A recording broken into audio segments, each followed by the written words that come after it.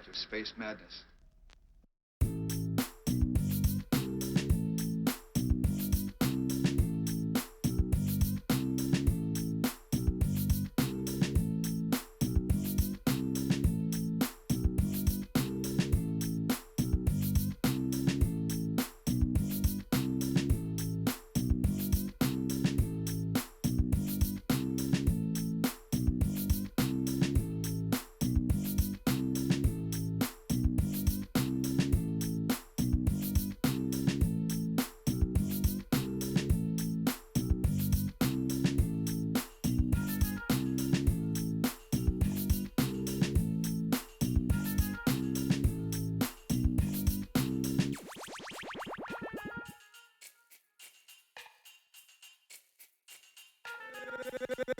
Gangsta Boogie.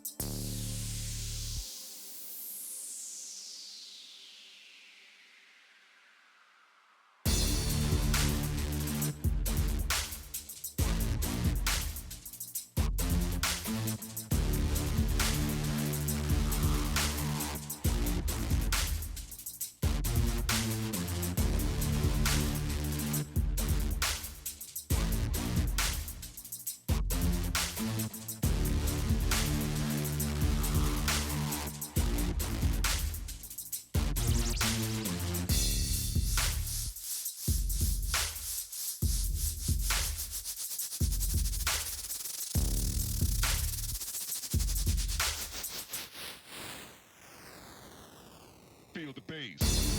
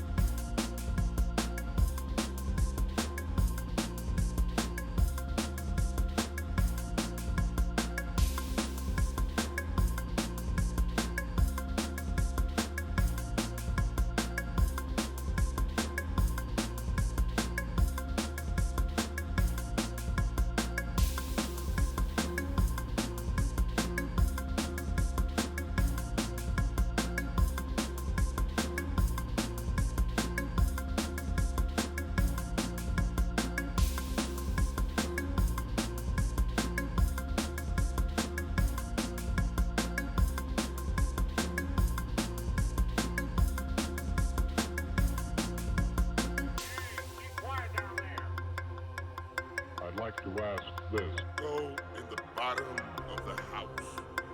You know what the bottom of the house is?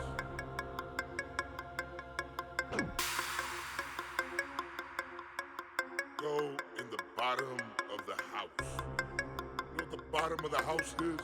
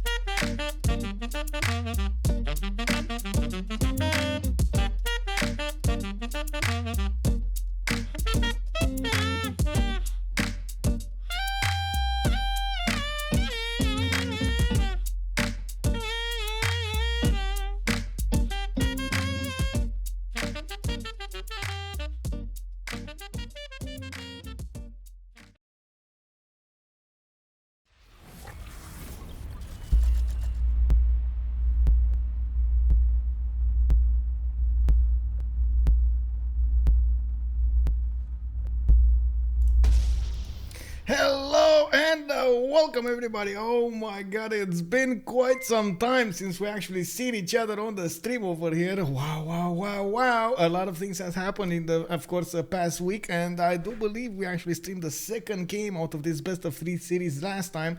This is gonna be, of course, a WCG going against CoC. It's change of circumstance coming up to fight for the first seed. It is 1-1 right now, and they're gonna need to find out who's gonna break that tie. Is it gonna be WCG? Is it gonna be CoC? We don't know. That's why we're playing it. The game will be played on Pangea, and we do expect quite a bit of a ruckus over here. I do believe both teams are ready to go, and as you can see, they're still checking those 0 MSs. They are in the lobby. We do have on one side Niel, Noob634, Rage, and Ben playing for CoC tonight, with Fish standing on the sidelines. He's waiting to jump in if there's a need for him. On the other side, we do have Fkdn, Falcon, Burrize, and Derios 227 coming up for WCG. Derios here has been showing up for the past, I do believe, about a year, with better and better skill on him. He has climbed the ladder over there between teams, and now we do see him showing up on the one of the first teams of CPL.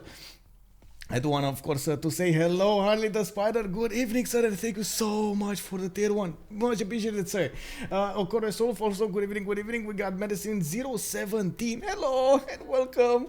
I do believe you're gonna have a good time with us, and of course, Salty Capybara. Hello, man. Welcome. Yes, I'm still alive. I did get a little bit disconnected there. I'm gonna show you where I was.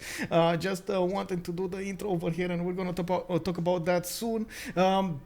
Plushy Hunters, good evening, sir, and welcome. Yes, indeed, they can talk strats for at least 24 hours. They did choose the maps beforehand, and they did first ban some maps. They then chose some other maps from the remaining ones, and of course, on the last one, we did come up with Pangea to be the game to be played. Sam Senator, good evening, sir, and of course, thank you so much for the follow. Welcome. We got Rafifi, bonsoir, monsieur, bienvenue. Awful 22. Man, thank you so much. Thank you for the kind words, and at the same time, I'm glad that you also enjoy the music over here. Natro 0225, good evening, sir, and welcome. Lassie Sir Pale, oh my god, amazing, kind words, sir, kind words, welcome. And of course, let's see how it is. New 58, hello there, oh my god, 11 months, we're getting there, thank you so much, man. Arctic Uzi, where have you been? Oh, it's so good to see you. I do hope, of course, maybe we're gonna see some goals tonight. This is Pangea after all, we've seen it multiple times being played, so maybe it is the day you bump in, the day you get to see the goals. I do also want to point out that indeed I do have a YouTube, as you've seen over there. You can use exclamation mark YouTube. You're going to get a link directly to the channel, and I think I actually need to update that a little bit. But anyway, let's talk for a little later. The Small Soldiers, also good evening, sir. I do believe you actually got your answers. Thank you so much for joining. There was somebody, Arctic Uzi actually picked up the first promotion. Unbelievable. What, sir? Hands down, man. You saw it, you nailed it, you clicked it. It's unbelievable. Of course, All Triangle, thank you so much for the tier 1 sub, and welcome. I do hope you're going to enjoy the show with us. And looking at what has been going on here, Samson Nater, oh, good morning, good evening, guten Abend, by the way, hello. Oh, man, I can't wait to come back to Hamburg, by the way. I need to get the chance to come back to Hamburg. Amazing city. Also, no, they took out the goal. Oh, no. No goal tonight. Oh man, they did my boy goal again, man. Unbelievable. You see, Mali also got taken down. Looks like Sumeria got taken down, goal, and then Zulu was the fourth one to be banned. They do need to take 2 of them more out, and of course we're gonna see what they go for. This is Pangea. It's a lot of close quarters battles. We're gonna see them put 3, 4, 5 cities and then bam, smash against each other. The armies will go. And I do believe they're gonna get some brawlers. This is amazing. We got Vietnam coming up on the 5th choice. Another one. What's happening here? No void chance this time? Come on, man. We gotta get that good stuff in there, you know? Maybe at least some immortals. Come on, you know, some immortals, some Kree, Occhitao, something, you know, like let's see something over here. Is it gonna be Kesheks again? It kind of feels like, you know, there's some Keshek in the air over here. This guy smell it. Is this gonna be one of those Mongolian times? Vuxor, good evening, sir. Also, bom dia, Karl Marx, hello. The music is great. I glad you enjoyed. I do have to work a little bit more. Nutritionist is asking us about Pauline. I don't know if Pauline is here, but if she is here, she's probably gonna say hi at some point. So let's wait for that. Of course, a big shout out to Pauline. She has been helping us a lot during the Hidden Cups. Much appreciated for all her help. Crispy AZ, hello, good evening, sir, and welcome. I do have to point out, I did get to give a gift these last few days. I went to some friends of the family, and I did give a guitar to somebody. I'm waiting. I gotta say, I'm waiting. So we can hear some guitar, you know, sequences sometime soon. And we're going to see if, you know, we're going to get some beats on that. We're going to get some compositions going. And maybe, you never know. Maybe it's going to end up in the looping, you know, in the soundtracks. We'll see. Rafifi asking us, will Rome be the last band? It looks like it wasn't. It was actually Catherine de Medici, the Black Queen band last. Fkdn and will pick up Rome, and immediately, yeah, you see Tomeris? He's getting picked over here. We're gonna picked. Bastion of Mental Fortitude is a Ben but better. You do know him, you love him, and I do believe he's gonna end up with a lot of Saka horse archers. The last time we've seen this, actually, they couldn't push their position over of an opponent. So I'm a bit conflicted about this choice. Yes, Tomeris, very good points, very good units, but sometimes it just doesn't, you know, it doesn't land the hits. We need to see if this time it will be different. Rage going for Matthias Corvinus. He's going to pick the Hungarian leader, and we're probably going to see some Chaos Summer on the map coming up from those from that ability, from those city-states, from that ability of his to just levy the city-states, get those armies going, and then going towards his opponent's cities. Rage over here. Wow. Oh, Ben is saying that he's going to need to rejoin, and then Derios is going bye-bye. 227. What happened? Hello there. Yeah, he's known. He's well known. Well, it is what it is. Now, Ben is gonna take this moment to actually rejoin, and we're gonna see how this goes. Russia too close? That's a good question. Paul Macon in Japan. Japan is definitely a strong one on this map. If we're gonna see something like those samurais, yes, let's go indeed. Also, I don't know if well, Russia can actually make quite a bit of a splash here, and I have seen multiple times Canada also picked. Talking about Tanda civilizations getting picked over here.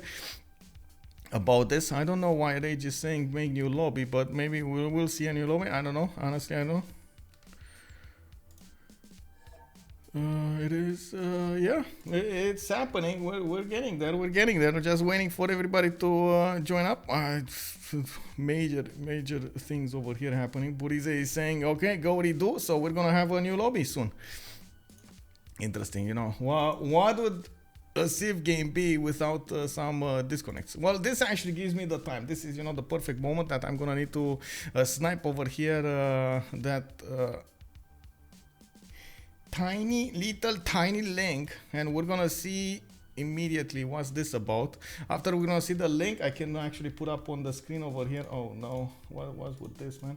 What's with the pictures, bro? You gotta watch those pictures. You gotta see these pictures. Some of them actually didn't. What? They didn't actually get converted. Oh no! Come on, Google Drive. What are you doing?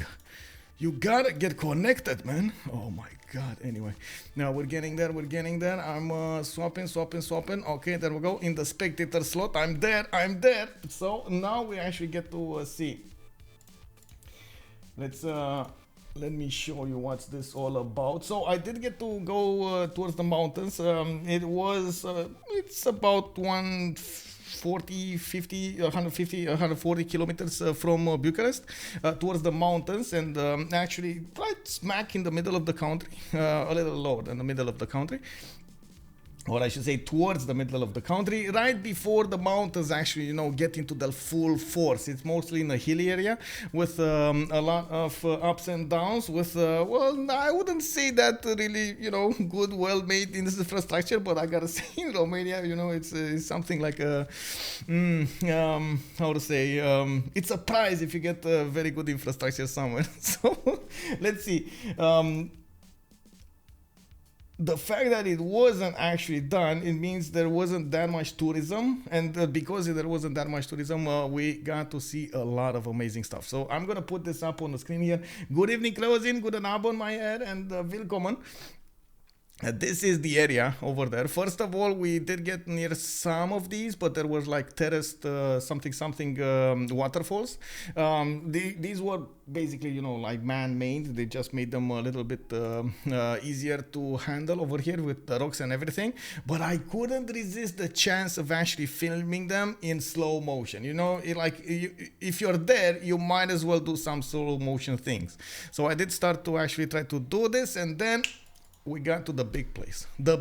So basically this was the end of the road. This was the end of the road in the valley over there. You had to walk after this. You couldn't actually get anywhere because right down over there where you see those rocks, that's actually a river, and it's like it was like a lumber, like two lumbers put together.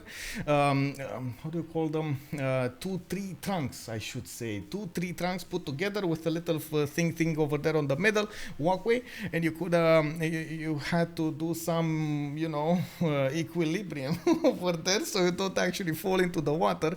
But at the end of the day, you were there to do some kind of hiking. So immediately when I got there, I got out of the car and I was like, oh bro, I see those rocks over there, I see the waterfall, I need to nail that. Let me actually take a look over here. Do we have everything connected? Is it fine? Let me quickly take a look at this, and then I'm gonna put the movie. Should be fine. Okay, so quickly go for this. Check this out, boys. Check this out. Man, I was like, I gotta do this.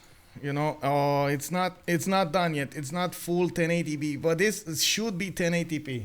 This is unbelievable. Oh my god, I was like,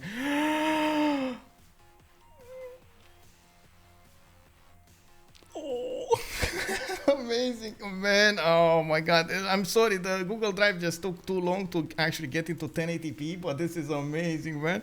Look at the other one. This one didn't even get to open. What? Oh man, really, bro? Don't do me like that. Okay, we're gonna need to let it hide a little bit. Look at this. Hut in the background. You saw the hut earlier. I found one of these. I don't know, dandelions. How do you call these? Is this a dandelion in English? I think so, right?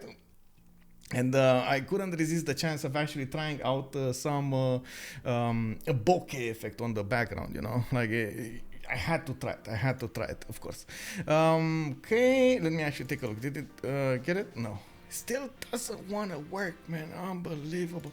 Oh man, this is what happens, man. This is what happens. What can I say? It's quite unfortunate that actually Google Drive doesn't work faster. You'd think, Google quality, it should be faster. I don't know. Sometimes it just isn't. Let me actually take a look over here. What do we have? Oh, right. This one still didn't get processed. Really, bro? Oh man, another one of these waterfalls. Of course, I did do the slow motion again. Oh, this one actually gets to 1080p. This one got a little bit more processed, but it's the half. How to say? It is the half speed. Slow motion. Sometimes on the phone you get like slow motion and then you get like super slow motion.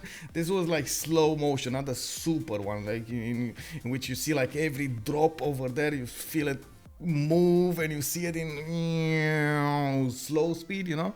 Yeah, it's not that, but I did take another one. It's just not ready yet. Come on, bro, like really. Anyway, this was basically the river over there. It wasn't that big, but like that deep, but it was running all over the place. We had a space for the cars, and basically behind us, well, let me actually put the full scene over here. From the left, from the right, from the front, from everywhere, there were like little waterfalls just converging into that river in the middle. It was quite something to see. And this was over the village. Again, not bro. Hello, Mr. Google Drive. Hello, process.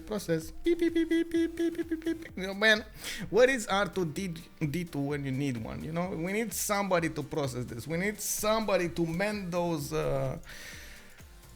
wires over there. Come on, really? You couldn't? Oh, okay, there we go. Now it works.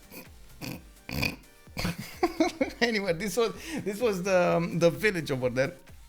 It's called Corby, and as you can see, well, what can I say? This is a spectacular scene. Unbelievable, man, unbelievable. There was also something like how to say? I did something else, but I totally can't see it. I did something like wait, it's a preserve? No, it's not actually. It's not a preserve or a campus. It's just like it is what it is. This is just there aren't that many people going there. This was basically like a sign over there on the house where the thing was. Let me take a look really quickly here. I see them still waiting for everybody to join. It's basically saying like behavior, you know, like rules of behavior in the mountain area. It's basically like equip yourself, be ready for everything, and so on and so forth. You had to pay attention to a lot of stuff like bears and so on, because there could have been bears there, and yeah, well. And it's kind of dangerous because, as you see over here, even in the waterfalls, you had a lot of downed trunks over here. And you never knew when they would get unlocked, and you know, it would be a little bit of a problem. Also, Melissa Molotov on National Park. No, it's not a national park. This is just, it is what it is, man. Was I looking for? I'm pretty sure Pauline wasn't in this area. Man, I don't know, man. I don't know. But what can I say? Still processing, really? Wow. Okay, well, I guess I'm gonna click the download button, and when it downloads, you know, like, does it even let me download? I have no idea. Anyway, we're gonna need to get back into this one, and we're gonna see where when everybody gets in. Maybe change host or something. We'll see when this ends up. Oh, it actually downloaded. Oh, it actually downloaded. I'm actually gonna stop the sound on this because this is kind of bad. Look at this. Well, can you rate this image right here, right now? Can you rate this image right here, right now? It's done with a phone. I gotta say, it's done with a phone, man. Now, how far is the place from your home? Around 130, 140 kilometers. Actually, it's this one, exactly where we were. It's around 170. The biggest problem, or I should say the challenge, is the road in the last 24 kilometers or such is not done at all. Like, there's like some gravel, some rocks, you know, like tiny rocks over there, but it's not leveled at all. You have like, you go with the car and it's like, have you seen Flintstone?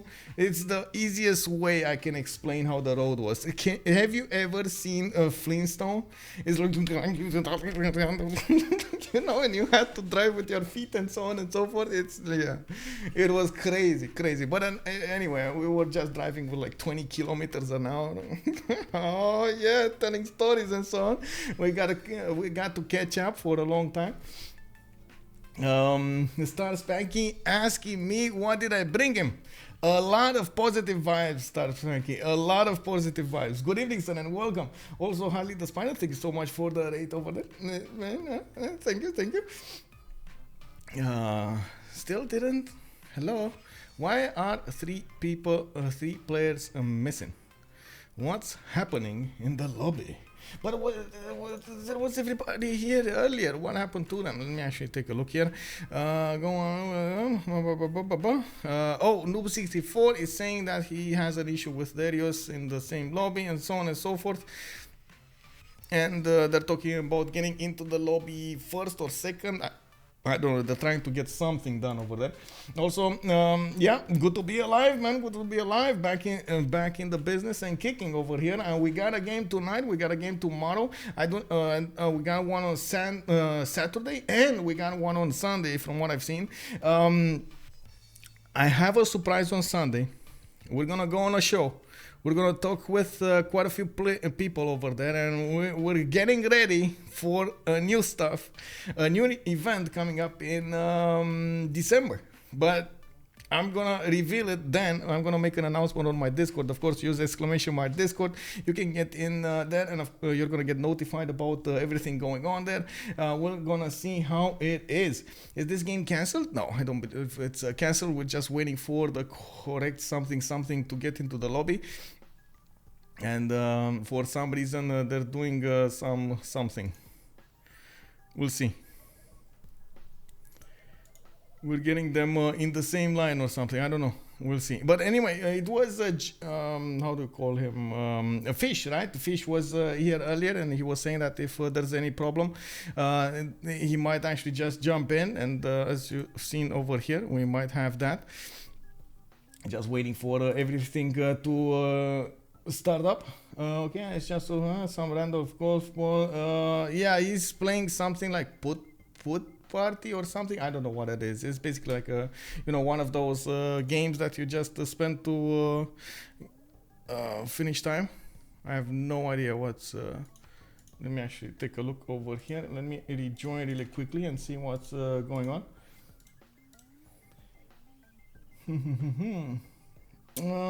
Did they leave Zone of Control? Zone of Control actually merged with a change of circumstance, and now it was a merger between Civ Joe and the Zone of Control.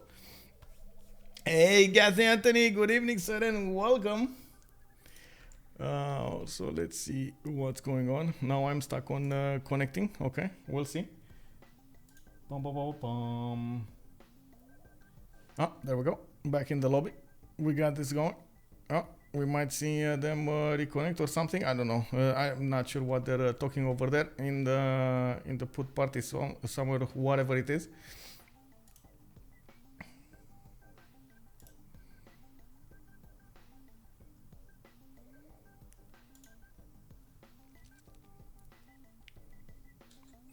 They're gonna get this going. They're gonna go this going. Someone else will have to perform the 30 seconds in Romanian. I'm fresh out of power. You ain't got no power, bro. Oh, come on, man. Bring back the power. Also, let's see. Bring us the fish. Yes. Yes, we need to see the fish. I do believe they were the pickings, right? They picked one or two civilizations. I remember we got to talk a little bit about Rome, and then we got to talk a bit about Scythia, if I'm not mistaken. Now we're gonna need to see what's going on. Okay, so it looks like another re-lobby, because we did have the host Burrize just okay.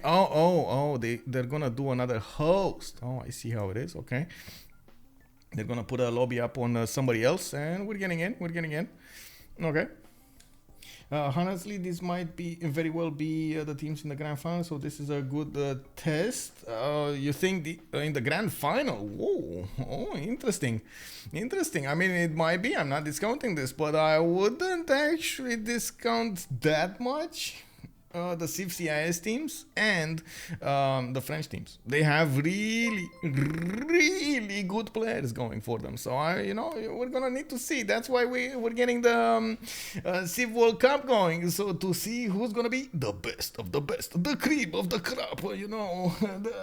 Everything, the cherry on top over here of the civilizations. C-Dazer2, thank you so much for the follow, sir, and welcome. Also, Harley the Spider asking us, redeeming actually the 30 seconds in Romanian. I mean, I would do it, but I'm thinking about, you know, like, is this, do I need to do it now? Do you want me to do it in the game? Because this is a bit weird. I can do it, but I'm gonna talk about like other stuff other than the game, because we're still in the pre-lobby session and we're still waiting for all of the players to join in and so on and so forth. You know, it's still an ongoing process over here to get everybody on board. Is it fine if we're just gonna wait to get the 30 seconds in Romania until the starting of the game there?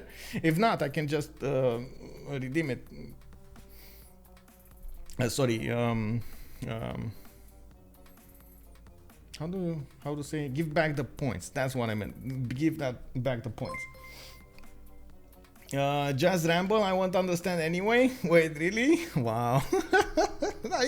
I'm usually translating right afterwards, so everybody gets to understand. Well, not to understand Romania, but everybody gets to understand what I talked about. So, you know, Medicine 017, thank you so much for the follow, sir, and good evening, good evening. Stupid question, who would be a good Romanian leader in civilization? Well, we got a few of them, but I guess the most notorious one is Dracula, Vlad Tzepes. We did have Michael the Brave. Also, we had who was the Mircea the Old. Mircea the Old. Wait, did I now disconnect, or did what happened over here? We had a few ones. Some of them did amazing things. Some of them did horrible things. So I don't know. We'll see. Why did he... Oh, I see how it is. I need to actually click on another button here. Yeah. Oh, now it's Rage Host? Wait, what? No, this can't be. Vlad the Impaler. Yeah, Vlad the Impaler. No one else with mandatory vampire secret society on. Yeah. Oh man, secret society. Well, we got those going, right? We got those going.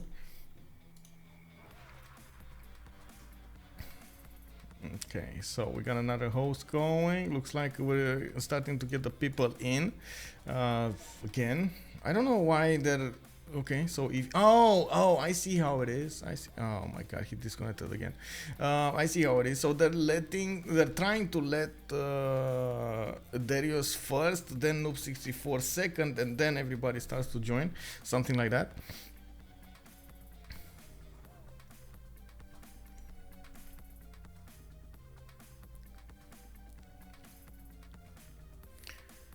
Looks like there is a conflict between the two players. Not sure why, not sure how, not sure what they will do. But I do have to point out we did have a new update going on for the NVIDIA driver. So maybe, you know, somebody didn't update their things or PCs or whatever it is. You gotta be really careful with this. You gotta be really careful with this.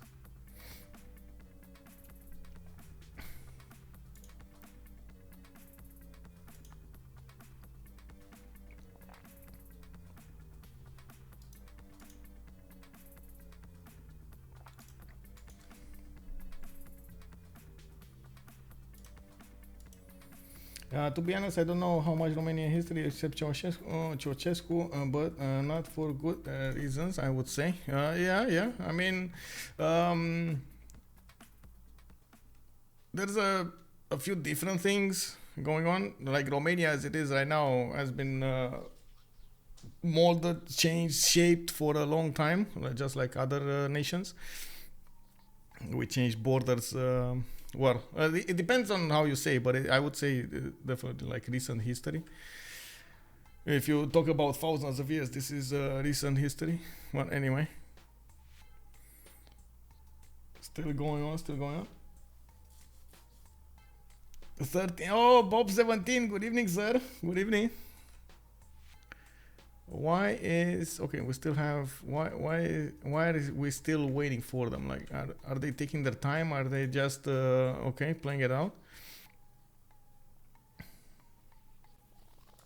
For some reason, we're still waiting. Well, at least we did have something to watch. Maybe we can actually download some more over there. Let me see. Can I download some more? I should be able to download some more. This one I downloaded. This. No. Maybe this. Can I download? Hello? Oh, it actually works. Works now? No, it's 360 quality. Really, Google? Like, oh, this one. Oh my God, this. How do I open with? No. Download. How do I download this? Download. There we go. I clicked on the download button. Oh my God, we got, okay, another one of these bites the dust. Hey there, glad to see you. Oh, okay, give me a second because I do have it on the screen here, the VLC media player. Just waiting for everybody to put up a new lobby. 2, 4, 6, 8. Okay, they're still in there. I've come to the conclusion that a working specialist in is generally a bad idea. Not really late game. Like if you do have a lot of population going, and instead of working, like bad tiles, like 1-1 tiles, it usually is much better to work the specialist in something like a campus and so on and so forth. I think the last message in the chat was, okay, now Michael is host. Yeah, it was in the chat, indeed. It was because of the... oh my God, they actually changed stuff over here. It was because of the thing with everybody leaving. When everybody leaves, it's basically just the host just goes to the first one or something like that. To not the first one, to the one remaining. So I was the one remaining. We're still waiting. New host, maybe? No? Am I on Instagram? I do not use Instagram though. No, I do not use Instagram. I do use my Discord. So if you want to watch pictures or stuff like that, I can definitely put it up on Discord or Twitter. I can use Twitter, even though I'm not sure about the future of Twitter. Did you guys know it's getting like bought? And I don't know, man. New management, new rules. We're gonna see how that is. We're gonna see how that ends up. I do wanna, like, before I go. Do I need to go into the lobby here? Let me actually take a look here. I guess so, right? We're going to now. This took a long time. Retrieving host information. Hopefully, most of them are in. We'll see. Here's something.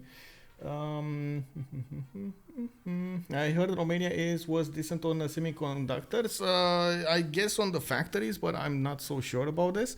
I do have to point out we did have a big problem with the graphics cards, the GPUs, and that's one of the reasons I got 3080 Ti instead of waiting for a 3090 and so on and so forth, because honestly I didn't know what's gonna be on stock. They were coming in like months between each other, like restocking months, and I just took whatever was available. It is what it is. Let me actually see what's going on. Okay, we're getting back into the lobby. Oh, we got Ben actually hosting, so a new host shows up. Okay, well, they're gonna keep on trying to get the host up, and I still see there's let's see, Rage, Falcon, Burrize. Okay, we got Noob64 and Derios in the lobby, so maybe this time it will work. There is such a thing as connection issues, unfortunately, between the players, but this, I gotta show this. When getting 4090, never. Like that is just never. I don't think I'm ever gonna get a 4090.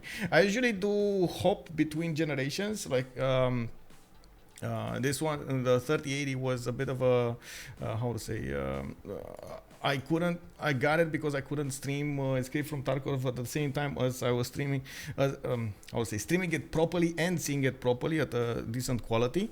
So if ever I'm gonna do some more of those contests and competitions and so on and so forth, I will I get the option to do so. But honestly, at this point, I'm not foreseeing a need for a 4090 for like quite a few years. It wouldn't be that big of a jump for me. Let me actually take a look here. Let me see. Okay, there we go.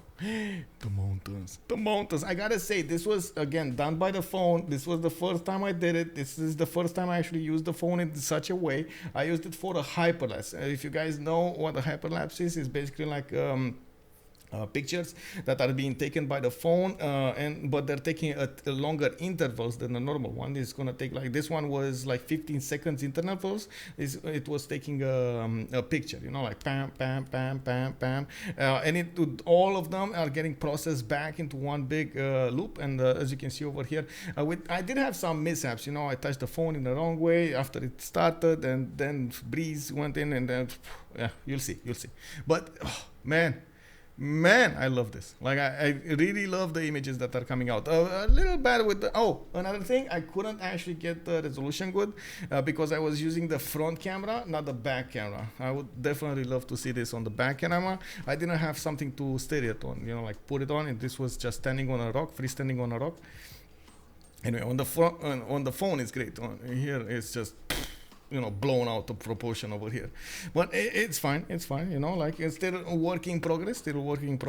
Let me see, did they start? No, they're still connecting. Come on, bro.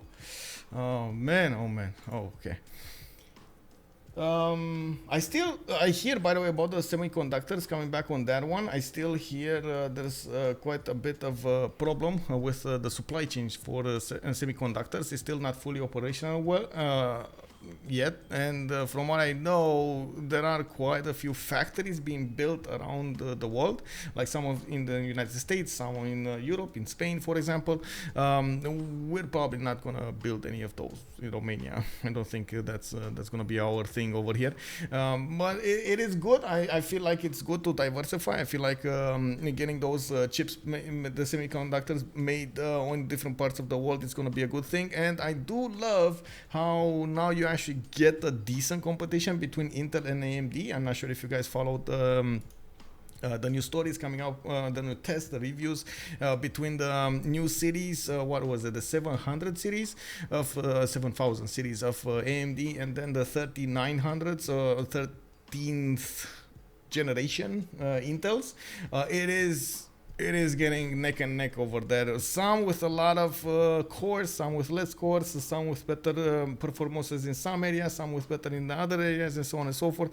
It's quite something. But it's good that it's a race. You know, there wasn't that big of a race, right? Like 10 years ago, let's be fair about this, there wasn't that big of a race. And still, in some aspects, when you're talking about updates, when you're talking about drivers and so on and so forth, AMD has always been a little bit behind everything else. And unfortunately, you know, it was what it was. Now, they're getting back in track. Also, IV113 or DST. Good evening, sir, and thank you so much for the follow. Jack is playing. Doesn't like he's in the lobby. No, doesn't like he made it to the roster over here. I don't know. We got. We can actually jump in to see what's going on. I see Kacheshka is there. We're still waiting for somebody to join, I believe. Kacheshka, I think, joined because he didn't know where to join. We do have Rage on the second spectator slot. It is what it is. Buna. Also, he's cancelled all his game this week. Oh, he's taking a break. Well, yeah, that seems to be a good one. Like before the CWC, you know, you might as well.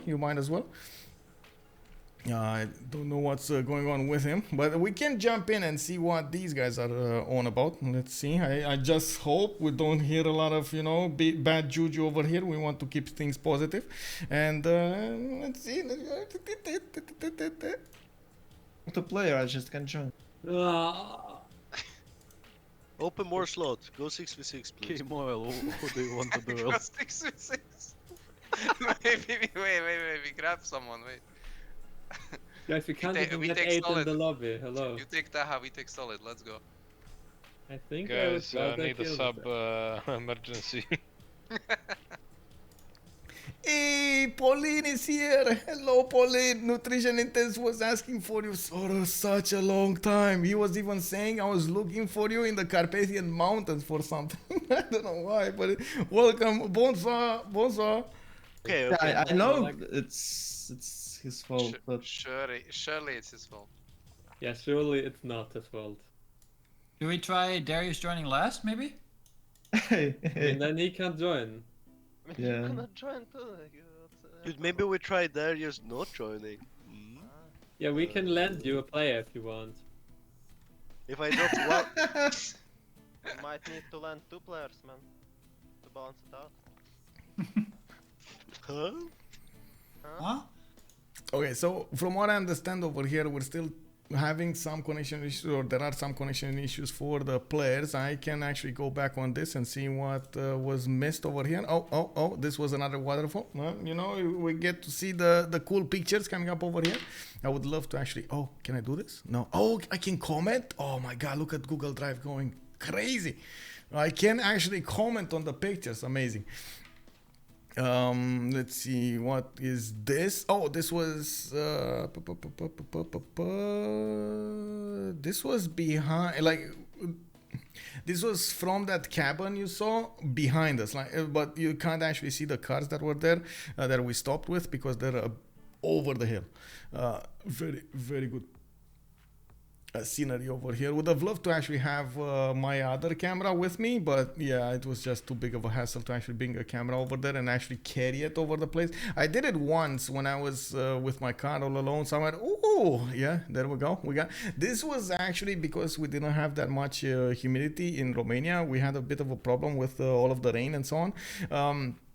This used to be a waterfall, used to be a riverway. You see, unfortunately, it it dried up. There's nothing there anymore. Would have definitely loved to see something over here with water, but you know, it's still, I hope next year or maybe in the years after this we will see something like that.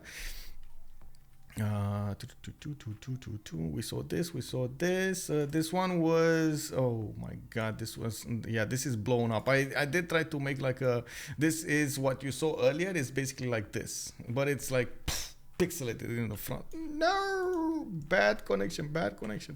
Anyway, let's see, and they're just opening. Oh, did he just? Okay, they dropped from the lobby again.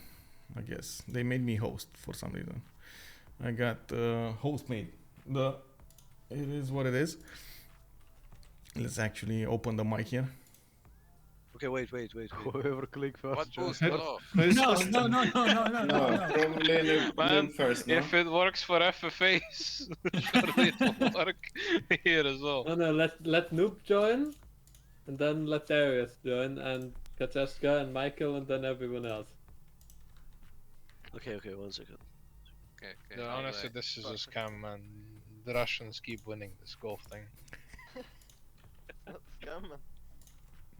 You need to Sniper check poker. for the Dude, substances. but I swear, like, it's only Yeah, games with topping Darius control. where this Yeah. happens. It's actually so poker, annoying. boys. Okay, next dude. Noob is Okay. in. Noob can join.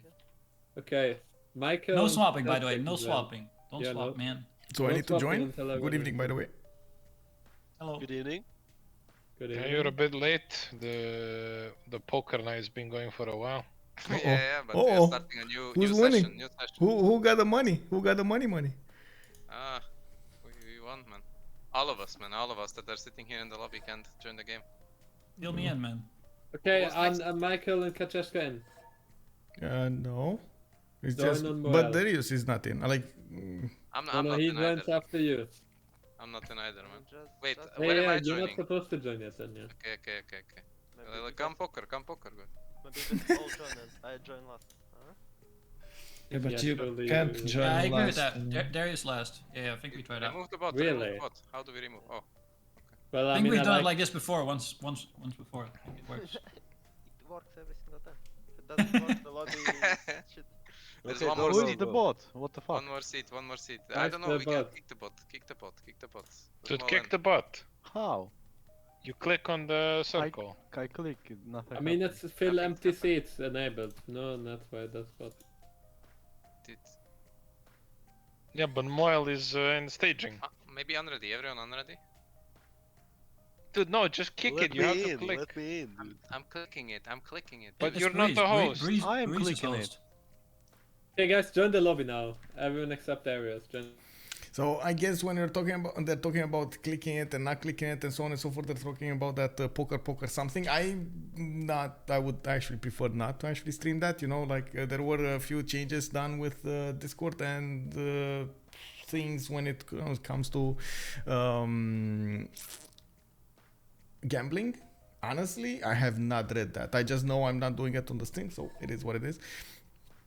I'm gonna need to actually take a look at what's going on over there and see how that needs to be handled. I do hope we're not gonna end up doing something like that on the stream, you know.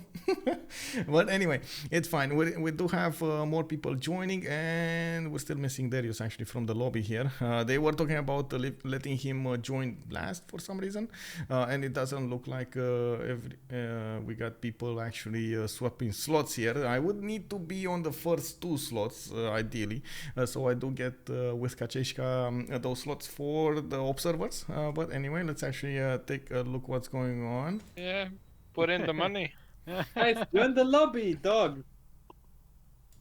Yeah. Oh, Again, guys, very still bad trying. flop for you. Falcon, join the fucking lobby. Okay, he joined, and yeah, I guess, you know, like this is one of those moments. Sometimes they get tensed, a little bit tense, and they start to throw words. So, you know, we'll see how this ends up. I do hope we get the last two players joining. Let's see, we got 2, 4, 6, 8. We need 2 more. Okay, we need 2 more. I'm not sure who. Oh, one is Derios, and the other one is Burrize. I think Burrize. Yeah, Burrize. Man, oh man, can you imagine we started at 00, well, it was 1800 my time, and we're still 1 hour in, and we didn't get in? What? We didn't actually start the game. Wow, this reminds me of like last year's or something like that. Anyway, I guess we did get to talk about a lot of good stuff over there on the stream about my quick vacation and about the pictures and so on and so forth. So that's a plus. I do need to remind myself to speak those 30 seconds in Romanian when we actually get into the game here. And they were, I think they're still waiting for Derios. You know what? At this point, I don't know why they're not subbing Derios. Let me actually take a stab at this.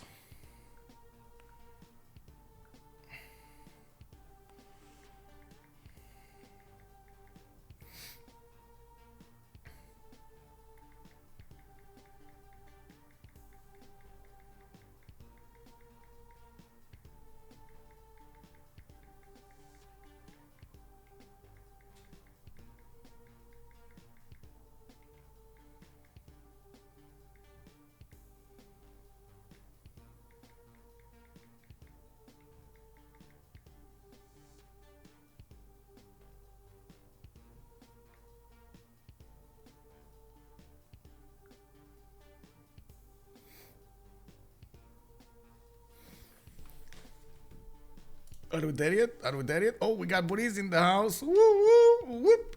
Ah, there we go. You know, sending messages. Please, we're paying the plus. We're getting in. Please let us go. Let us in. How is it? The pass, right? We got the pass, the premier pass. Come on. We all get to pay the pass over here. Come on, let's go. No, I'm kidding. There's no pass. But there was a lot of fun made around this with the seasonal pass and with the private pass, VIP pass, and so on and so forth. Not in this game, but in other games. Oh, he's in. Derios 227 has joined the lobby. Oh my god.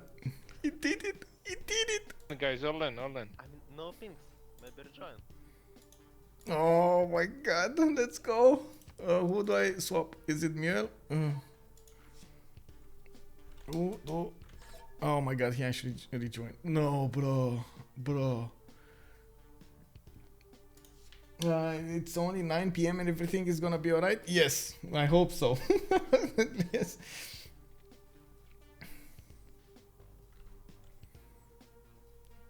Okay, we're all in.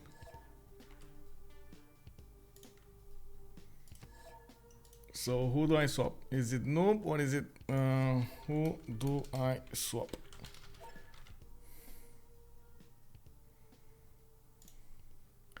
Bum, bum, bum, bum. I think this was, by the way, I think this was Rome, right? This was Rome? Yeah, it was Rome. Okay. And I think I'm swapping with the Muir. Okay, there we go. There we go. 2 p.m. Yes, Anthony, that's 2 p.m. at your side. Oh my God! By the way, did you go? You were talking about coming to Europe, right? Did you get to travel? And how did you enjoy Europe? If you did.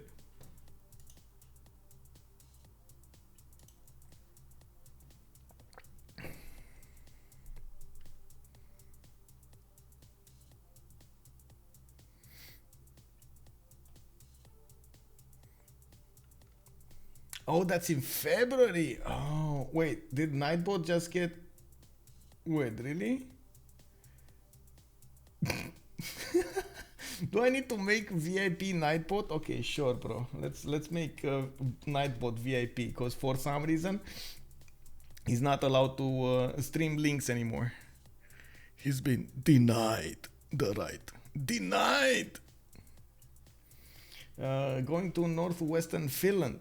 Nice, nice. I hear there's a lot of stuff. Nightbot who has been censored by Nightbot. I know, right? It's unbelievable. I think they already know the bands, and I believe we still can remember a little bit the bands. I don't know why they went for the map pool choice, but it's fine. It needs to be Pangea. We need to go for... Oh my God, they just banned Pangea. Oh, no. Okay, whatever, just do it. I think he just clicked Pangea so to pick it, but then he actually realized that it's gonna need to be banned, so yeah, it's gonna need to be picked. It is what it is.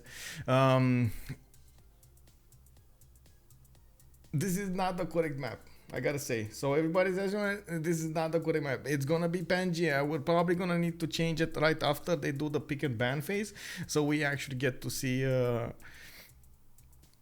how to say we actually get to see them pick all of the civilizations, and everything goes all right, and then we're gonna have them open up the lobby, and then we're gonna see them pick something. By the way, do you want me to ask around, Gath Anthony, for amazing stuff to do in Finland, in the northeastern Finland, or something like that? I could definitely, I know somebody that I could ask, so maybe. The Loon 75, are we starting? I hope so. Please, let's start. Please, let's do this. Bob 17 calling out for Primordial. Yes, all of the volcanoes. Oh, exploding over there on the map. Yes, I would have loved that map, but it's not going to be that. It is going to be Pangea tonight. We're not going to hear those boom booms. We're going to see a different type of game. It's still going to be awesome. A lot more war, a lot more... and then actually the boom booms. We got Falcon over here going for Rome. Looks like Noob 64 is gonna pick up a second Tomodis. Rage is gonna go Matthias Corvinus, and then Derios 227 is gonna... Did you see this man last second picking Kublai China? Like, really? How is that a thing these days? Oh my God, he first thought he's gonna, you know, pick something else, and then boom, he's gonna go for Kublai China. Okay, I still don't see, you know, coming up from WCG those civilizations that we would love to see, you know, like maybe Mongol, or maybe those Keshiks on the map and so on. Kublai China, yeah, it's a steady strong one, but it doesn't have the Keshiks. Come on, bro, we need to see those Keshiks. Also, let's see, yeah, that would be sweet. I'm trying to go Vienna as well. Oh my God, that Vienna. I think actually my parents know Vienna quite well, so maybe I can ask them about Vienna. We got Noob 64 actually banning Macedon. For some reason, they actually went over the time limit. They couldn't find the civilization during the list, you know, list phase. And click. It takes a lot, you know, it takes a lot out of you to actually scroll down, find the civilizations, read everything, and then click it, you know, select it. So yeah, a bit of a problem. We got Cree over here coming up as the 8th choice, and we got 2 more choices to go for. I do hope we're gonna see something amazing. You got a lot of stickers here. Yeah, we do have a lot of stickers also. I do hope you do enjoy them. Canada, Russia, Macedonia, Genghis, wait, Babylon is an Ottoman? Yes, it is, sir. It is. Babylon is Ottoman. We just need to wait. They wrote down, they wrote down in the lobby, in the chat lobby, that they did go for Macedonia. And yeah, we got the big boy. We got a big boy band. No, Genghis. What are we gonna do without you? Genghis is not a part of this game anymore. The big Khan, the Khans of Khan. Oh no. We do have also Crete. Those Occitaus are not gonna be on the map. We got Egypt taken down. Not those Marianus. Oh, wait. I see some light coming over here through the windows. We got Teddy Roosevelt, the Rough Rider, arriving on the scene. Oh man, he's gonna pick. Okay, now it's fine. The Rough Riders, I love them. It's amazing. We're gonna see if somebody's gonna be on the receiving end of those Rough Riders, but it is gonna be quite something. Is somebody gonna go for maybe Australia? No, nothing. Maybe Canada. No. Persia. You gotta put those immortals to work over there at the beginning of the game, no? Come on. Objectives. Good evening, sir. I went back through your VODs because I thought I was gonna miss the beginning of the game, but the draft just took super long. I know, sir. I know. Oh my god. Yep, I do. Even more, I'm on my way to make some. If yes, thank you. So Canada and Russia survived. Japan still here. The plane is good too, it seems.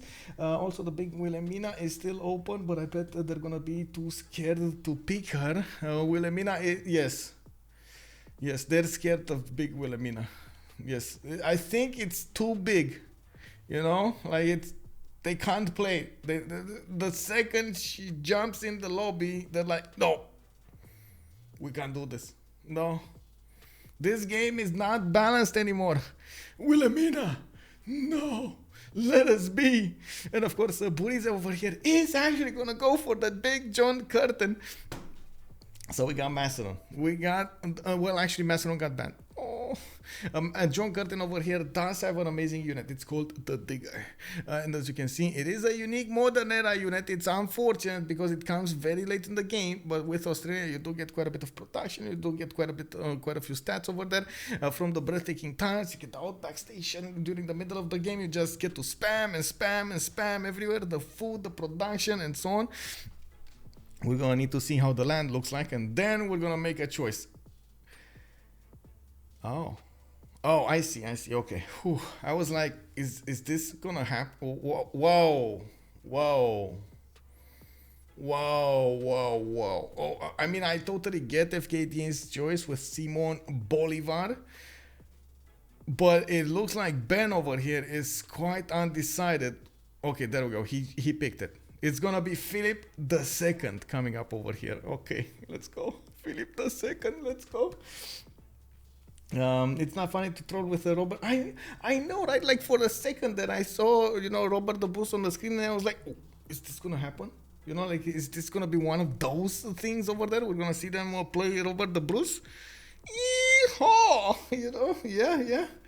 Leia, what is Leia? That's a good question. Actually, I think it's Oof. We got OnSpot Oof over here, but I only had this little emote when Leia was little, and I just made it like really quickly. I don't think it actually is deserving of, we need to get something else. We need to get a barking Oof over here, maybe. Leia was, when she was little, she did make quite a bit of a splash over here on the stream. I still share quite a few pictures on my Discord with her whenever I get the chance of going to my parents and then coming back over here. I do try as much as possible to get those uploaded and over there, shared with everybody. But yeah, didn't get any emotes though. I did get somebody. Swap off the red color. I don't have the red color. Also, let's see, they need to change map in game. Yes, they do need to change the map in game. It is Pangea. They changed it to Pangea. And also, good evening, Menjak. Hello there, Tom. Good evening, sir, and welcome. Linda, hey, bienvenue. Welcome, ma'am. They're still on in the draft. Yes, yes. We had to go through this trial by fire to actually start up the game. Not sure what happened, but I do hope, well, it is going to be more stable here. We went through like 4 hosts until we got to Mule. What was it? Burrize, Falcon, Ben, and then Mule. And now we do need to see if this is going to work. We just need the players all to ready up. And tick-tock, tick-tock, tick-tock, tick-tock. It's going. It's coming. It's happening. Okay. You know, I don't know. Should I? Okay, I need to keep going. I need to go going. You know, for a second there, I was like, oh man, I'm talking too much. No. Anyway, loading. Please wait. We're gonna see the screen splash over here with all of the civilizations displayed. We got Falcon coming up with Gran, Colombia. We got Derios on China. We got Burrize coming up with Australia. Fkdn is gonna be on Rome. On the other side, Rage are gonna be on Matthias Corvinus on Hungary. We got Noob 64 on Spain. Ben is gonna be the one with the Rough Rider, and then Mule is gonna have Scythia. We gotta say, I gotta say, Mule here is an extremely aggressive player. He really likes the war. I gotta say, you know, he really likes the war. Trading punches with his opponent over there from the beginning of stages of the game. It's no surprise that he actually chose to play with Scythia. I'm still a bit worried that he's gonna make it shine, but if there's somebody that's gonna make it shine, it's him. Also, everybody with a red banner option chose it. So who is orange today? Let's see, who's the orange one? It's Simon Bolivar orange. Everybody else is actually a different color. Okay, so you know, heart beating over there very, very fast. I gotta say, I'm probably gonna drink another coffee by the end of this game. We got a lot to work with over here, and of course the first civilization to talk about is gonna be China. Derios 227 is gonna end up on the west side of the coast. They have remap tokens, right? So this is actually gonna, oh my god, we're gonna need to wait until turn 8 and we're gonna see if they want to remap or not. Oh my god, okay, well, we're in for a ride, boys and girls. We're in for a ride. Are you ready?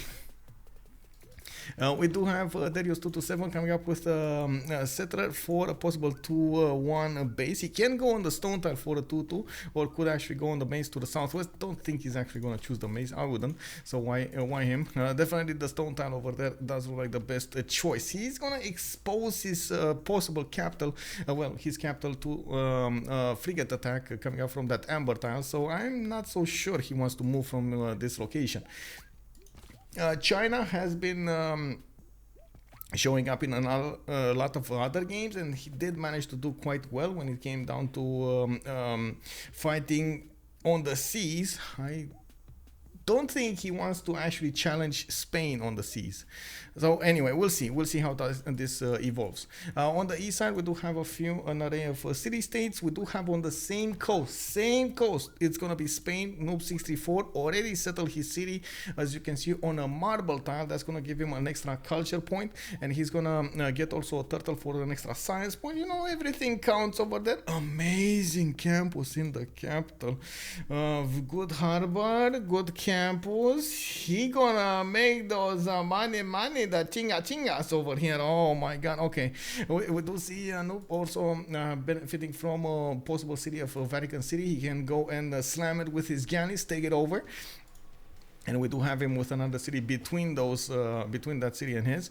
To the south, there's quite a bit of coast. So I would say 7-8 cities on this coast easily. And I don't think he's going to have that big of an issue to disrupt China over there on the west side. He's not going to get his flow disrupted. Oh, Beijing, you did not just do that. He went for the 2-2. And now, well, we're gonna need to wait for those possible Spanish fleet frigates to come against him. We got Bogota coming up with a scout in 1. It looks like he did settle on a 2-1 tile. Did have a possible 2-2 on the east side. Did not go for it. He does have wander to the north, and by the looks of it, he will have quite a few rivers to go for the fresh water over here. I do need to actually get this faster because we're already turn 3, and it looks like we're getting a hold of this. Canberra is gonna have a decent amount of breathtaking tiles to east, west. I like what I'm seeing. He does have 2 pastures in the capital for that extra production, more pastures in the south. Well, I guess it's a decent amount. It's a decent amount. Come on, let's be fair about this. And I do like that second possible city on the instant style, you know. It's nice. It's nice. I don't like the fact that he doesn't actually have pastures. But, well, yeah, you can't have everything, you know. We do have Buddha on... 3 bonus tiles to the west side. Geothermal smack in the middle over there. He does have a scout pumped out in 1 turn. And it does look like, of course... he's gonna get to settle quite a few cities here on the river. It does also have a lot of city states to make good use out of, and of course we do need to keep on watching the southeast over here. Okay, southeast over here. Pokrovka, Mioel is he's gonna actually be quite far from somebody. He has America to the northeast. No, that's his ally. He has Rome to bully. He's the only bully. Okay, so I guess Fkdn over here is gonna be on the wrong end of the stick of Scythia. And we're gonna see if those Saka horse archers are actually gonna travel that far, because it is quite a long trip to actually go for that way. Raid spawning professionally. Well, he did with Hungary, smack in the middle of everybody. Now we got Rome coming up with a 2-2 base. He does have a decent amount of forces to the north. I do see a wander here. I wouldn't say I want to settle. Let's be real about this. You don't want to settle there. You know, you want to go east, you want to go west. Not that. It's okay-ish at some point. Not right now. You know, not right now. We do have him with another scout coming up in 1, and it does look like we do need to take a look here on America. Are they actually? Oh my God, they're gonna triple slam Rome. Is this what's gonna happen here? And Rome is not gonna know about. I mean, he can. Let's look at the map here. He should be able to figure out there should be at least 1 or 2 opponents next to him. Oh my God, is this gonna happen? Is he gonna get bullied, triple bullied over here? Because, you know, Fkdn has definitely been in worse spots than this. But I don't know, man. This seems dangerous. And what is this? Why did they actually... Oh my God, he didn't have a 2-2. Yes, he did. Why did he buy out that tile to the south? Whatever. That's quite an investment over there. Maybe this is a sign they want to remap this, right? This is they just spend their gold for a remap here. Vili Cortez, good evening, sir, and welcome. Thank you so much for the follow. Feels like a remap, indeed. Oh my God, did you guys? I didn't get a prediction. Totally didn't get a prediction. Fin also, good evening, sir. Good evening, sir. Oh, you're doing some bad things over there, you know. Potty mouth. Come on, let's come back to the light, man. Come back to the light. Tomtat actually asking us about the fish. He is here. Fish is ready to go if needs be. He's actually on, if I do understand correctly, on Noob64 stream, and he's just waiting to jump in the game if there's a problem. If somebody needs to, oh my God, both of them remapped. Okay. Well, I gotta say, whatever happens, whatever we will have, we're gonna see a new map. And the map is gonna get played. There's no other way around this. They just spent the remap tokens right now, and we're gonna see whatever maps is gonna be generated by the good Faraxis algorithm. We're gonna see it being played. Praise the Lord! This is such a lovely map. I know, right? I thought this was, I mean, it was an interesting map, but I think Fkdn, when he would have found out about this one, oh man, I'm pretty sure he would have been like, oh, do I really have to play this out? Do I really need to go through this? Like, you know, why you do this to me? Also, Bob77 can't tell what this map is.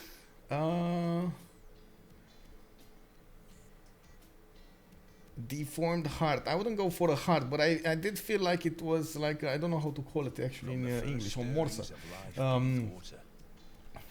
A seal or a sea lion, if I'm not mistaken. Sea lion. Let's see images. I think it was a, yeah, I feels like a sea lion. Oh, I mean, okay, this is different.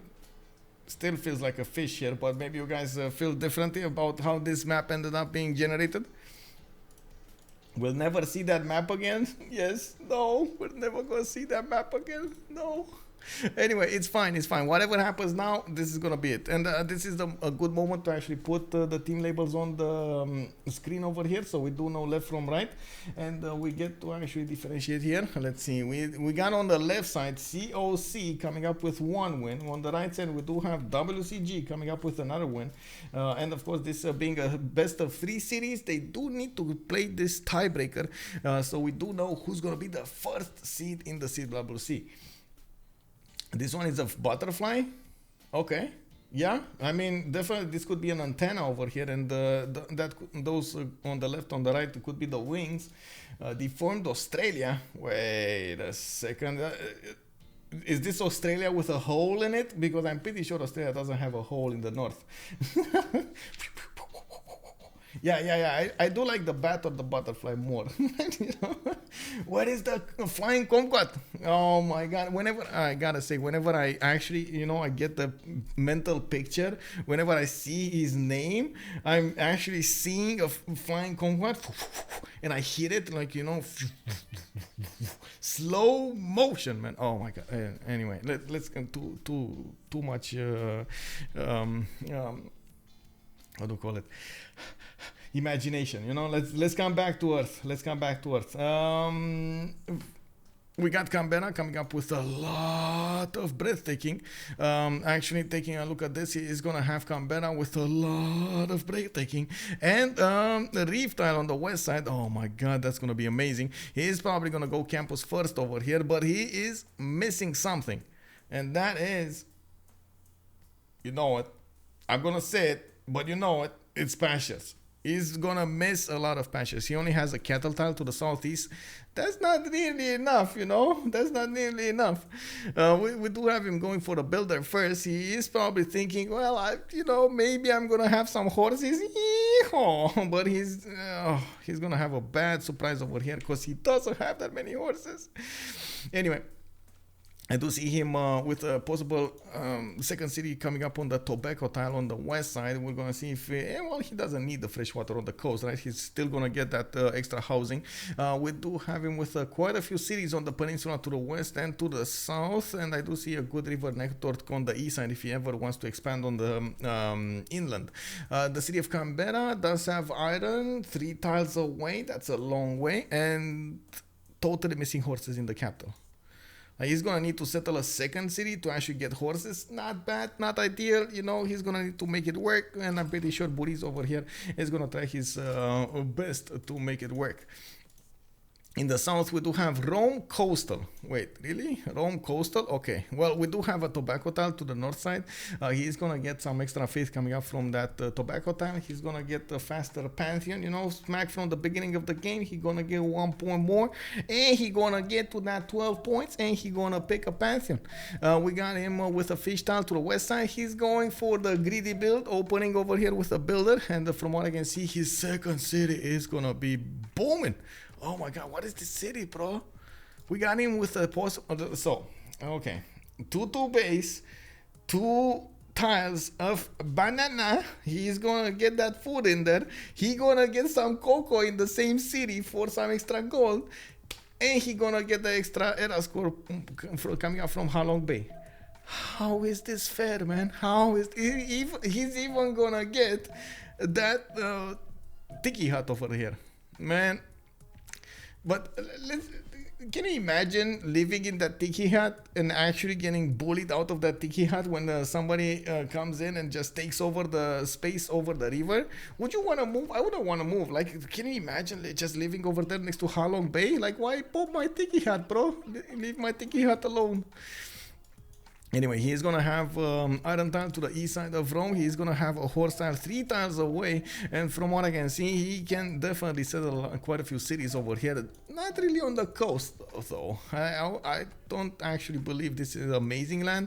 He can definitely make it work, I gotta say. Like, he can grow out into a lot of these tutus, maybe buy them, improve them, and so on. But oh man, this desert is just, ew. Oh, like it balances out the north with the south. You see how the game balances itself out? The south is so good. The north is so good and the south is so bad, bro. So this is just bad. Oh my god. Maybe he's gonna get God of the Sea. If he gets God of the Sea, this actually makes it proper. You know, we're gonna have some fishies, we're gonna have some crabs. You know, it's gonna be fine. It's gonna be fine. It's alright. It's alright. Now, does he have? No, he doesn't even have a spot for Petra. Yes, this is not even a spot for Petra. We do have to the northeast, Derios 227 actually is pointing quite close to Rome. They're gonna get to probably trade at some point with each other. It's fine. Not to mention, of course, Australia over here is probably gonna trade with Rome on the coast. They do need to go and get those ching-chings, get those Goldie points over there between them. We do have Beijing coming up with a 2-2 base, a 6-turn settler. Oh, he just doesn't have the production. Oh, that's actually quite bad over here. But anyway, it's fine.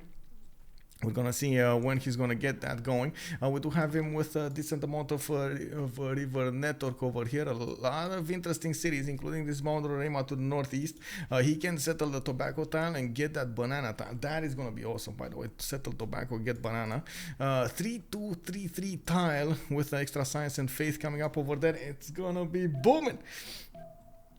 We do have there is also with a possible city state to take over on the west side, and I'm pretty sure he's gonna end up keeping on settling on the east over here. I do wanna quickly take a look. Okay, so Fkdn, and this is gonna be a northwest versus an southeast. Is this what's gonna happen? Gonna see like four of them west side. I know we were. The chat was talking about here on the west east. Okay, well, yeah, it looks like it is gonna be one of those games. Who are the big bada booms? Who are the players that are gonna need to brawl in this scenario? We got a Ben and a Falcon brawling in the middle of the map. Ben does have America to play with. Falcon has Gran Colombia, and we're gonna see them trying to get as much of an advantage as possible on the middle here. I do have to say, Scythia being so close to his opponent is quite a dangerous adventure for Gran Colombia. Let's talk a bit about Gran Colombia here. He does have a setter coming up in 1. I do see he's gonna benefit from an iron tile on the east side. He doesn't have horses. Oh, he does have horses to the south over here. Now, probably a good way to get to an expansion going. He can even settle directly on the tobacco tile if he wants to. Either one of them works. And we do need to see. Yeah, RTS final confirm. Incredible. Okay, it is what it is. We do have him with a decent amount of cities to the north and to the south, but he's just gonna have a bit of a problem here defending against Scythian units. On the east side, Mule is gonna try to get an advantage from getting across those rivers and between the mountains, getting his Saka horse archers against the cities of Gran Colombia. In the south, we do have America coming up with horses to the southwest. He does have an iron tile to the northeast. He needs to be very careful not to actually reveal bronze working. You know, like when you have an iron tile like that, it's... Oh no. Oh no. Falcon is gonna try to shift enter. Is this gonna happen? Okay, never mind, it's fine. Ben did okay, so no shift enter. He didn't have the first promotion, he didn't have the ability to walk through those hills. Even if he did, he couldn't have entered the forest unless actually, of course, Ben would have shift entered his settler away.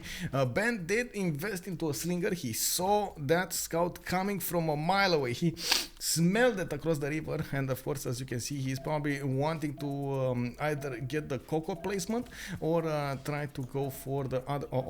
Bro, what? Ben, hello? You see? Oh, okay. Oh, yeah. Falcon is trying to actually block the CoC resource. And this is a moment that I do believe Ben needs to actually move on it. Is he going to move on it? I really hope he will. And I really hope... Yeah, there we go. He's going to move on it. That CoC is Ben's. That's no way around it. It's fine.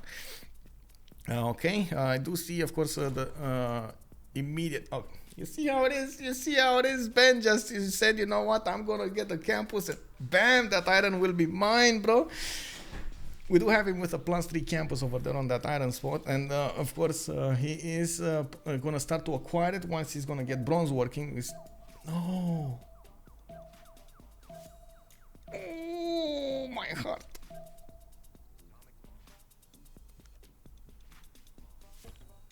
Oh, okay, the shift enter.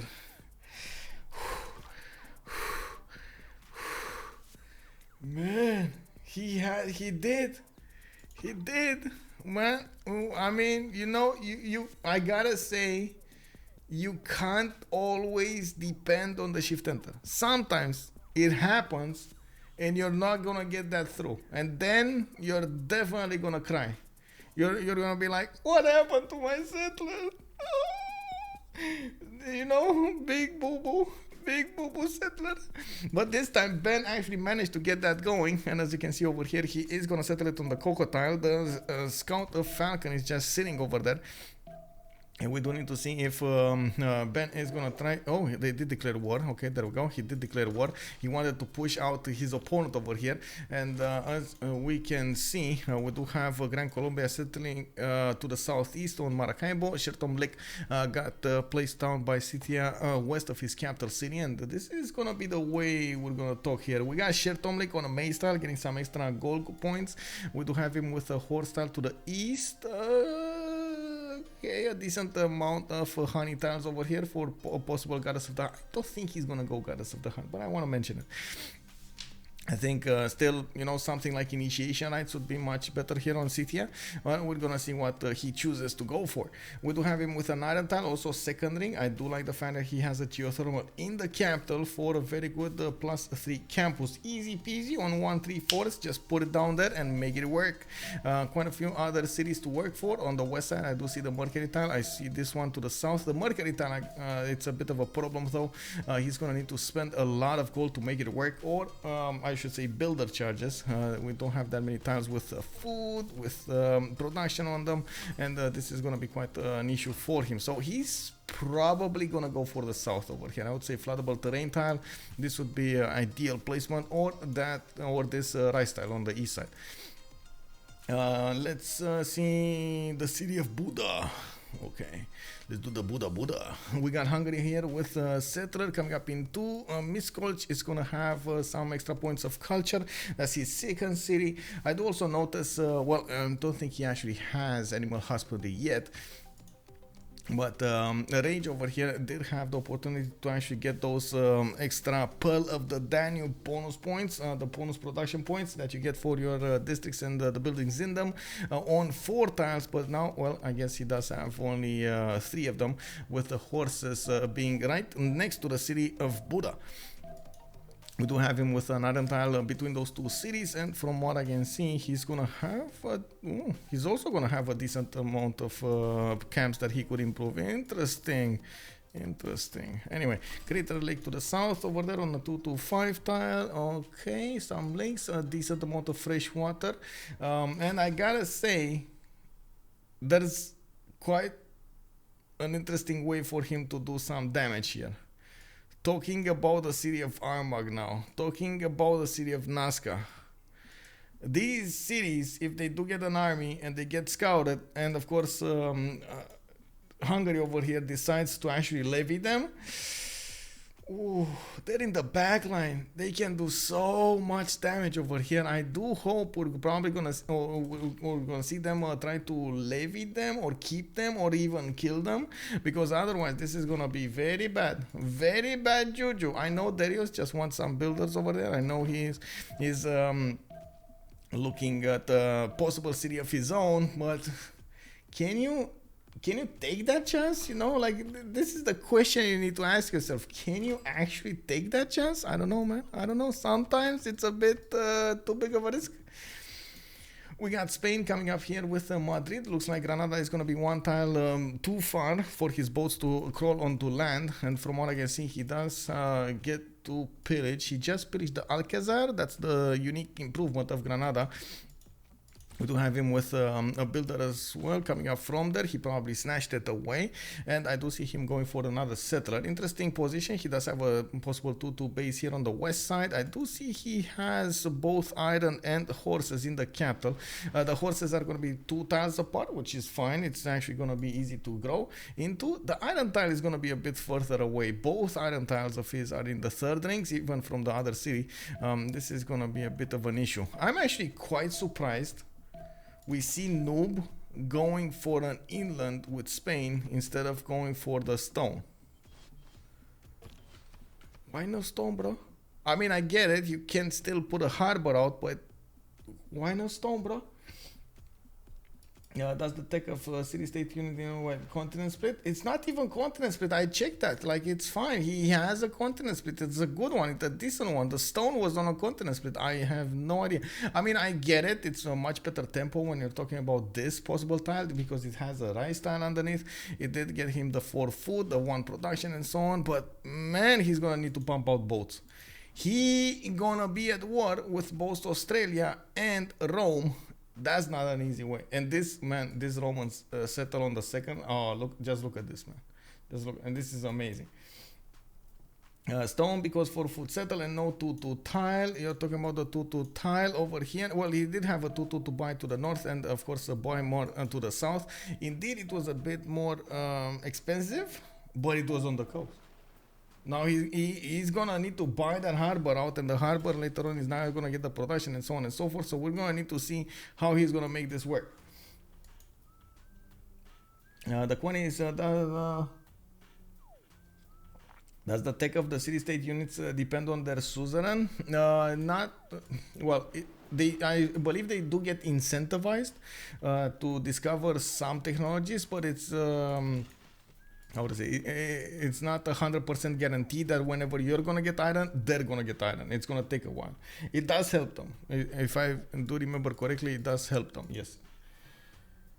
Okay, let's. I think we went through all of the civilizations here. We're gonna need to take a look at what's going on here. This is gonna be the major problem of the game. We do have Gran Colombia fighting 2 of them, America and Scythia at the same time.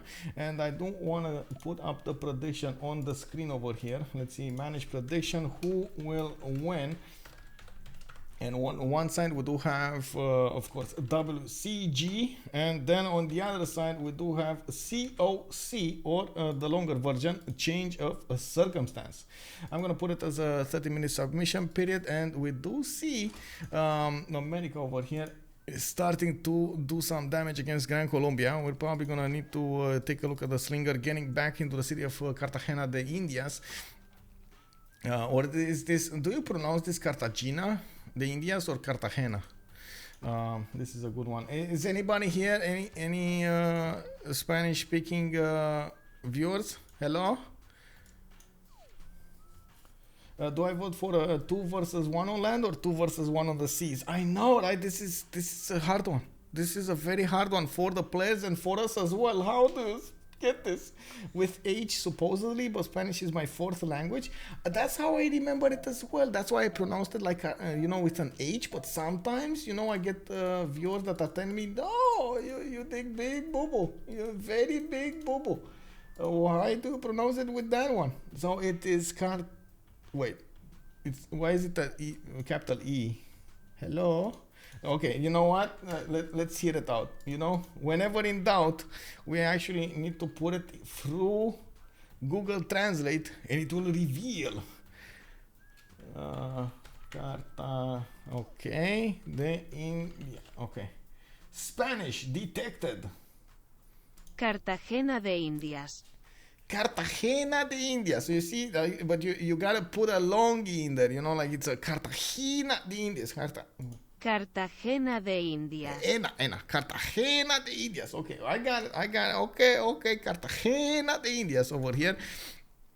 Oh my God, am I actually gonna do this every time over there? It's gonna get weird really quickly.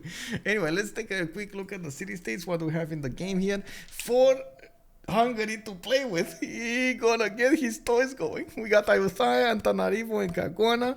Three of these cities coming around for culture bonuses. I just saw, for some reason, Ben just, you know, attacked into Cartagena, the Indias, and just smacked it down. What? But why, bro? Why? Why would you sacrifice your warrior like that, bro? Anyway, we got Nazca, Vatican City, and Armagh with Candy coming up for the religious bonuses. And of course, we're going to see them giving quite a bit of faith to somebody that's going to go holy sites. I don't see anybody going holy sites. Well, you know, you never know. Maybe we're going to see some Spanish Inquisition soon. We do have Nalanda with Mitla coming up for the science. Looks like Buenos Aires is going to be the one with the industry. And then Volin with Granada are going to be the city states providing those military bonuses. We've seen Granada. Let's take a look at the Volin. It is going to be here to the south of Hungary. Oh my God, is he actually going to get his own treatment? No, it's fine. We do have a few players starting to pick up their pantheons. I believe Rome was the first one to get pantheon, and it is going to be God of the Sea. Coming up with that early tobacco tile in the capital. He did manage to get a 4-3-1 tile, improving the fish with the first builder. He got some pearl tiles improved here in Mediolando. He popped the hut also in that city. And as you can see, he does have quite a few builders ready to work. He's going to manage to actually get a decent amount of amenities over here. He does have pearls. He could get the gypsum improved. And from what I can see, no more to the south. Oh, he does have amber to the south. Actually could even take over a city, which is kind of a bad city state over here. Yo. Candy, bro, why in the tundra? I mean, it's, you know, smack in the middle between tundra and desert. Oh, it's still a city state. You still need to invest only 2 galleys or 3 galleys to take it out. But really, bro? Anyway, I don't think he's actually going to go for it. It does look like that's a bit too much of an investment for too high of a risk. We do have Australia starting to put down his campuses. He does have a +4 in the capital. For Sydney, he is going to get a +5 here, over here. And Melbourne is also going to get a +3. Okay, 8-point campus. We got 3 tens for a monument, getting those traders for the extra production. And he's working his way towards the move tile. Move! Okay, we got him going. Let's go for the cattle, bro. He wants the stakes. You see, he wants the stakes over here. Probably is the legendary 5 cities into Colosseum Rome build. Oh well. I do see him going for the 2 settlers, so you might be right. Chris BZ, I like to keep my candy in the fridge or it tastes better. I know, right? Like, this is just so weird. Well, I guess in the tundra it's still gonna be like a fridge, so you know. The stakes are high. Yes. We got China coming up over here with religious settlements. He is taking a chance over here, getting religious settlements, deciding that he is going to have a decent amount of time to develop his cities and, of course, expand first. We do have him going for Governor Magnus in the capital city, and he does have a builder to improve his tiles over here. Okay, more settlers coming out from Beijing, Longxi, and Shanghai. And from what I can see, he is a decent amount of tiles away from America. Not bad, you know, he's not gonna suffer that early. We're gonna see later on in the game if he's gonna get the muscles to actually push through America at the correct moment in time. We do have also God of the Forge for Gran Colombia. Oh, I mean, he kind of needed to take this, right? You know, he kind of needed to take this. Also, now what is in Romanian? What is it in, what, Cartagena? Well, we call it G is just J. Yeah, it's a G, a flat G is just J. No, J. When did Derios go campuses? No, commercials. He did open up with commercials. It's fine. Like, this is actually the China way over here. You get a lot of commercials. You get to use those bonuses from your trade routes and so on and so forth. But go manage internals. You know, develop your cities into campuses next and so on. It's fine. Oh, that reminds me. I actually need to talk in Romanian for 30 seconds. Okay. Let's see how we're gonna talk about this. Avem un conflict foarte mare în mijlocul hărții. După cum vedeți, o să avem America care o să se înfrunte cu Colombia, Marea Columbie, în același timp cum vin scitienii din partea dreaptă, spre est, Miel o să încerce să atace în debutul acestui joc cu destul de multe unități împotriva colombienilor. Falcon o să aibă destul de multe probleme când vine vorba de defensiva Imperiului lui, dar în același timp, după cum vedeți, o să și încerce să își construiască o armată defensivă în începutul jocului. Ok, so I kind of copied myself over there, but never mind. Basically what I said in Romanian, this was because there was a redeem earlier for 30 seconds in Romanian. I basically said that in the middle of the map we do have a conflict brewing between America, Colombia, and of course coming up with Scythia from the east side. Scythia is going to bring quite a few units to bear against the Colombian Empire, and Falcon over here is going to have quite a few challenges to defend himself against that. He is preparing though with a strong army of his own. He did also pick God of the Forge as a Pantheon, and as you can see over here, he does have 3 archers to work with. While he is going to defend the south, he's going to need to defend the east. I do have to point out, looking at Scythia here, he did not put down an encampment yet. I do see him going for initiation rights as a Pantheon. That's usually a given. You do want to get some return on building so many units early. And from what I can see, he didn't actually start to put his kurgans down yet. We do have him with 1 horse. Well, not really a good kurgan, isn't it? He does have an iron tile to the northeast of Pokrovka, and I do see he improved already his horses and assault mine for an extra amenity.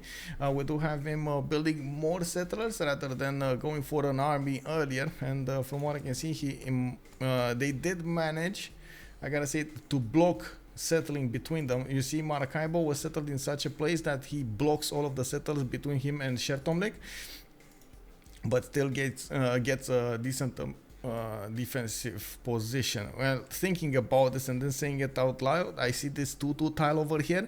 It's a perfect placement for a catapult. Oh, city of Maracaibo. Are you okay, bro? Are you gonna stand tall? This is gonna be the question. Of course, we do need to keep on going, and we're gonna come back to that later on in the game. We do have fertility rights coming up with Hungary. We do have Rage over here trying to get to Sim. He did put down a few commercials, and of course he's trying to use the production extra that he's getting from the Pearl of the Danube bonuses to get those commercials faster. He did finish one from Miskolc, and I do see him getting another settler in 6 from that city. Still building the one in Buda and Debrecen. We do have 4 more turns until the next era. We do have also Hungary going for Crater Lake. He did not want to go early for this because this one didn't have a river, and of course, well, it did. This style of Crater Lake is not something you actually want to work for a long time at the beginning of the game because it has no production. You know, like, where are the hammers? There's no hammers in that city, bro. That's a big boo-boo. Anyway, we do have next up City Patreon Gardens picked up by Noob634. Oh my god, another city off the coast.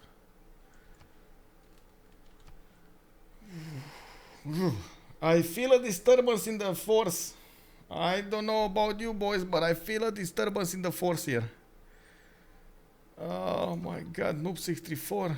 You're staying away from the coast for no good reason, bro. I am shocked to find this out. I'm worried Fkdn is gonna build a big navy, and the power of Spain is not gonna be on point. Is not gonna be on the same level.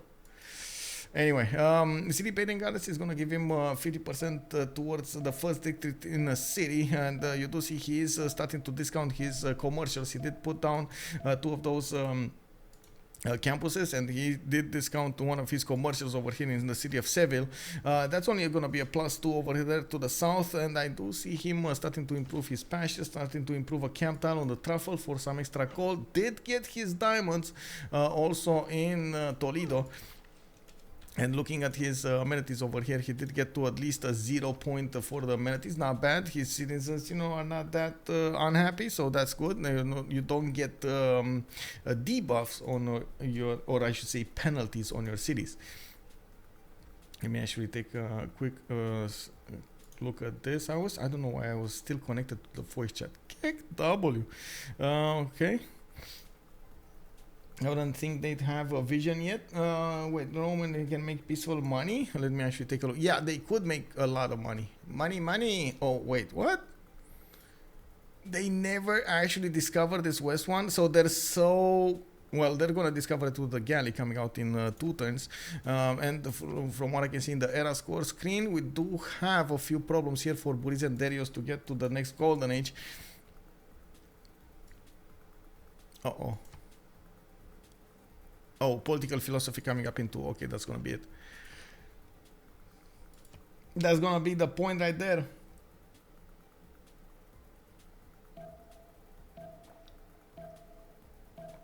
Sometimes you see a perfect tile and you have to put a catapult on. I know, exactly, right? You gotta put that catapult. Also, OnSpotTV casting. Wait, what? Uh-oh. Michael, talk about your crush in Romania. I have a crush in Romanian? Wait, I have a crush? On whom do I have a crush with? Also, MSDOL, it's kind of funny over there you mentioned OnSpotTV, because yes, we do have a lot of names finishing up with Escu. It's like the Bergs, you know, like the Bergs in German. I don't think they have a vision. Yeah, okay. He's mostly forgettable, so it is dubious choice. Yeah, maybe noob one to the high adjacency campuses. I still think he's... If you're talking about Spain over here, he still could have put them down. Not from an early stage as this, but he still could... anyway, I don't... it is what it is.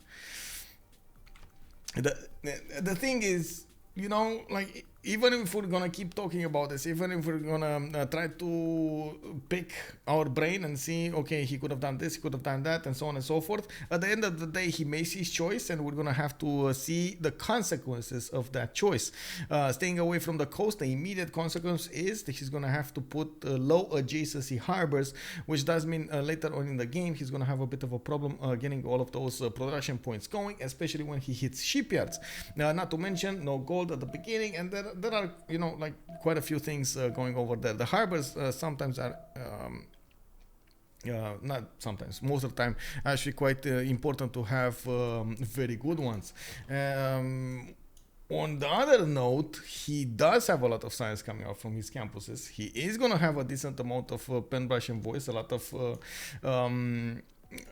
culture coming up from these campuses as well as the science, and he does have the option to put those harbors down. So maybe he's gonna use a lot of frigates, galleys pre-builds, quadrim pre-builds, and so on to get the fleet going. And of course, we do know that Spain over here can fleet them up quite early, so it is gonna be an interesting one. Oh no! Oh. We got a settler taking over here. Falcon is punishing Mule for opening up with 5 cities. And as you can see, he did manage to snatch one of his settlers down because Scythia, well, to no surprise of everybody, he didn't have enough of production to actually escort all of his units. There was a sneaky scout coming up from Gran, Colombia, and did manage to get a settler. This actually would be amazing if he manages to get that back home. We're going to see if Hungary is going to punish him. We don't actually have Mule with a unit coming for that. And as you can see, Falcon is actually going to... Wait. Is he gonna try to do this? Why is he not going west? He's going south. Why is he not going west? Anyway, we do have Muir actually improving his iron tile. He did put down an encampment, another one coming up from Shertomlik. And I do see an archer popped out from Pokrovka. He probably just switched the Agogi card. Wait, is Falcon actually gonna try to settle that city there? I don't think so. He's getting a bit bullied over here by the Hungarian unit. He's, you know, like they're angrily looking. And immediately we do see the new age started. We do have Gran Colombian Commandant General popped up from the capital city. It is gonna be Antonio Jose de Sucre. Wait, isn't Sucre sugar or something? So this is Antonio Sugar, Jose of Sugar, Antonio Jose of Sugar, or is this, wait, is this happening? Oh, Sucre is blood. Okay, so it is Antonio Jose of blood? Okay, wait, what is it? I don't know, man, it's all up to you, gotta get the translations going. Anyway.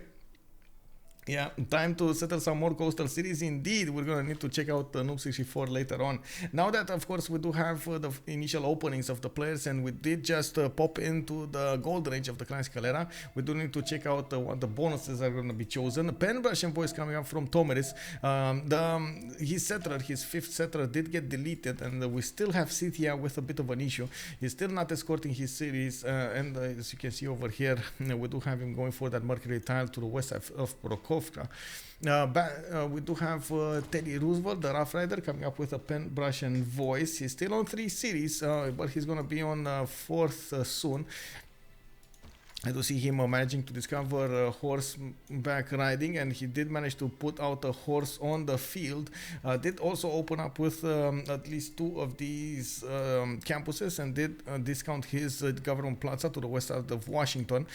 Did start to improve quite a few of these tiles. I do like he did manage to improve 2 of those amenities, and he is on a continent split. He's going to get cities on both continents. He's going to benefit from quite a few amenities. Rage is going to have pen, brush, and voice with his 4 city opening. A lot of gold will be generated by those initial commercials. You can see he's on 20 gold a turn. He is starting to acquire those great merchant points with 3 great merchant points a turn. Spain is going to be on 1, China on 2, and as you can see over here, we do have Marcus Licinius Crassus as the first merchant. It's gonna give like 90 gold points, and at the same time the ability to buy out a few tiles, but you know, it's still not bad. You get some benefits out of it.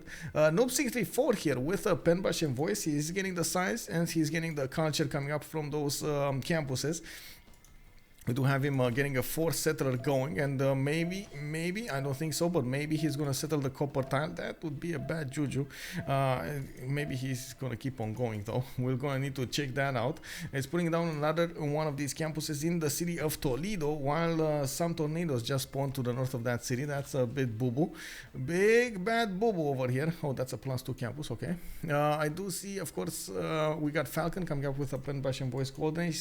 3 cities. Gonna have a 4th one soon.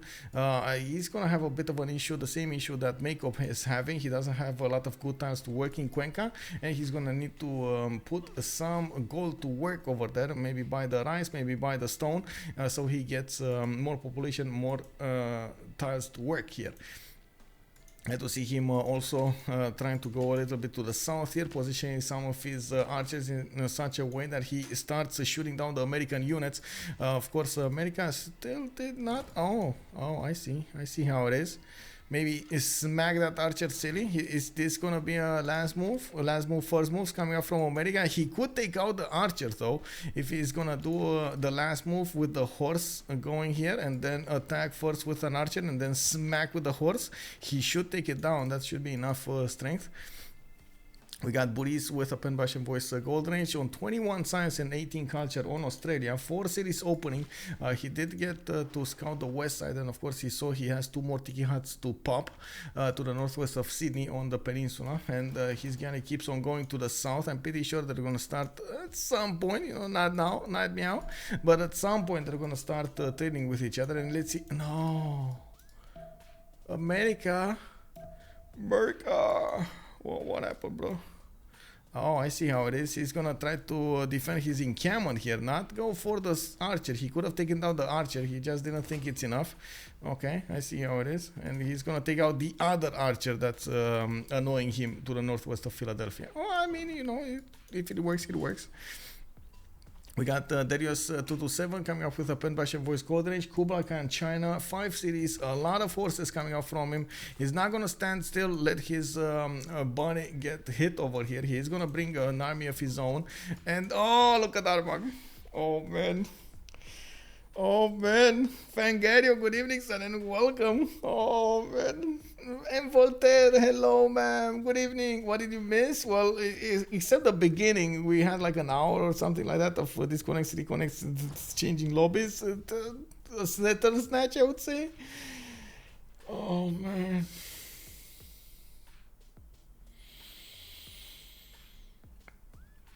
This city, Armagh, just trolled the 3 of them. Armagh is gonna be a way for Hungary to just bully his opponents from the backline. Of course, Armagh managing to get the walls over here is gonna mean that horses are gonna have a major issue attacking into that city center. And you do see Armagh is bringing more warriors to bear. The biggest thing here is Rage does not know about the city. And this is a job for Scythia to get in there. Also a job for America to get in there. If they do manage to figure out Armagh is between those opponents. Oh, this is going to be a major point of chaos. Yeah, we do have Fkdn coming up with a pen, brush and voice golden age. He's gonna get those points going, and from what I can see, Gran Colombia is trying to save his archer. Yeah, he's shift entering him back, while at the same time America did just that on the city of Philadelphia.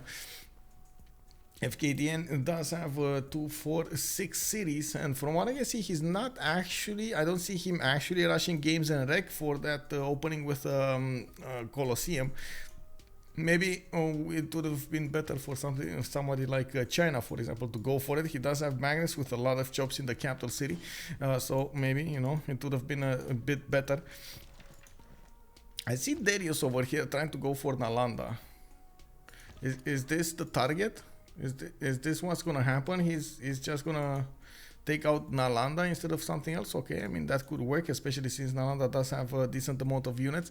It has been discovered by America, so, you know, it is a possibility for Hungary to go against it. But anyway, we'll see. We do have Mule starting up his audience chamber from the city of Pokrovka. He's going to get Magnus established. I do see he is starting to acquire those great general points. Not a lot at the same time. We do have Rome on 2. We got China on 2. And as you can see over here, the moment the Scythia just finished that encampment, so he's not actually generating anything. An interesting opening, very nice, by the way, coming up with those campuses next to the mountain, next to his government plaza. He's gonna get a very good amount of points from those. +4 here, another +2 over here. That's gonna change into a +3, and of course he does have another +2 here from makeup. He is starting to put into the production queues his horses, and as we can see over here, Gran Colombia is doing the same thing, getting quite a few defensive ones to the south, while he is setting up American units. Ben is unfortunately not on point with his moves over there, and he just lost an archer, while Gran Colombia does have the ability to get some extra moves coming up from that Antonio Jose de Sucre. His commandant general is going to give his archers extra movement, which is amazing at the beginning of the game. It's a very strong bonus, very strong bonus. We take a look at the city states, and we see Mitla has been chosen by Noob64 to be converted here initially. Okay, he's gonna get a decent amount of science from it, and we definitely need to take a look what Rage will get. What is he gonna invest in? What is his city state? You know, his hard city state to take over. I noticed we got audience chamber coming up from Madrid on Spain. Noob64 is starting to get a few horses out. Probably Granada is going to be on his wrong end of the stick here. And they still did not meet Rome. Oh man, well, I gotta point out something, by the way. Even if you don't meet, like you don't see the land, there is a way to discover what kind, like if they have harbors, if they can be coastal, and that is the easiest way is of course to open up the Great People screen, and you can see it over here in the Great Admirals. 5 Great Admirals from Australia. That seems like it's coastal, right? And then you have like another 3 Great Admirals from Rome. They're both coastal. They might be trading, bro. They might be getting those points, and then you see, of course, you're not actually getting those production points. Why this is a problem. This is a big problem. Well, there is a possibility for Noobs34 to just say, you know what, I'm gonna sacrifice my capital. It's fine. They can't take it over. I'm gonna take it back. They're gonna not get to keep it. But I feel like it's a very dangerous way of approaching this. He does have a few more settlers to go for. It looks like he's staying clear of the land over here, of the the coast. He doesn't want to put more cities next to the coast, and from what I can see, he is going to get this one to the west of Seville, and probably this one on or next to the cliffs of Dover, trying to get some extra era score points for the next part of the game. Oh, we got an attack coming up on La Landa from China. He's gonna probably take over that city-state quite quickly. He's gonna make a defensive line for his opponents, for his allies to defend against, of course. We're gonna need to see if America over here is gonna manage to force Gran Colombia out of his position, and at the same time take care of Chinese units coming up from the west side. We do have America trying to push a little bit and see what's happening in the city of Jiaodong. That's the city where a Temenaki is getting built by Derios. He does have decent amount of tiles over here that will get improved, favorable terrain tiles, and of course with Liang left tree, he's gonna get some extra production points. Decent city. I want to say I would have definitely loved him going for that one tile of the banana. You know, that one tile would have been amazing, but he chose to go Changsha. That's a closer city, and of course Longxi to the northwest is still gonna be a close city. We do have Gran Colombia coming up with those campuses. I do see he is making a few more horses, but did not actually get that many units on the east of his empire towards Scythia. He noticed after he basically crippled the opening of Scythia with the takeover of the settler.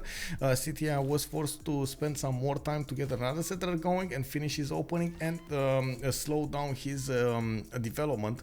It does look like actually we got Muel slowing down everything. He's not going to go on the offense from the moment that we thought. He's still on 16 science, 25 culture, does not have a general with him, and it's going to take quite a bit of time for him to actually get those great general points up to specs. And I gotta say, do we have anybody? No, we don't have any, actually no great people acquired by anybody in the game, except that Commandant General. Nothing. That's also, you know, a free one. You get it whenever it is gonna pop the new age. It's gonna boop, you got one. It is what it is. Could you show the pantheon each player is chosen? I guess we can go about it. Yeah, well, I guess. Granada are going to be taken down. We got City Pagan Goddess on Spain. Fertility rights coming up on Hungary. Scythia did go for initiation rights. We got God of the Forge coming up from Gran Colombia. Lady of the Reeds and Marshes on America. This is, I think, the only one that we missed it. And he is also going to try to get a Temenaki from New York. Oh, that's a good one actually. If he manages to step on the Temenaki of Jiaodong of China, he's gonna build his own. We got China with religious settlements. Okay. We got Rome on God of the Sea, and we do have God of War and Plunder coming up for Australia. A very, very good amount of science and culture from Burrize, and as you do see, he's trying to get pyramids in the city of Melbourne. We do have a trader coming up from Canberra, and I do notice he's gonna need to get a scout out. Come on, like you gotta get a scout out. You gotta get those tiki huts, bro. You gotta get the tiki huts. Very good tiles from this volcano. 3 4s, 2 4s. Very nice, very nice. Gran Colombia actually is going to put the city next to Mount Roraima. Interesting. He's going to get a bit of a boost over here with faith and science, free faith and science from Mount Roraima. Very nice, very interesting from Falcon. He did open up with a government plaza from his capital, putting down campuses. That's going to be a +2 to the +3 to the north. I didn't actually notice those 2 rainforest tiles, and he is still building up some armies. I gotta say this is a decent amount of army, especially since you do see at the moment Scythia doesn't have any advantages until he actually starts doing some damage against his opponent. One of the things that usually Scythia does, well, does get is a decent amount of face generation. This time Mule went for pen, brush and voice.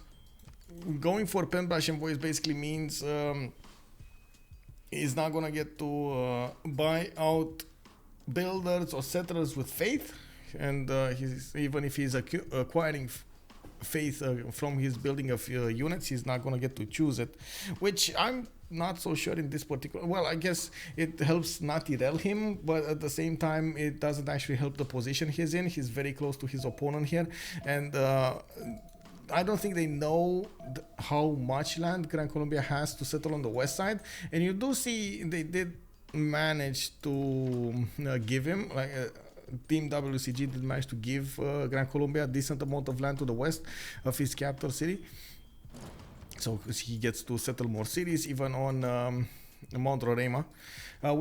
We just saw a city-state taken over. It was actually Spain that did manage to take down Granada. And now he's gonna get to improve some of these tiles and improve the mines on them. The J tile is gonna give him an extra amenity point. Nalanda also got taken down by China. Now all of these horses will be free to go against America to the east side. America also getting attacked by Gran Colombia. They did, I gotta say, they did underestimate Gran Colombia from the beginning. Did not want to go against him in a 2 versus 1 situation from the beginning of the game. And as you can see over here, Gran Colombia is fighting back, keeping a spot on the encampment tile of Philadelphia. We do have also a pillaging of the campus towards Washington. Temenaki is still getting finished in 5 turns from New York.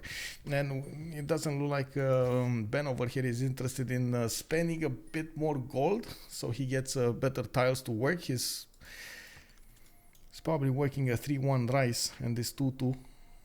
Not bad, but could have gotten another 2-2 there. He did choose to go for more expansions, and that's why you see another 2 settlers coming up here. That actually bites him a little bit because he's going to need to recover, rebuild his campuses, get units out, and push back the Gran Colombian army. Only 3 horses are coming against him on the east of Philadelphia, but they are managing to do a decent amount of damage. Godama Terrasso, good evening, sir. I bet you have an afro under that hat. I do not. But what are you ready to bet on? I don't know, maybe you're not trusting me. You know, anything can happen, though. Anything can happen. But anyway, it's fine. Look, I don't have enough. It's fine. Normal hair, you know. Normal hair. I did need to cut it last week though, because it was getting a little bit long. You know, like a bit too long is too long. Double face spam. I like combat bonus. I like combat bonus would come in handy for.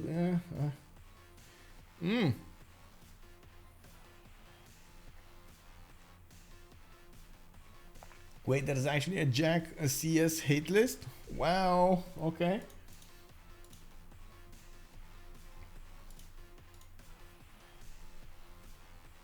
Interesting.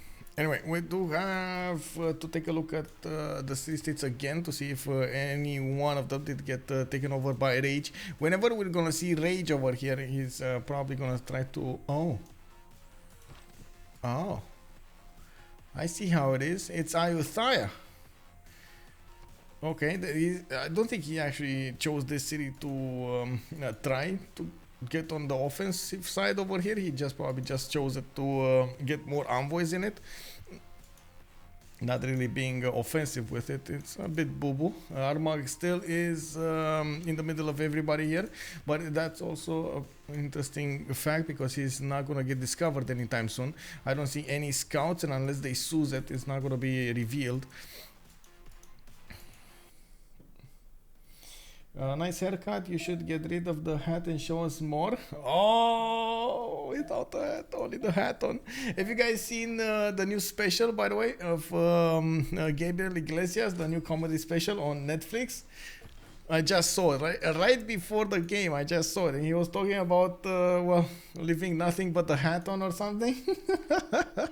Uh-oh. Yeah. Well, what can I say? You know, sometimes it is what it is. Hot top streams.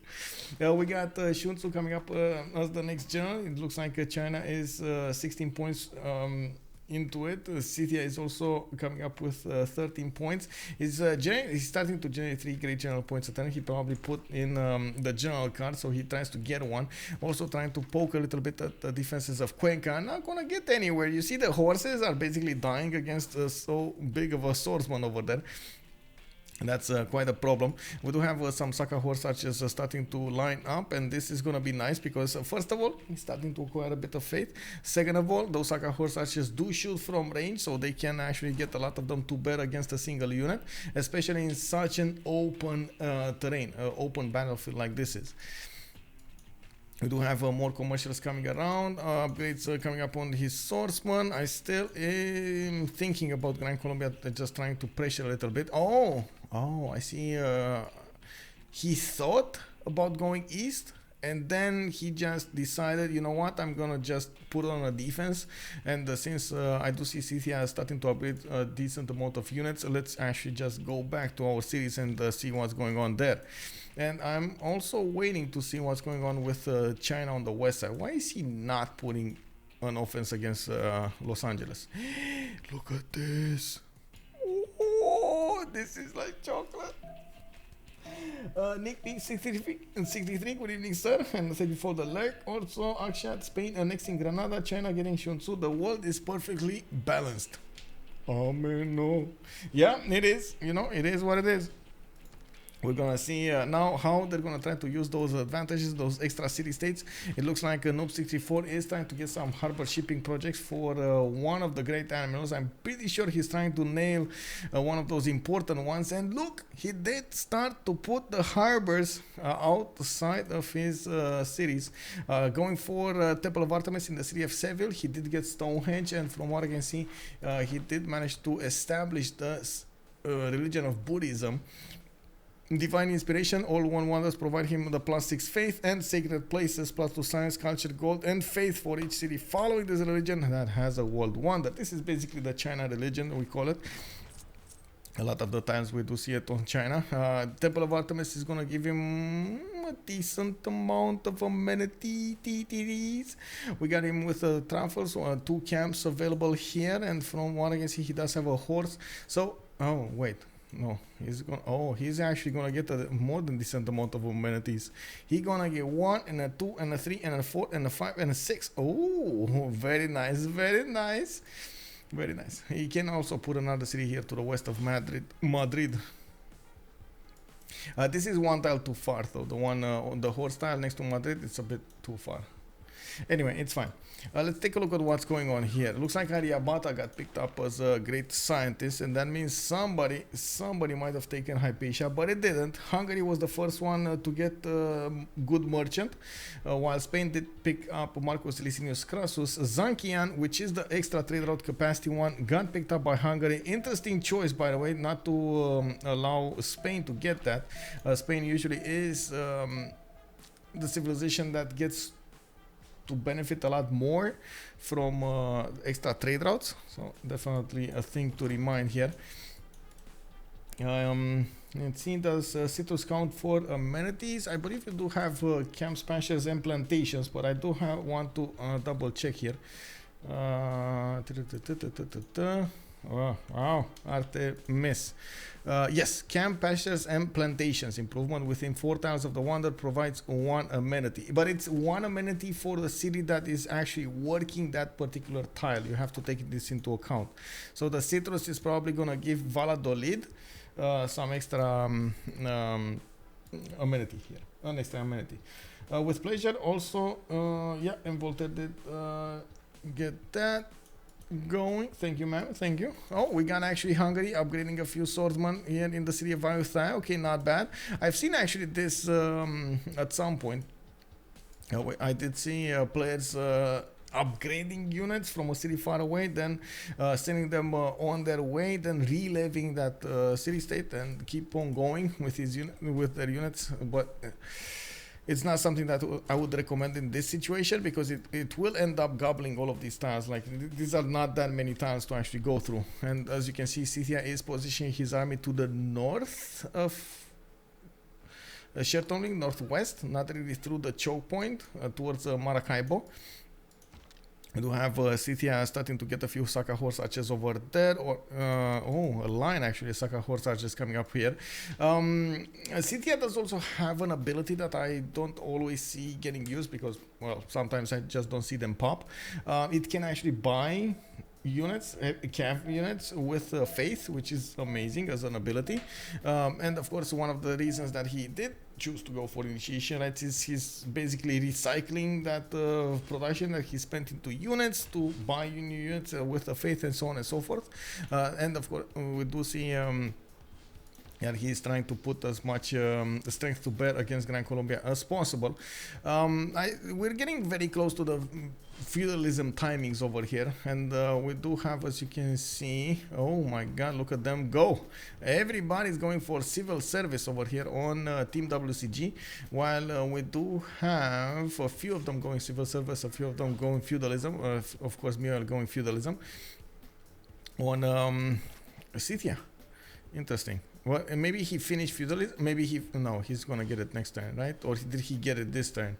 I'm confused right now. But anyway, the basic thing is that I wanted to point out, both of them are trying to min-max, both teams are trying to min-max their ability to get a lot of builders with extra charges on them. So they want to reveal feudalism after they pre-build a lot of builders in their cities, left them on one turn, then, you know, immediately you discover feudalism, and you get all of those with the +2 card. It's a bit, sometimes it is out of the way, but it does help you develop your empires very, very quickly. We do have finally an attack coming out from China against the cities of America. America did manage to get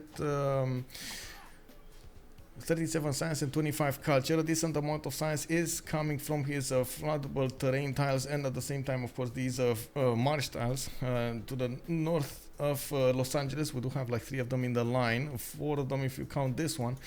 Fortunately, he doesn't have a lot of army to work with on the west side, and of course the Chinese units getting quite close up and personal to the city of Boston is going to be a problem. We do have actually America having to quick move one of his archers out of there.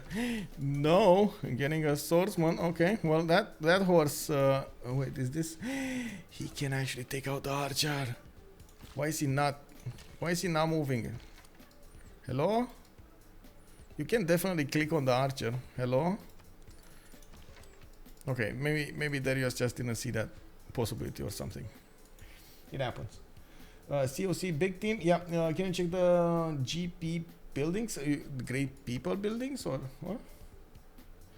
Probably because they all plan to trade to Hungary, and this makes one of the trade to the target city better. Yeah, true, but we'll see how that reveals. I think a lot of them actually would go internal. We do have all of them on Magnus internals here.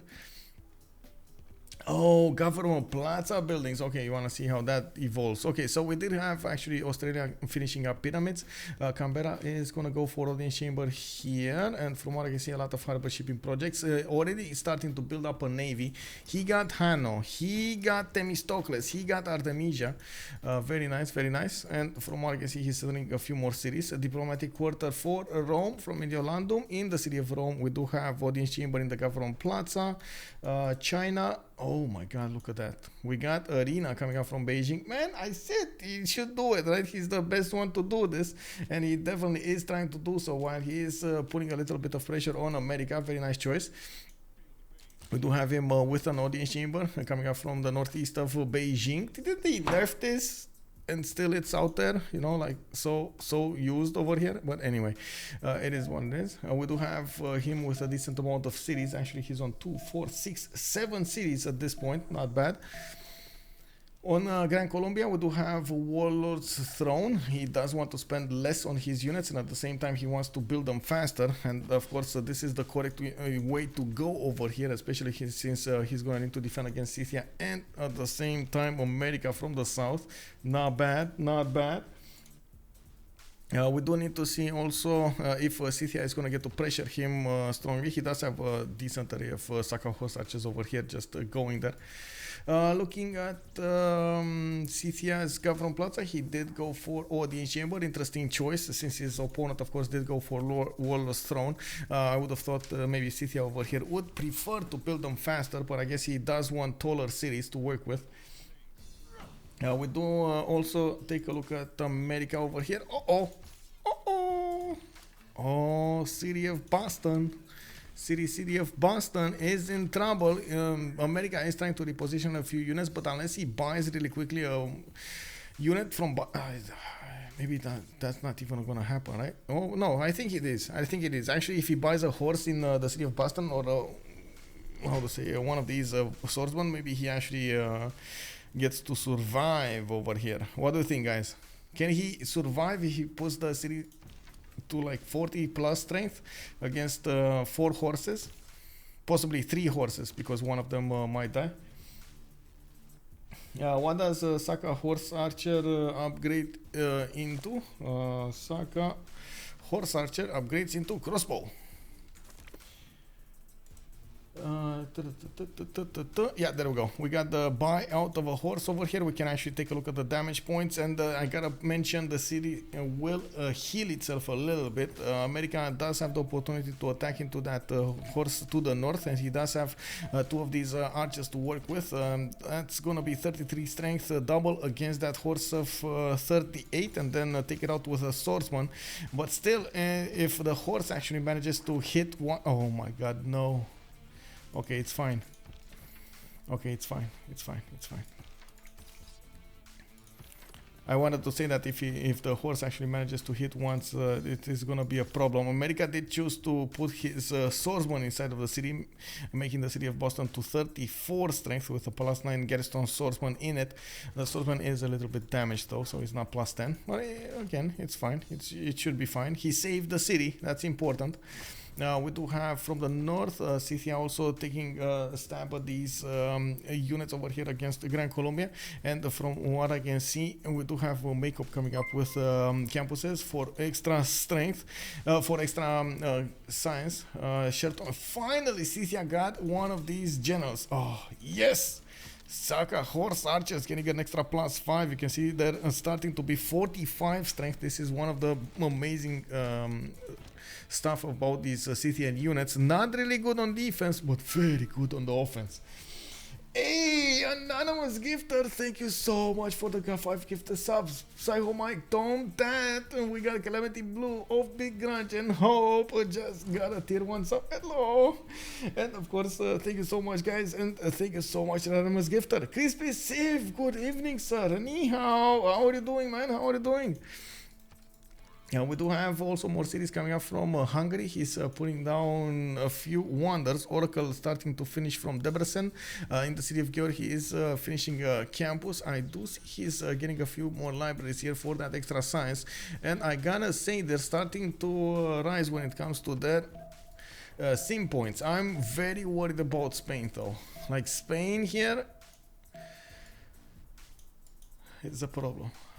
The thing is, nobody's investing in actual boats. Like we have a few boats coming up from Australia, but he's not investing in a massive fleet, and we don't see, of course, Spain doing so. Still, Spain should start to build a fleet. I don't know, maybe that's just my opinion over here. I would have loved to see this happening. Let me take a look over here at something. Okay, really quickly. Bam, bam, bam, bam. We do have another settler coming up to the south. Seville does have another spot here to the south where that spearman is. And I did notice we got only 4 more turns until this era is going to be over. We did have some more great scientists picked up. And I do believe Hypatia also got recruited. It was on Australia. The libraries will provide +1 science. Instantly builds a library in the district. Hey, good evening, Psycho Mike. We do have walls up in Cuenca, of course, with Governor Victor establishing the city. He is going to get a decent amount of strength in there. We do need to see if that's going to be enough to keep out those dangerous foes. We do have Mako putting down more commercials, and from what I can see, Pokrovka is also going to build one. That's going to be a +4. Everybody scrambling to get the era score points for the next era, and we do have a few of them not getting that many. That city went down. Oh, Ben. It looks like China sacrificed 3 of his horses to take down that city, and he managed to do so. I believe there was a bit of a problem over here with the city's strength. I think Ben actually got his swordsman to attack into one of those low HP horses, and the other one started to attack into the city. Double slammed them with 4 hits. They should have had enough strength to actually take it down if there was no classical unit inside of it. That's actually awkward. And we're gonna need to see America here get another city to put there. That's a bit of an issue.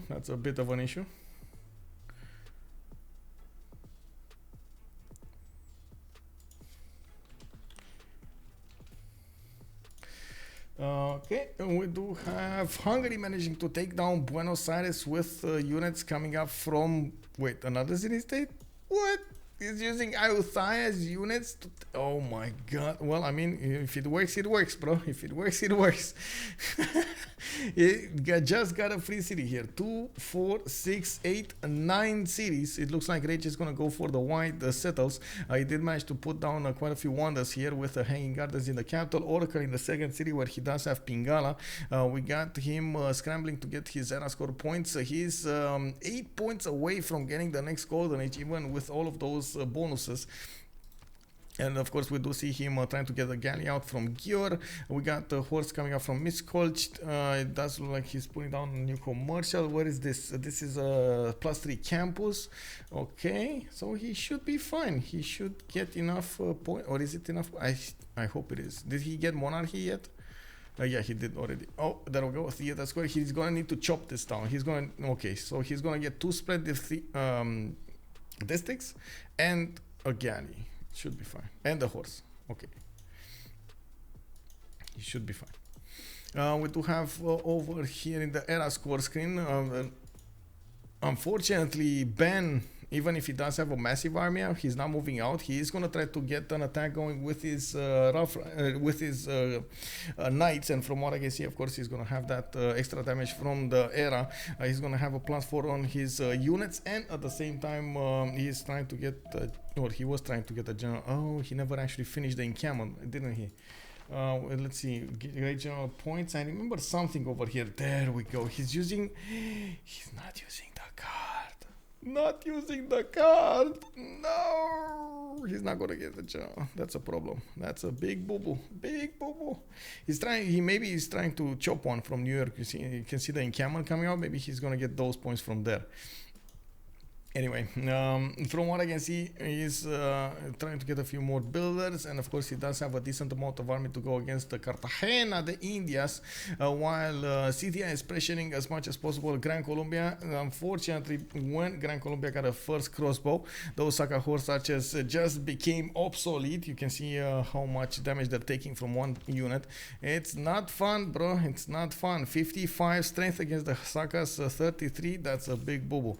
And of course, Scythia is trying to reposition his army away from that Victor city, where we got the walls up, where we got those extra bonus points from the commandant general, and so on and so forth, and trying to reposition towards Maracaibo, forcing Gran Colombia to respond with a bit more army. Yeah, big boo-boo. Boston is gone, and now we can eat the Manhattan clan chowder. Yeah, chowder, not powder, chowder. Okay. We got the third expansion phase coming up from Rome. I gotta say, on the other side, of course, we also have them having a bit of an issue with the era score. Falcon did get his golden age. Fkdn got his golden age, but then Derios 227 is gonna be 7 points out, 45 out of 52. We do have Burrize on 46 out of 51, coming up with 5 points away from getting his golden age. Did manage to get, by the way, on Derios. We do have Colosseum finished, and I do see he's starting to get a few builders out, getting his old theater the squares going. He not gonna make. Oh, I see how it is. I see how it is. Maybe he's gonna get a boat out. Maybe he gonna get that very nice monarchy. Yeah, it's fine. It's fine. He should. He's gonna be. He's gonna be fine. He's gonna be fine, guys. Let's see. Let me take. Okay.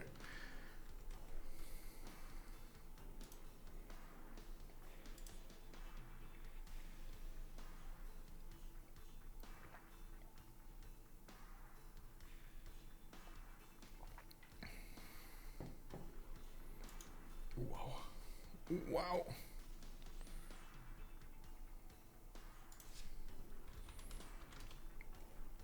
Oh, I can see myself in the mirror. Haha.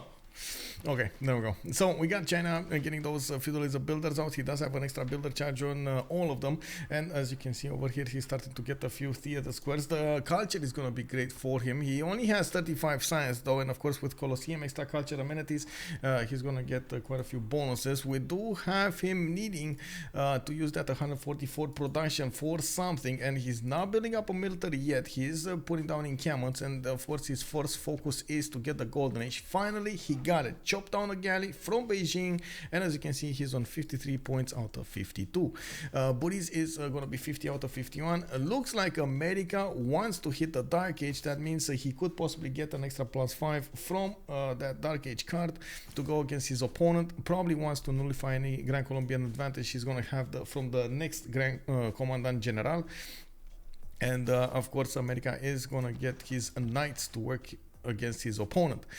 We do have a decent amount of units to the west side here. Okay, campuses, more campuses coming out from Los Angeles and Baltimore, but since unfortunately he did lose a city here, he is well, gonna have a bit of an issue developing. We do have a decent amount of science coming out from both teams, 52, 60, 60, 61 on CoC, and then we do have on the right side 52, 69, 35 and 50. Derios actually surprisingly is a little bit behind, but I guess it's fine because he didn't really finish his campuses, but he does have a decent amount of cities to work with. And he did inherit a campus from Nalanda. Not bad. We do also need to see how Hungary is going to try to make the use out of his chaos making possibility, to levy cities and so on and so forth. Ayutthaya just got de-levied, and from what I can see, Ayutthaya is not contested yet. Rage still has 6 in there. He's probably going to want to keep on having that just so he can get more envoys. I do see also Australia still on 2 boats. Wait, really? Still on 2 boats? Like, really? He could get... Oh, finally, Noob 64 here is saying, you know what, bro, it's time to get a move on, to get our groove on. He does have 1, 2, 3, 4 cities that could pump out the galleys, and he's getting quite a few of them out. He could go for the fleet, so be careful. This is going to be dangerous. Himerius is a good animal for the Renaissance bows, for those caravels, and we do need to see how much he is going to try to invest into this. There's a decent chunk of gold generated by both teams as well. Mule is on 41, we got Rage on 67, and Noob 64 is going to be on 87. I believe the moment America actually is in the negative because he doesn't have his -1 card, but I gotta check that. Oh, he does have his -1 card. Wow, okay, well, interesting. He's probably going to need to put on that 50% off. Oh, he doesn't have it. He didn't get mercenaries. Oh, not enough culture. Oh, he's on 22 culture. Oh, 2/3 away from mercenaries. Well, I guess he's going to need to wait for that. Going to hard build a few units here. He does have a knight popping out from next turn, and he's using his horses and swordsman to start the attack on Gran Colombia, starting up the pressure. We do have a Scythia also. Wow, that damage, bro. That's a sick one. Look at that damage coming up from those swordsmen. He does need to do it now. Why? Mio, you gotta do it. You gotta do it, bro. Anyway, we'll see if he actually manages to take it down. I'm on the second slot, am I? Aren't I?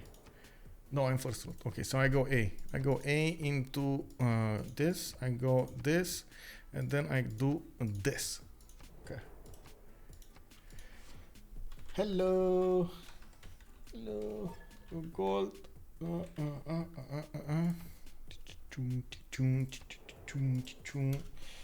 Alright, go 8. Kublai can keep up with less science. Yep, I guess so. Andiro, good evening, sir, and welcome. Hungary has really a lot of cities. Yes, he does. He does. Ding, ding, ding, ding, ding, ding, ding, ding. Rage over here going for the wide play.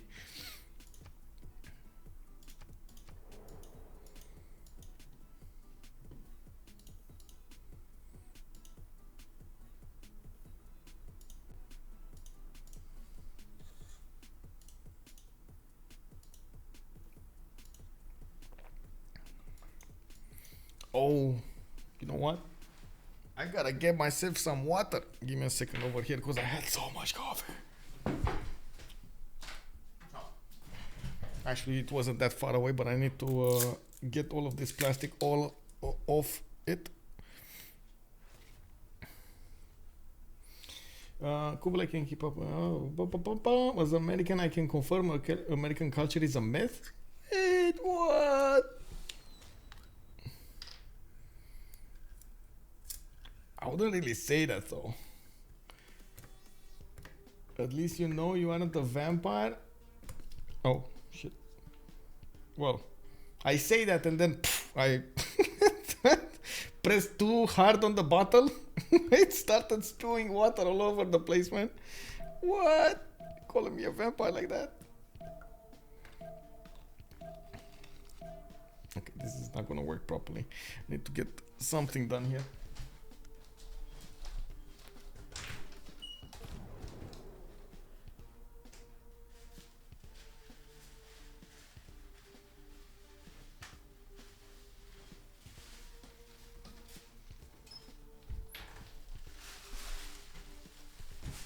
Sorry about this noise, but I need to get the water out.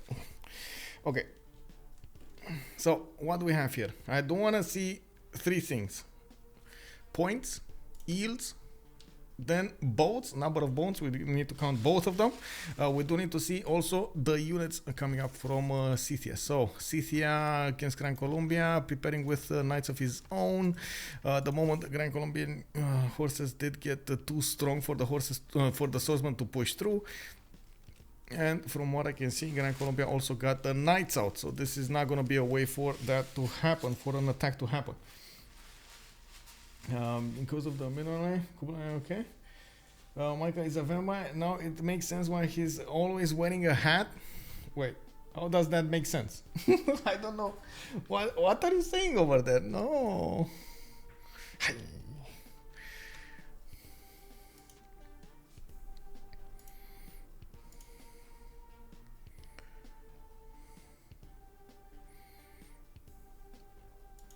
Oh, okay. So stats. What's happening here? Charismatic leader. Okay. No mercenary yet. I think he still needs 1 turn. Yeah, he still needs 1 turn. Is pumping out a few knights, a few more knights, actually 1 turning them from his cities is good. Gran Colombia is also trying to chop a few of them out, so he gets the defenses going to the north and to the south. Not really that worried about America, which I feel like it is going to be a mistake at some point. We do see Scythia also starting to put the knights on the battlefield, and these are going to be strong enough units to attack into the horses. I do believe Scythia still needs to keep on attacking with those Osaka horse archers, so he deals the damage and gets the experience points. Very important, the experience points. Leveling up these Osaka horse archers is going to be a thing here. Okay, boats. We got 1 and a 2 and a 3 and a 4 and a 5 and a 6 and a 7. Okay, it's just 7 boats. Nope, please get some more boats out. Like, come on, bro, you gotta do it. You can't do it. Just, you know, you just plug in that maritime industries card and finish 4 boats, 5 boats at the same time. It's gonna give you this amazing ability to free them up. Come on, you can do it. You can do it, bro. We're gonna see if he's actually gonna do it here. We do have, of course, his dominant religion starting to spread in multiple cities here, and he does have a decent amount of faith generation. Cartography coming up in 2 turns, diplomatic service in 1, and from what I can see, he's going for more commercials here on the west side. Many I should oblique. Good evening, sir. Good evening. He's not bold. Yeah, I'm not bold, bro. I got hair. I got hair. It's fine. It's there. Shade from the sun. Kick W. Colombia just believes that America will come only at Rider since his temple was shut down by Boston Horse Party. Yeah, but he's gonna have a very nasty surprise over here. America is starting to push from the south. Okay, next up, let's see on the other side. We have boats. We got a decent amount of boats coming out of the cities of Australia. He's also probably needing to go top 3 here. He does have a more than decent amount of science and culture. 7682 is mirroring Noob 64's ability, but man, Philip II's production is booming. 160, 170 production. Very nice, very nice. We do have also a few boats coming up from Rome to get that fleet going. This is going to be a 2 versus 1, and it's going to be nasty. Candy got taken by Hungary. Okay, this now it's starting to be a game here. We do have Hungary starting to work that magic with the gold generation, and we're going to see him levy quite a few armies here from the city states. We're going to need to see what he's seeing. America did discover candy. Immediately Hungary invested something into it, forcing Rome over here to try to develop his cities on the coast. That is going to be good. He's gonna make his opponent invest into land units rather than into navy to defend himself. Mule did go for a second Russian voice golden age, and he keeps on pressuring Gran Colombia. He still has a few searches to work with, and he's gonna get intelligence agency from his capital city. I don't see he doesn't have a lot of units to work with at the moment. I'm a bit worried about this, but what can I do? He still needs to build by a lot of them.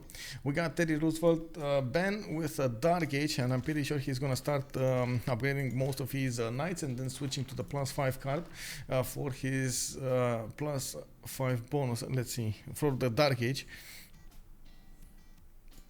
We got Noob 64 coming up with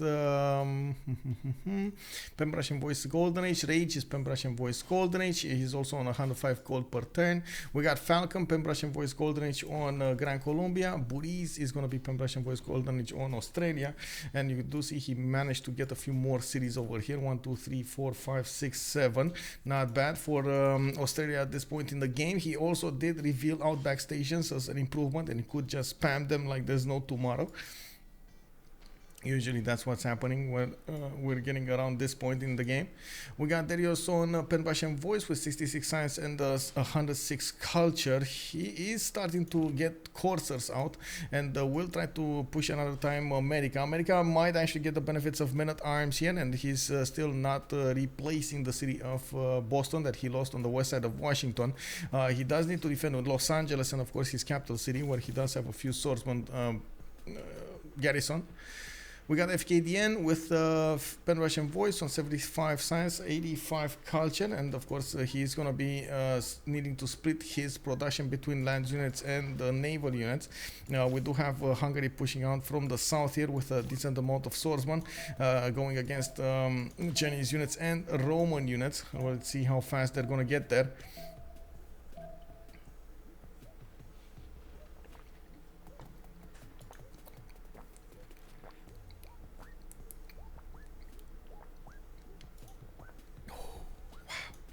Yeah, that took a toll. Campus research project. Wait, is this? Oh, they're going for Eid Khaldun. Okay, they want that extra housing, and of course the extra amenity being the most important one. Daniel, that's Rome, just upgraded his first caravel, and of course he's gonna reveal his extra defense in the cities. This is gonna make obsolete the attack of Hungary coming against him, but I do believe Rage over here does have yeah, there we go, does have a decent amount of science to go for military tactics, and getting those Hungarian swordsmen upgraded from Candy into men-at-arms, stronger units to work with. Still not strong enough to take down the city of Antium by themselves, especially since this is how it's going to be defended. Only a few tiles of attack here. It's going to be a problem taking it down. We do have also Rome trying to expand a little more, but they're getting to the maximum output of cities, and they're going to start to grow taller in city council and taller in the city population, so they can make up the difference. We still don't have America pushing through the Gran Colombian defense. Even if he could actually start pressuring with the knights, he's choosing not to. Doesn't have general yet. He's gonna get it next turn, and probably this is the reason he doesn't want to push without a general. But again, this hurts him really badly, not pushing from an early stage, not getting those attack points going against Gran Colombia. It's gonna be an issue. We do have Scythia also managing to lose a few Saka horse archers of his own. He's getting his knights out, and oh my god, he gonna die. Oh my god, Gran Colombia is gonna take it out. Like we got way too many units coming out from Gran Colombia at this point, while of course they're gonna pressure Scythia quite a bit. America is not entering the war. This is an issue. He's being extremely passive over here to the south. He's probably worried about another attack from China, and he's worried about something. We do have also a bit of a problem. Scythia did not go for Warlord's Throne, so he doesn't have a very quick option to get units out. And of course, yes, he's gonna get to defend himself behind the rivers. You do see Gran Colombia is starting to go against Makeup, the city of Makeup, with a counterattack here with a decent amount of units. Not that many Saka horse archers to counterattack into this, while yes, he's gonna need to hard build some more. We do have also on the seas, Spain fleeting up. Okay, some units, not a lot of them. He doesn't have that many pre-builds, and of course he's gonna try to get some. We do have Noob 64 getting medieval and education. He probably did reveal Merchant Republic for the card, for the press scan card. Did he get it? No, not yet. He still has the maritime industries. Okay, not bad. Veterancy coming up for those extra harbor points. And we do have him going for foreign ministry. He's putting down an encampment from the city of Madrid. Interesting choice to go for an encampment here. Maybe we're gonna see him use it or not. We'll see. At the same time, we do have on the other side of the planet here, we got Australia with quite a few pre-built galleys. Still not actually interested in building up a strong navy to go against his opponent here. And as you can see, he still is getting some more harbors out, getting his universities going, and totally ignoring the threat on the coast. He does have 400 military strength, and he sees Noob 64 is only on 478. That's not that big of a difference, but there's a decent amount of distance between them, so maybe he's not worried because it will take too long to get there. We do have Scythia also with a bit of an issue. He has a lot of units coming out from Gran Colombia against him. Falcon did build 1,000 military, while Scythia only has 417. This should have been a 2 versus 1, but somehow it turned into a 1 versus 1. America never actually entered the war, even though he did build a decent amount of military in Philadelphia. It was mostly a defensive one. He can't effectively put even, I mean, he thinks he can't effectively push. If he would push there, maybe he would do some damage. But and force, of course, Gran Colombia to reposition a few units to the south. Just forcing your opponent to get defenses on the multiple sides sometimes does the trick. Scythia now exposed. He ain't gonna hold with a couple of nice Sakas. Yeah, I'm worried about that also. He's not upgrading. He's not upgrading. Also, bună seara, Destra. We got over here Scythia also needing to upgrade his units into men-at-arms. I do see him Mule over here, unfortunately starting to run out of chops. He didn't have that many to begin with, but now he doesn't have at all, and he's starting to lose his knights on the northern defense. He does have a builder maybe over there too. No, he not gonna chop this fort. I really hope he's not gonna chop that forest. We do have 3 Gran Colombian crossbows, which are dealing massive amounts of damage against these knights, not to mention those swordsmen. And I do believe if they get close to the Scythian town, even with walls. They're gonna slowly chew through them. So I don't think that's gonna help out to get the walls in makeup.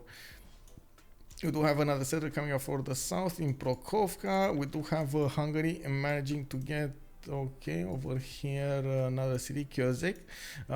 Never got re-levied though, so he, well, but at least he did manage to get our money in there. On the city over here, we do have Hungary upgrading all of those men at arms. Candy did manage to get the walls up, and it looks like it's gonna take a little bit of time until Rome will chew through that wall defense to take over the city of Candy. Till that time, we got Hungary moving north with the men at arms and trying to take out the units in between. We'll see if that's gonna be successful. We do have him revealing that he has caravels though, and of course Rome did just lose his ability to pre-build over here. He's going to need to hard build his caravels if he needs some more, and I'm pretty sure Noob64 did get that information from Rage. We do need to see if Spain is going to be interested in pre-building some more boats here. Of course, having the ability of freeing up so early will give him stronger boats, especially since both of them do have the animals. Ooh, guys, do you see also who got Rahendra though? I didn't see who got Rahendra. Did anybody get? I mean, it should have been, right? Somebody did get Rahendra. I don't know who though. Rome. Okay, Rome did get. Oh, that's bad actually. That is bad because Rome doesn't actually have a fleet. It's just, you know, like that makeshift fleet, and he's going to need to put a lot of production into these boats. While Fkdn is on 147 production, Noob64 did go over 200. He's on 223, and definitely has a lot more pre-builds to work with to upgrade into. The major issue is this one though. I do believe Gran Colombia pushing into Scythia is going to be an issue. It's slowly grinding, slowly getting there, but Mio needs to be on point with his buttons, with his repositioning of units and the replenishment of the units that are getting hit on the front line. These crossbows are starting to deal the damage, and I'm pretty sure he is going to try to keep them as healthy as possible. I think Australia is mostly going to try fighting Spain. No point in dumping gold into upgrading 2 people on the sea. Yeah, but unfortunately, I don't think actually Australia has the strength to do so. Like looking at Burrize, he's on 100 science, 91 culture. He does have mass production coming up in 1, exploration coming up in 1, and I believe he actually did reveal cartography. No, he didn't. Okay, so at least he can still pre-build the galleys, but why is he not choosing to do so? Anyway, he probably has a plan in mind. We do have on the other side Noob64 on 100 and 102 also. Much bigger military when it comes to his pre-builds. Still not getting more though. Anyway, we'll see.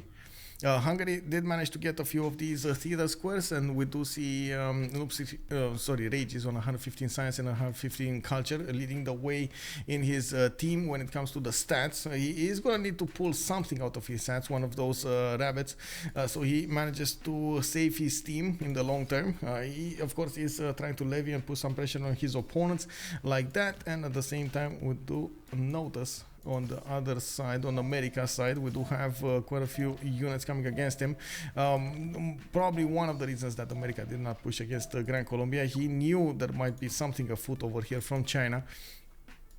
He saw the military build up, while Derios is starting to get a lot more points of science and culture up. This is gonna get more and more dangerous for Teddy Roosevelt to defend against this. He did manage to lose his second pen Russian voice golden age, never actually got a lot of culture to work with, but at least he does have 88 science.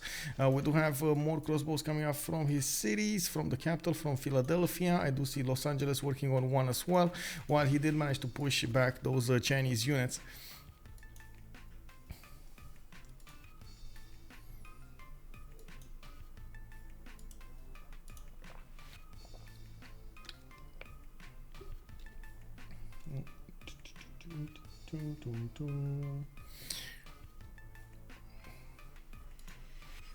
Wait, why did I? Oh. Okay, it's fine. We do see Gran Colombia is trying to push through Sherton League as well as Makeup. I did notice he's getting a few catapults from Cuenca, and he's gonna try to pressure a little bit over there. And Elifino 23, thank you so much for the follow, sir. Tesra, bună seara și mulțumesc. Thank you so much for this. We do have actually Mule starting to counterattack into this. He does have a few knights of his own, and that, as you can see, he did manage to just take over 2 of the units of Gran Colombia. Now, there was no counterattack into this line. I'm pretty sure that knight could go down. Etedir, thank you so much for the follow. Yeah, there we go. The knight did get taken down. There was a trade-off over there, but it looks like Scythia did manage to get upper hand on that one. He still needs a lot more units to work with, and of course, getting the crossbows to defend the city of Makeup is gonna need to happen as soon as possible. He needs to counterattack into the Gran Colombian units, attacking into him very quickly. I do see something extremely important. I'm not sure if you noticed, but the knights of Scythia do have 6 intel on opponent's movements. Very important, very important. That's extra 6 damage against Gran Colombia, and one of the reasons that Scythia does manage to keep up the defense and counterattack into this. Came from Potendo 7, I've been spam watching your cast on. Oh, thank you so much, sir, and of course very kind words. I do hope you enjoy the show. No approaching culture victory? No, not even close to it. Yeah, he defends this easily now with Exposed. Does look like that's exactly what's gonna happen. Scythia does also need to get a few men-at-arms here for the extra strength coming up from his swordsman, and I think he should be a bit more careful when it comes to leaving units unattended on the far side. I think he wasn't expecting that many units in the north, but anyway, it happens once, it happened twice. It looks like Mule is needlessly suiciding a few units over there. Oh, I shouldn't say sacrificing. I think sacrifice is a better word. It's like in chess, you know, sometimes you want to sacrifice a few units to get a breathe on or focus your opponent into something different. The culture, you're talking about the culture victory. Let's take a look. I don't think anybody's getting a decent amount of tourism, but let's take a look for the kicks here. We do have Philip II, Noob 64 on 24 tourism. We got Rage on 16. That's coming up from CoC. On the other side, it looks like Kublai Khan China, Derios is on 15 tourism, while Australia is on 12. Now that America did manage to defend his west side, it looks like he's repositioning a decent amount of units towards the north here, and probably Gran Colombia is going to be on the far end of that stake over there. Going against him are going to be American Knights with, well, I guess these could turn into Rough Riders. I do see Teddy going for metal casting and diplomatic victory, diplomatic service. He is probably going to need, no, of course, going to need to get ballistics for those, but those are going to be quite nasty units to work with, and Gran Colombia immediately is starting to put up a wall of his own units to defend against a possible attack here.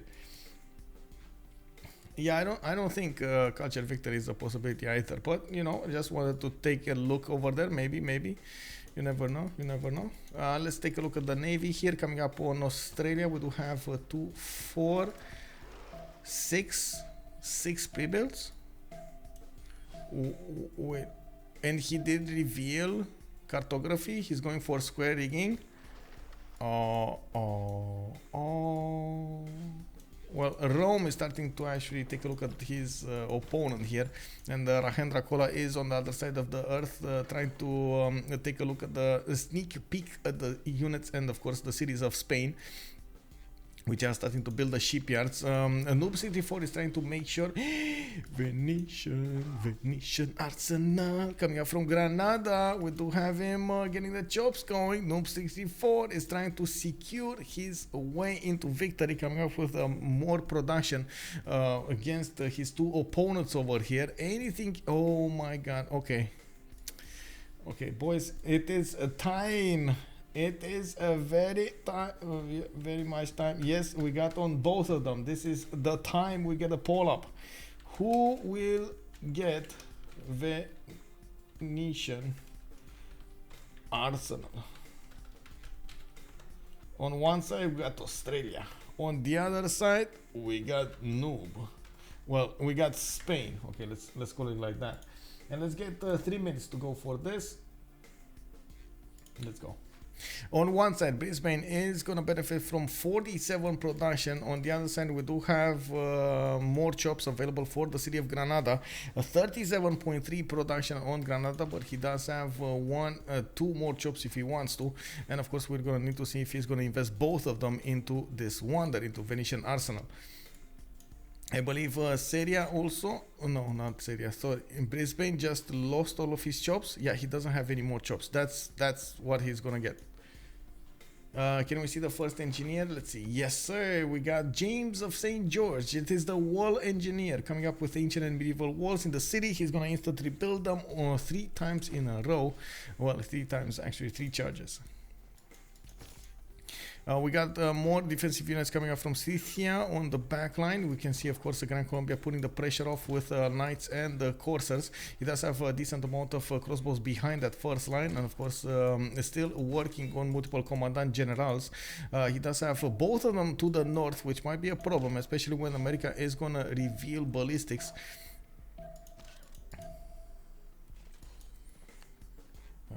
Where is Hungary at?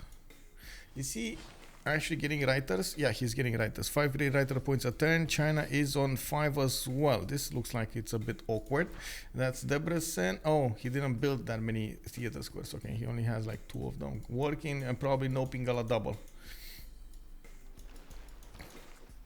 4 turns Brisbane. Let's see.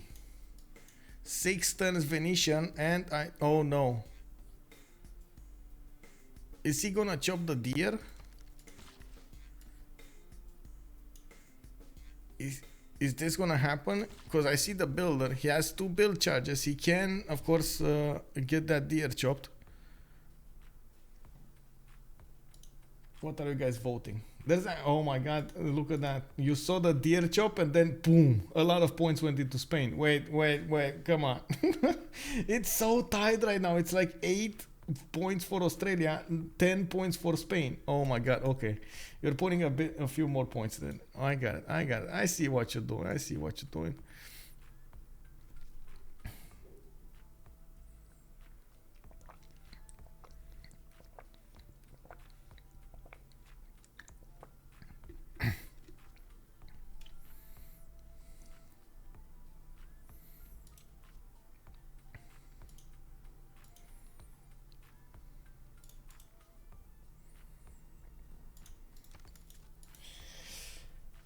Hey, good evening, Trojan man. Hello there. A noob may be able to win a 2 versus 1 if he does manage to get the Venetian Arsenal. Yes, he might actually be able to win a 2 versus 1, especially with the early fleet and armada ability on his. Oh my god, yes sir. We got Spain actually getting the lead over there with 12 points in the viewers' preferences. We do have privateer fleets coming out from Toledo. I do see he's getting more science to work with this. Privateer fleets. Okay, very nice actually. Interesting choice of going for the privateer fleets, but I like it, especially since his opponents are not actually building that big of an army here, but that big of a navy. A weak spot would be actually Rome not getting his navy out. We do have a few privateers going against Candy, 3 of them on the count with only 2 caravels, and I'm pretty sure he's going to need a lot more production to work with. Fkdn is trying to get the production up, going for industrialization. He does have 127 science, 119 culture, 183 production. And as we can see, he's getting his entertainment complex. Wait, oh, this is the industrial. I was wondering why it was there in the middle of nowhere. Let's see. This is gonna be a +6 industrial zone in the city of Rome. That is gonna be a decent amount of production there. Plus, like 50 plus production in the city is good at this point. How was your break? Amazing, by the way. You can see I put quite a few pictures on Discord. If you want to take a look over there, amazing scenery. And I did get my batteries recharged. Gonna start working on all of those other stuff over there. And we do have games coming up tomorrow, the day after tomorrow, on Sunday. We're gonna also surprise in the Sunday evening. We got quite a few things happening. I'm terrible about no worries, man, no worries. It's on Discord on my wildlife channel. I did share it over there. Did we see Colosseum show up yet? Yes, sir. It is actually over here on the city of Beijing. It did get built quite early on, and we did have a decent amount of culture points generated by Derios 27. He did put a lot of offense coming up against America, and as you can see, actually at the moment there's a stalemate between these four players. We don't have that much happening between the units of Gran Colombia and the units of Scythia. It looks like America did not actually choose to go. Wait a second. He's actually choosing to go for. Okay, so let's see the gold generation, because this is going to be important. We got Noble 104, we got Rage 140, Mule is only on 37, but he can upkeep his own army. And then it looks like Teddy is on the positive, not that big though, only on 12. On the other side we do have a Falcon minus 24, Burrize is going to be on 132, and Derios on 66, and Fkdn on 120. They don't have a major fleet to work with though, and Brisbane is going to be 2 turns away from getting... Oh my god. Guys, what's gonna happen? I know you voted Spain, but is this chop gonna be enough? Is this gonna be a 1 turn? Same turn? Is this gonna be a same turn? Where is Spain? Oh my god, Rome has the first slot. If he doesn't chop it now, if he doesn't have enough production to chop it now from that one, the Burrize finished it. That's it. Oh wait, that was Australia, right? That was Australia. Okay. Burrize finished it. How did he finish it half turn? Anyway, it is what it is. He finished it. He got it. He got it. Was that a chop? I don't think that. Oh, there was a chop here. Okay. That's why. He delayed the chop. Well, actually, we got a game going now. You know? It looks like the fact that Noob64 did not try to chop it, well, he just lost it. Good night, Desra. Well, Spain over here is gonna get another settler going towards the north. He did ignore the coast for a decent while, and of course you do see he's hard building as many of these privateers as possible. I do have him getting his Caravel Armadas, and from what I can see, he does have a decent amount of navy to work with. It is a bit of a problem that Australia over here, Burrize, is gonna get to work that Venetian arsenal. I do see. Of course, he does. He probably has cartography. He already upgraded most of these caravels, galleys into caravels. We do have him on 200 production, a decent amount of production to work with, and we do see him getting his outback stations. Oh, this is a bit of an issue here. I'm pretty sure Noob64 should have attacked a long time ago, but of course they do need to invest a lot into this attack. And from what I can see, Spain, when he's gonna start to fleet up these units, that he's not gonna remain with a lot of them. I'm pretty sure. Oh, these are privateer fleets, but for some reason it's not actually. Yeah, you can see it's not actually giving me the 2 stars over here. That's really weird. It's very confusing. Take a look over here. America. Maybe they're gonna try to do this at the same time. 3 turns for bastions. Like why are they delaying this so badly? We do have Scythia also managing to push back most of the units of Gran Colombia over there. He did manage to... Oh, I see. Mitla's going down. Noob64 does have that one. It looks like Scythia's units are going to need to go north to help out the defense. Mitla is actually going to get the fortification health to hold for some time now. They're still on 42 at the moment, and he's dealing a decent amount of damage. We do have Scythia with an opening to go against the remaining Gran Colombian units. If they do get into the crossbow line, that's gonna be very scary for Gran Colombia. Those are a lot of strong units. Oh my god. Oh my god. Wait, why is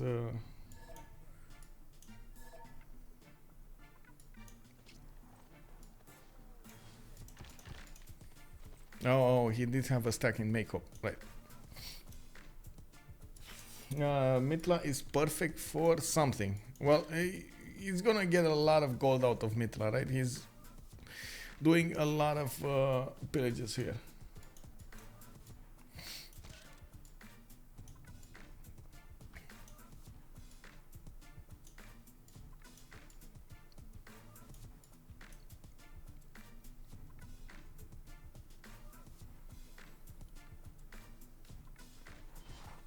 Mitla is perfect for Saint Basil. Basil, yeah.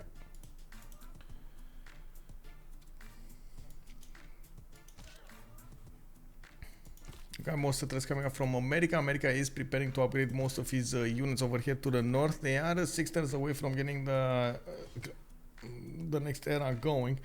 And of course the medieval one will finish. We do need to see what's going to happen in the Renaissance one. We're probably going to see a lot of attacks going against Gran Colombia, while Falcon just didn't manage to get a lot of science out. He is still going to manage to get to military science, coming up with the option to get all of those very nice units.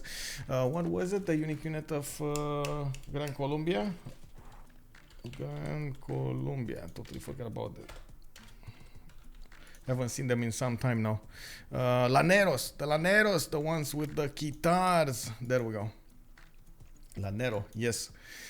We do need to see also if Australia is gonna get the support help of Rome over here. It does look like, of course, Rome still working on the shipyards, and he did manage to take out the Candy. That's gonna be one less city state that Rage can actually use to get the levies going. And from what I can see, we do have Australia turning those caravels from his cities. This is extremely dangerous. If he keeps going, it doesn't like Spain. Oh, actually Spain turning caravel armadas. Whoa.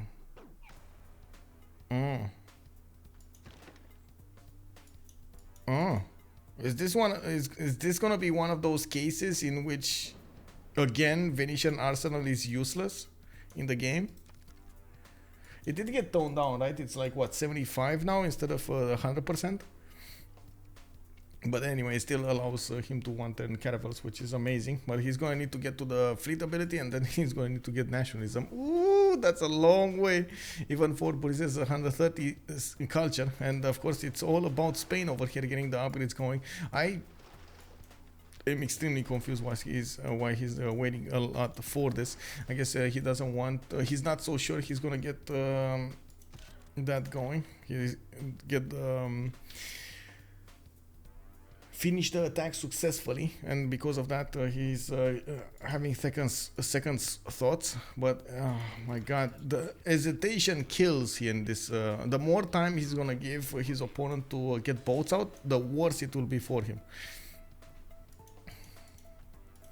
Does have one caravel armada going for the attack here, and he's gonna force some moves from Australia. Sulf, also good evening, sir. But the double is the double L is Lanero, is a Y sound like ya, is a Y sound like ya. So you're saying it's Llaneros? Wait, it's actually Llaneros? Interesting. I do wonder what they are doing, fighting with those guitars, but they are bong their enemies on the head with the instrument. Yeah, that would be funny actually. Let me actually see what it does sound like. Llanero. Oh, it is Llanero. Llaneros. Hey, good Abend, Paul. Hello there, and thank you so much for the confirmation over here. Thank you. Frisbee 3 Monk Wars, they play Wonder Wall until their opponents bonk themselves to escape. Yeah, well.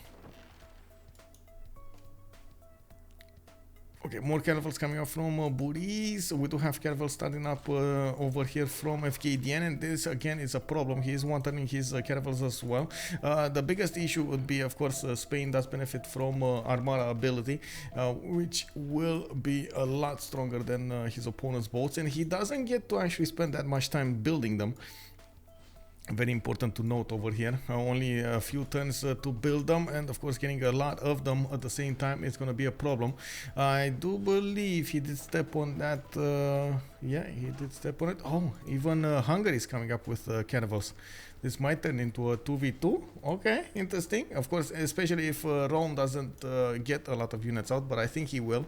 We do have Derios on decent amount of science, just like Rage. They are mirroring each other when it comes to the science. 175, 168. Culture is 159. Rage is on 146.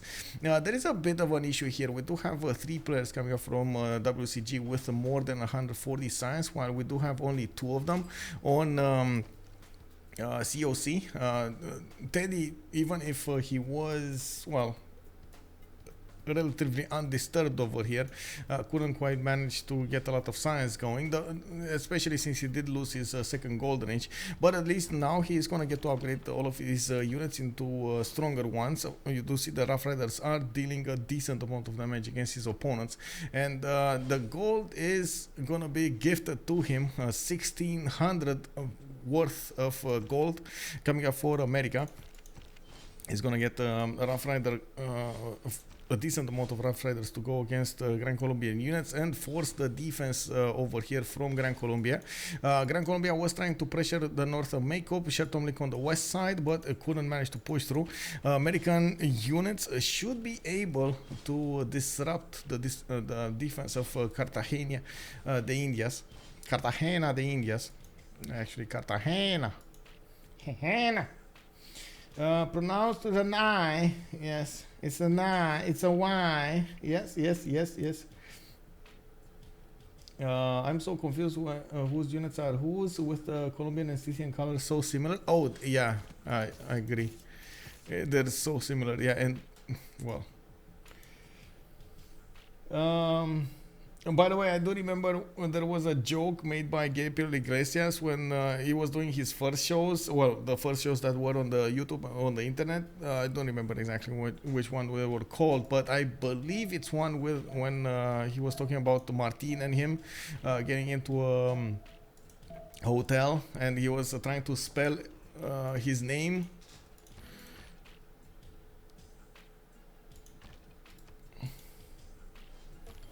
Let's actually take a look what's going on here. Oh my god, that Llanero didn't need to move out of there as quick as possible. We do have field cannons starting to arrive here, and of course we do see the first victim of this attack. American units are getting really close up and personal with the Gran Colombian units. Llaneros are starting to finish from Bogota, Cartagena, the Indias, and Maracaibo, while more units are getting promoted in the city of Philadelphia. A lot of them need to move towards the north here, and they're gonna need to make way. I gotta say, even if there is a lot of open land here, it's gonna be a problem getting in there. And we do notice America is gonna get an advantage here, talking about that hilly terrain. Very nice, very nice. Rough Riders should benefit. Yeah, they do get the +5 from the extra hill and the +5 combat strength for melee attack units. He's still in a dark age. Is he gonna remain in one? Oh, he's going. Oh no, he's gonna lose that. He's gonna lose that. But still, he could have pressured. If he stayed in a dark age, he could have still pressured the Llaneros. Well, I also noticed Victor did get moved to the south. Cuenca was not that important anymore to defend for Scythia. Boats. We got Noob getting those kind of armadas, and it does look like Australia did get to fleet up. Okay, not bad. 85 strength against 78. Okay. But so many of them are coming out. This is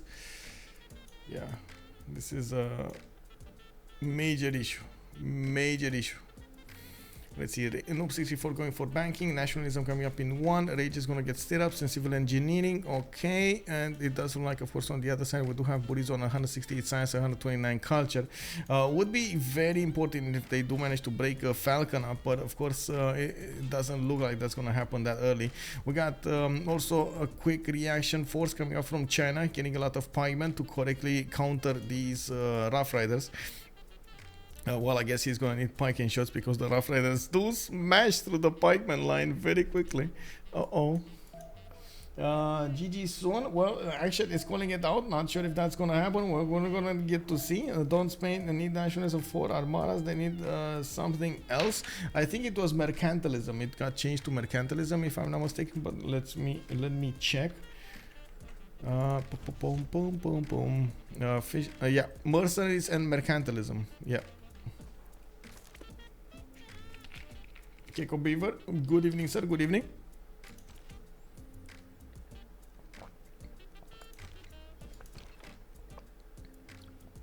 America will need a lot of support help from the field cannons if it has if he wants to manage to breach through. And of course, as you can see, he is trying to triple tap his opponent. Even if they are Llaneros, he should be able to, with the full strength Rough Riders, to attack into this. We do have him getting more income training projects and definitely trying to get one of those generals, industrial generals. He's gonna need at least 2 projects if he wants to discover, recruit Anazinga, a Renaissance industrial general here.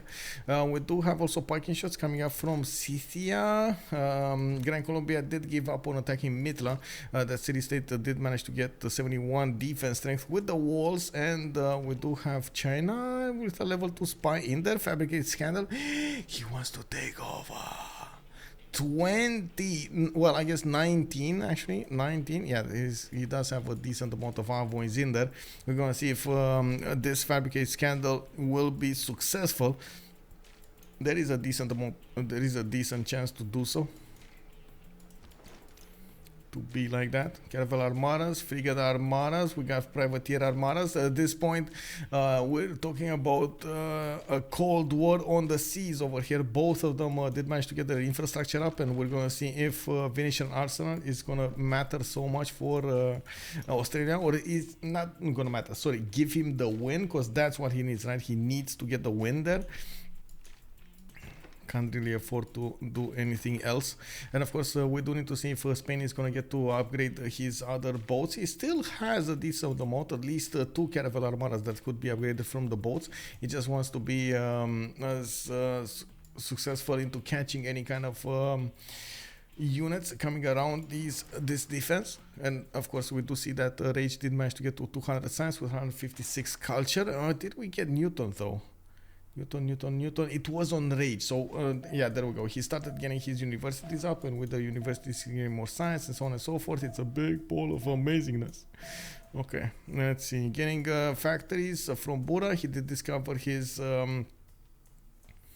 industrialization. I see he's getting a spy out, but still doesn't affect the game that much. Well, he couldn't affect the game that much with his ability to levy units. A bit of a, I would say, a bit of a lost opportunity there. We got a few more caravel fleets being upgraded. Whoa, this is, I don't know if I ever saw that smoke.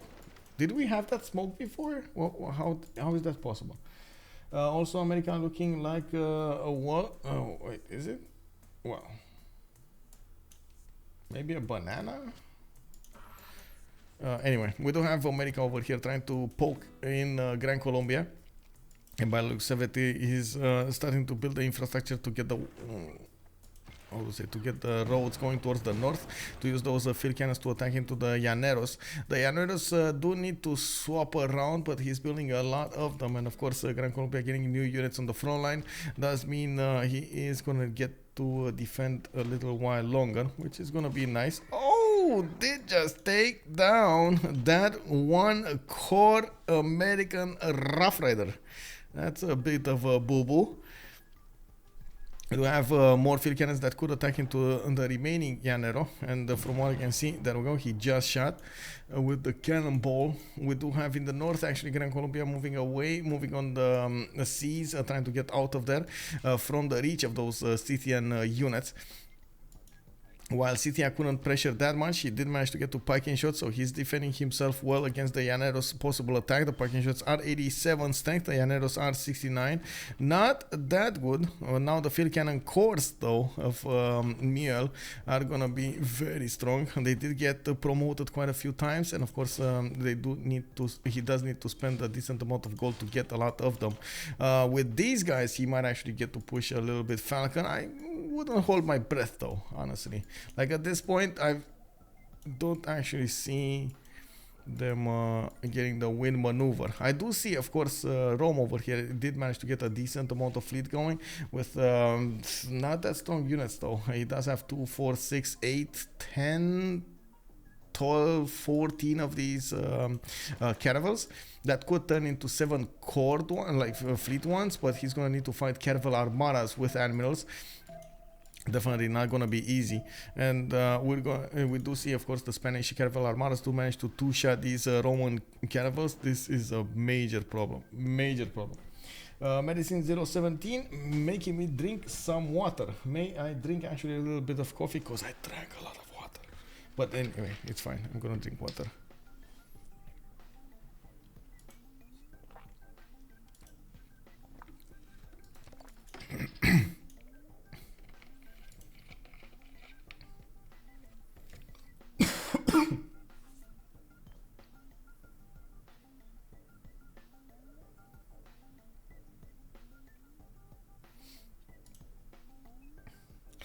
Spain and Rome color, such a pain to distinguish. Yeah, well, I mean, it's the same with Scythia and the Gran Colombia, right? It's just a pain all over the place. But we're gonna have to make do. We're gonna have to adapt to this. You know, it is what it is. You do have more American rough riders appearing on the front line. Of course, Gran Colombia did replenish his Lanero that got taken over, and he replaced it with another Llanero. We do have field cannons starting to attack those lines, and you do see that taking chunks of health away from the Llaneros. Okay, Gran Colombian and Camel coming up from Maracaibo. We do have intelligence agency from Bogota. Okay, very nice. Llaneros coming up from Cuenca. Okay. Taking a look on the east side over here. Fkdn Armadas. Okay. We'll see how this develops here. Really looking forward to see how when the actual war starts. That's you know the point that we're gonna need to take a look at how it will evolve. We do have Burrize actually going for factories. Interesting choice to go for factories here. He was already like one-turning his caravels. Well, not gonna make more of them, but he's probably gonna need to start making caravel fleets and maybe later on armadas. So that will require a decent chunk of production. We're going to need to see if it's going to be enough for him to outproduce Spain. Spain over here already one-turning those frigate armadas from the city of Madrid. Oh my god. Okay, well. When will Noob feel strong enough to go against his opponent here? That's the biggest question. Well, will Noob be strong enough, feel strong enough to go against his opponent? Rome did stop to build his navy, and of course Spain is starting to poke a little bit against him. He's revealing his cookies, and we do see, of course, with the privateer fleets. Oh, he's baiting them. Let's see. Preserves. Nobody going preserve. Me and me. Hello again. I go A.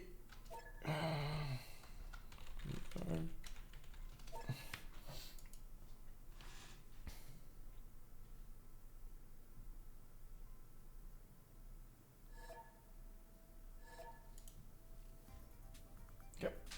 Give me a minute. Let me actually finish this. Boom. Give me a minute.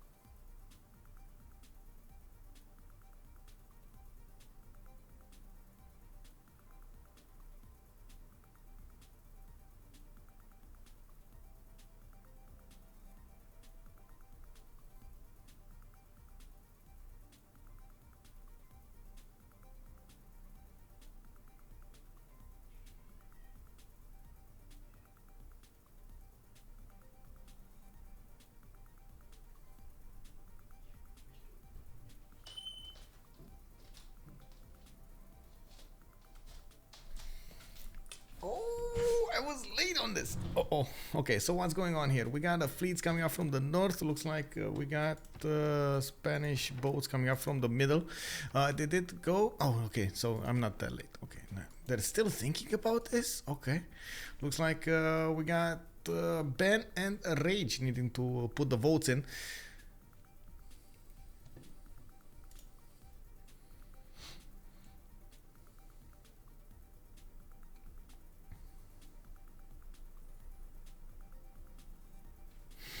Okay, so let's see how this is gonna develop here. Looks like we got Fkdn coming up with those boats on the front line. We got Burrize from the north, getting those in a line, trying to focus on the Spanish units. Of course, Spain will need to come up with his frigates, and he's gonna get discovered actually by Australia. Australia will know there are no new units coming against this. While I do believe actually Noob 64 is trying to bait out the navies of his opponent to see what they have. He's starting to have a decent amount of vision over his opponent's boats, and as you can see over here, did manage to take a look at the core units of Rome. Now he's gonna see the Australian boats from the north, and he is able to withstand a lot of damage from his opponent. This is one of the major abilities of the Caravel Armadas. You can withstand a lot of damage even if you don't quickly take out your opponent. You can definitely slow it down. We got more frigate armadas coming up from Noob 64, getting privateer armadas and caravel armadas all at the same time. He's starting to also couple up ball. Get his army in a ball here, his navy in a ball, death ball. We're gonna need to see how fast he's gonna manage to do so, and of course if he is gonna be slamming into his opponent's fleet all at the same time.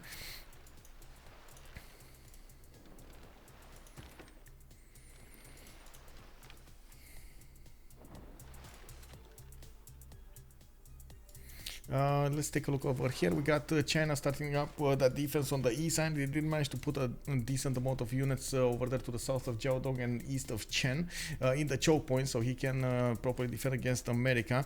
Now, while America is slowly pushing through the Gran Colombian Llaneros, he's not actually doing a decent amount of damage to punch through. Of course, we do have a lot of Llaneros on the defense of the Scythia, and from the north, Scythia does have his own issues to go against the Llaneros. And now with the field cannon cores and the level 1 actually field cannon cores, he can two-shot the Llaneros relatively easily. It's a bit of an issue going against the city centers though. It's going to take a while until he chews through that defense of Cuenca. He's going to need his own stronger units to work with, but at least he's going to have night cores to cuirassier cores. Well, night cores to upgrade into cuirassier cores. We still don't know exactly what Hungary is gonna do here. The fact is he did settle an insane amount of cities. He's actually on 2, 4, 6, 8, 10, 12, 14 cities right now. And of course we're going to need to see what he's going to choose to work with. The easiest thing is he's going to generate a lot of gold. We do have at the moment a lot more gold generated by CoC versus what we have from WCG, and well, both of them do have a strong army to work with. Yeah, now Spain is starting to put those boats to work here. Unfortunately, he didn't upgrade all of his galleys. He could have actually used this to his advantage to get a lot more of these armadas out, but I guess he does prefer to have the vision, and he's using them as scouts, using the galleys as scouts. He is hard building as fast as possible these frigate armadas anyway. I guess it's not that big of a deal at the moment for him. Let's take a look at what is going to happen in the yield stat, by the way. Since we did lose the Penetrative Voice, Free Inquiry, Monumentality and so on eras, we're starting up in the third era. We do have a few changes over here with Miel coming up with Dark Age, 99 Science, 52 Culture. Teddy Roosevelt is an Heroic Age, but he's gonna get more gold here from the Coinage. Monumentality, sunt Dracones, not gonna get that many benefits from this Heroic Age. We got Rage in a Dark Age and 229 and 134 Culture. Noob in a Normal Age, unfortunately for him. Both of them do have a lot of production, 383 and 385.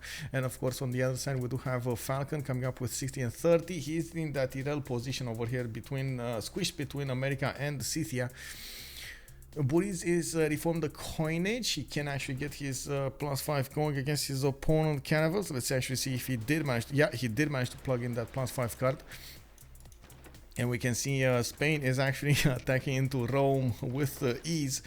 He's not going to get counterattacked that easily by his opponent. He knows that, so he did manage to take down one of the boats of Rome.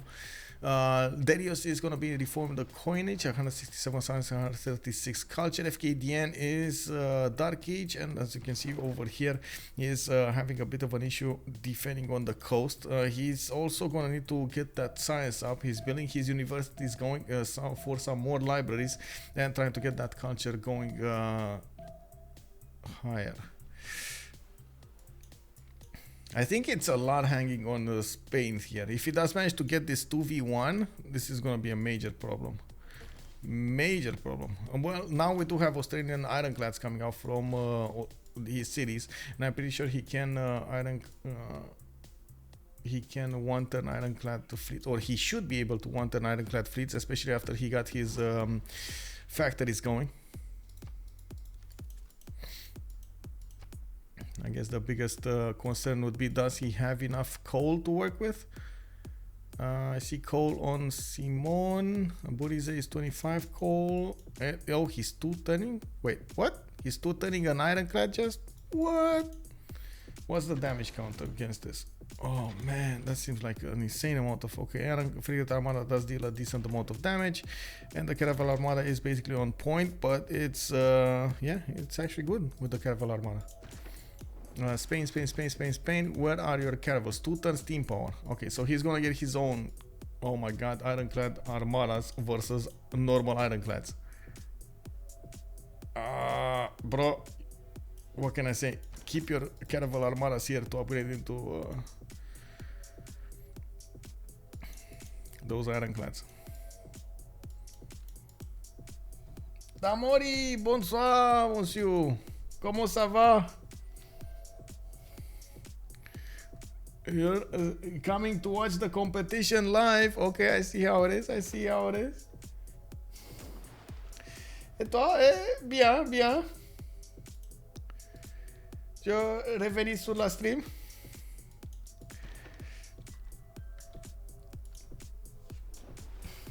T'es chez ta place pour la Sivlan? Non, maintenant.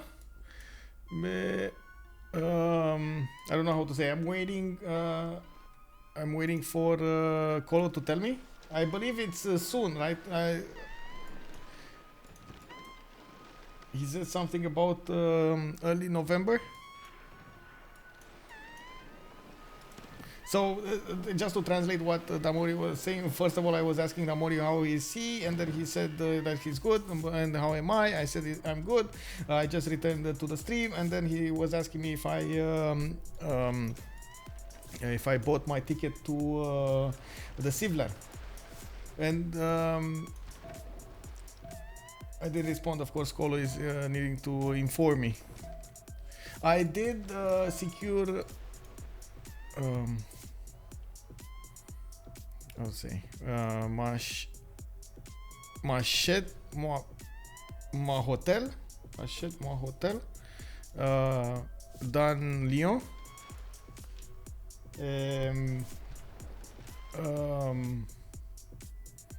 and I need to get my plane ticket soon. I'm waiting for the list. I'm not actually doing it myself. I'm doing it with the help of some. Oh, nice, a chance to practice. I will be in Strasbourg from Friday to Sunday. Gotta just to speak in French. Oui. Actually, this is good. Oh my god, I can't wait actually to put some French into action. Some of my French into action. Just finished the CoC versus Suomi stream. What happened to the 2v2 you were gonna stream? Hello there, Pocket Aces 007. My 2v2 that I'm gonna stream. Wait, what? You mean the finals? Well, it's gonna be online. It's actually uploading soon. Tomorrow I'm gonna upload it, and you're gonna see it in the next week. It's gonna be next week. If you're talking about the CCC 9, it's gonna be there. Sir. Just takes me a while to upload them, and YouTube needs to process them. They're quite long games, like long streams. Okay, so we do have Spain actually managing to push back the Roman units. You do see Rome is going to need to upgrade his own ironclads, and from what I can see, Australia is unfortunately, oh man, is having a bit of an issue here with Spanish boats. The Caravel Armadas are definitely chewing through the Australian defenses much quicker than he actually gets to replace them, and we do see he's trying to hard build these ironclads. Unfortunately, he can't get the ironclad fleets fast in time, and we do see Spain did manage to sneak in one of those privateer fleets in the cities of Australia, trying to pillage a few tiles, maybe see what's going on here, get a hold on the information. We do have actually Spain also managing to get his own steam power soon enough in next turn. Big surprise over here, even if he does have a few armadas, and of course he does hard building Caravel armadas from his cities. We're gonna need to see. Oh my god, ironclad armadas are just gonna stomp the navy of Australia, aren't they? There's like, what do you think? Is this ever gonna be a win for Australia? Can he actually win against this? The micro in that naval Australia versus Spain, yeah, it's awesome. Noob over here is trying to buy as much time as possible. Of course, Burrize did manage to counter into this, and as you can see, Noob 64 is dealing quite a bit of damage. He just got traded, by the way, a Caravel Armada for 2 units. I'm not sure if that was worth, but of course Noob 64 is gonna try as much as possible to dwindle his opponent's boats, and he does have a lot more boats to work with, and this is a major advantage. Of course, we do see the frigate armada starting to come online, and they are going to start to attack us as much as possible against his opponents. Okay, let's see the southern fleet starting to work with. Fkdn is trying to pressure with ironclads coming up from the east. That is gonna catch off guard the fleet of Spain. He was trying to go for the north here, and maybe he's still gonna manage to take 1 or 2 boats of Australia, but he's gonna lose his ironclad armada, Caravel armadas against this. Now, while I think it's more about buying time than anything at this point, we do have Noob 64 with a decent amount of ironclad armadas that can be upgraded here, and he just needs to spend a lot of gold to do so. We got Noob on 604 gold in the bank. He's gonna need to spend 435 on one. I think he doesn't have the minus 50% card. Yeah, he doesn't have the minus 50% card from mercenaries, so that's why he's spending so much gold. So it's still gonna be like 200 something gold. Should be able to actually spend get like 3 of them. It's fine. Not to mention he's gonna hard build a lot of them to come out of his cities.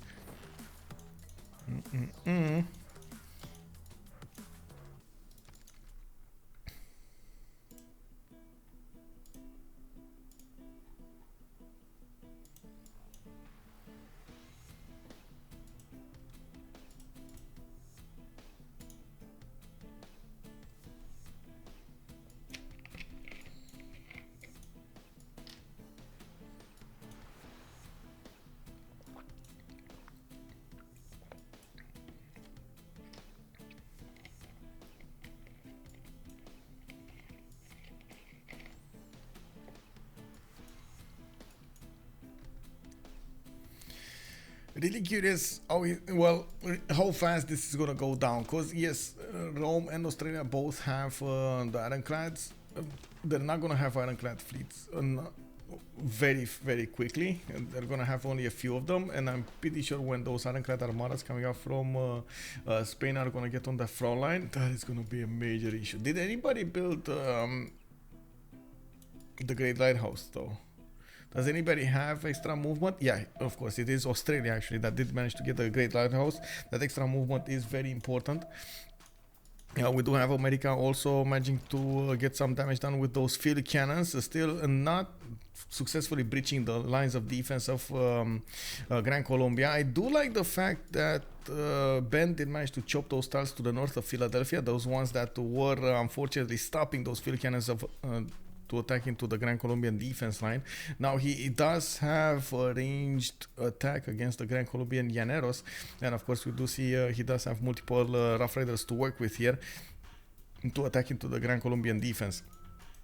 We do have also a decent amount of army coming up from Scythia to the east of Cuenca. They're gathering over here to attack into that city center, and at the moment the majority of the Gran Colombian force is just behind the line of defense of Cuenca, not really wanting to move forward that fast.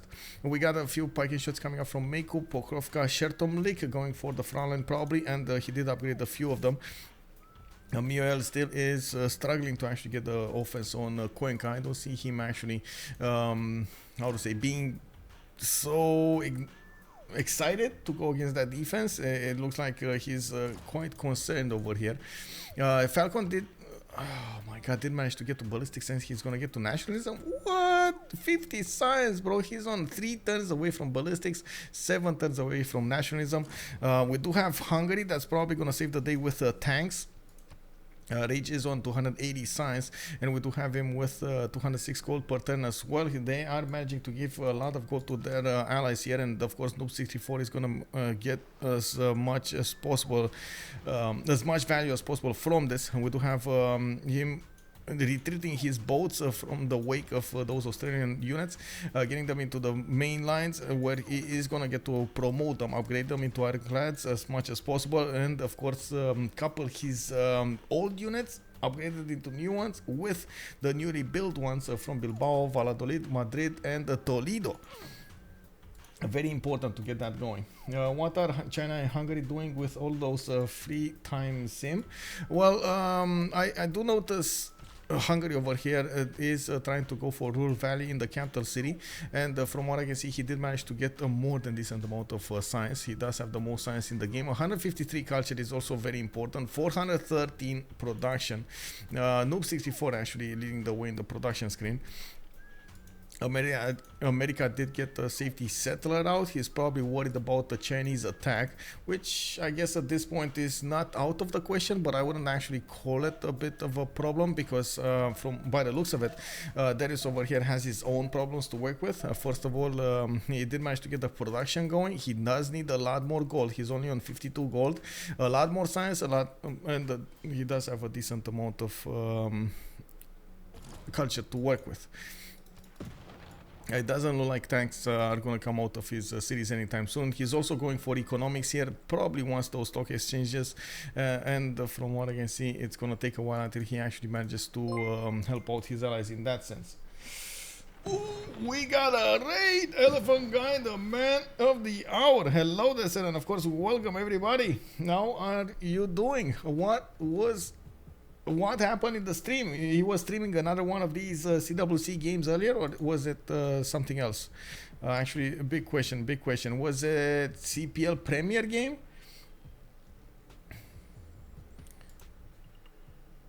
Of course, big shout out to Elephant Guy. If you guys don't know him, he has been streaming for quite some time in the CPL Premier League and the CPL Qualifiers.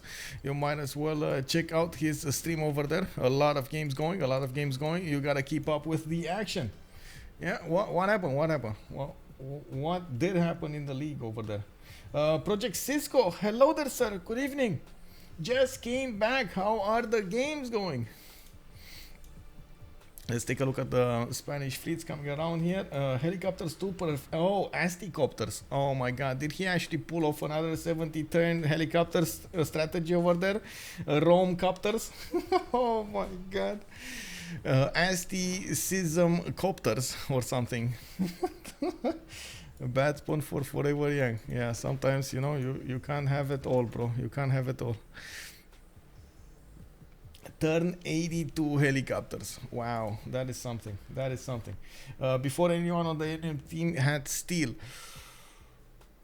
Oh, that is nasty. I do see the more time it takes, the more time goes on. Of course, the Gran Colombian line is starting to crumble here. We do have a lot of field cannons starting to attack his Llaneros. And oh, we got a primer. Project Cisco, thank you so much for the prime, sir. Woo-woo. taking a look at what's going on over here, of course, Falcon did notice to the north he has a few problems, and of course, oh my god, oh, my heart is going boom, boom, boom, boom, boom, boom, boom. 5 tier 1 gifted sub. Thank you, sir. Thank you. We got Zone That Sky, Alanix95, we got Omarico, Sassy Gamer Lady, and Lukang 319 getting those subs. Thank you, sir. Thank you. Tibero Barbaro, hello, sir. Good evening. Yeah, finally, we do have the attack coming up from Scythia going against Gran, Colombia. Looks like those Fkdn cores are going against. Oh my god, we got another 5 dropped. Grams to the meat. Coming up with 5 tier 1 gift of subs. Thank you, sir. Thank you. Who do we have here? Who do we have? We got Reponan, Keko Beaver, TKL1341. We do have Click It 223 and Gerukshan. Thank you so much. Thank you so much. Says the gamer lady was in the Civ Give last year. Yes, she was in the Civ Give last year, and she has kept on streaming, even though she did stream other games. She's still holding strong to the meat of the things, of course, Civilization 6. This community is amazing indeed. Yes, amazing indeed. Elifino just got subbed to Bob 17 Gifter 1. Thank you, sir. Thank you. We do, of course, notice Muriel is starting to push through the lines of defense of Gran Colombia from the city of Makeup towards the city of Cuenca. Those Philly cannon cores are not getting disrupted that badly by the wall defenses, and of course the pike and shot cores are doing a decent amount of damage against the remaining health of the Llaneros after those Philly cannon cores are starting to did manage to get their shots out. The Philly cannon cores of America are also pushing from the south towards the north. They are trying to take down the units that are least defended. Of course, you do see the Marshall, for example, is applying a bit of a penalty over there on the Llaneros, and America is trying to make the most out of that weakness. We do see a lot of Chinese units coming up on the west side, and maybe he is going to try to get some Cuirassiers going to defend or attack into the American line, since America did manage to cross the borders here into Cartagena de Indias. Oh my god, we got a hype train close. Okay, I see how it is. 100 bits. Thank you so much, sir. Thank you. Tooth Pies is another Civ Give planned. Yes, sir, it is planned. We do have quite a few surprises for you, and I do hope you guys are gonna keep on following, because definitely we will have a bigger, better, stronger Civ Give this year. Okay, there we go. China just upgraded his Cuirassier course. He can slam from the west into the American line of field cannons, which is gonna be a problem. America will need to put strong units to defend against this, and I don't think he actually sees this happening. Yeah, he does not have vision on Jiaodong's borders, and where those Cuirassiers did get promoted. He might actually end up with losing 1 or 2 of these field cannons to that surprise attack. On the seas, we do have submarine armadas coming up from Spain. You can see he's also getting a lot of more frigate armadas to work with, not to mention his ironclads. He is okay. He's gonna need to end up going against the Australian lines of defense, while both Australia and Rome will need to get more of this coal going. This is gonna end up on how much coal can they get. We do have actually Noob 64 on 9 coal. Oh, actually, I see Burrize 19, Derios 65, Fkdn 30. That's a lot of coal on their team. I think it should be enough. Toothpie is asking us when will the Civ Give be. I think it's gonna take a while. We're gonna get there, but we're gonna get there when we get there. Toothpie, I don't want to actually overstep my place and announce it beforehand.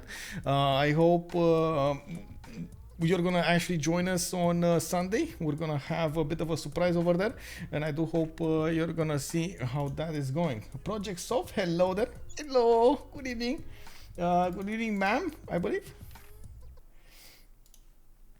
We do need to see, of course, what's going on over here on Australia's borders on the west side of Sydney, Perth, and Brisbane. We do have him getting all of that fleet. I'm actually curious if he's going to go for the ironclads upgrades. A bit of an issue with the gold generation. You do see at the moment WCG is full out of gold. Doesn't have any more gold. We got Falcon 46, we got Burrize 0, we got Derios 0, we have Fkdn 0. That's a problem. Hey, thank you so much for the follow, Sof. Thank you, ma'am. We do have seaports coming up from Canberra for that extra coal per ton. In BBG, this is actually something that we don't get to talk about that much, but in BBG, you do get certain buildings built in the harbors, in the encampments that give you advantages when it comes to wait, not the seaport, wait, what was it? But it was this one, wasn't this one? I believe. Oh, did it get moved on the shipyard? Oh no, wait. Oh yeah, it was moved on the shipyard. I'm sorry about this. It was moved on the shipyard. Now the shipyard gives you the 1 coal per ton once discovered. The seaport was made a bit too late. Well, I guess he's going to need a lot of shipyards built, and of course he is building them in Sydney and Brisbane. This was done in the last version of the BBG, and of course, as you can see, it did affect quite a bit the amount of coal that they had. I do notice, of course, America starting to breach through the defenses of Gran Colombia is going to make quite a bit of a difference over here. They're going to need to do something to get back on track over here. Of course, being pressured from the north by Scythia and at the same time from the south by America. Gran Colombia's ability to defend himself is kind of stretched thin. We do have units coming out from, or could come out from China. I'm quite surprised we don't see him actually trying to pressure a little bit, especially for the field cannons. That would actually stop at least 1 or 2 turns this attack against Gran Colombia, allowing him to get more llaneros, replenishing the ones that got damaged and so on and so forth, basically giving him some breathing room. We do also need to see, of course, what Hungary is gonna do. He did have a few units going here. Okay, not gonna do that much. Is he pre-building anything? No, not pre-building anything. He's getting Big Ben, did manage to get the Rural Valley. Looks like he's starting to acquire a decent amount of tourism, although I still don't believe we're gonna see any kind of tourism victory here. We did have some talks, but it's only 29 tourism per ton. It doesn't feel like he's going for anything like this. In the World Congress session, we did have Noob 64 lose 2 diplomatic victory points, and as you can see here, Potala Palace is getting built in Győr. And that's the city from Hungary, and from what I can see here, Matthias Corvinus only has like 3 out of 20. Definitely doesn't look like he's gonna be strong enough for him to get a win like that one. You are the Cisco trainer, I hear. Oh, thank you. Yes, I am. Yes, I am.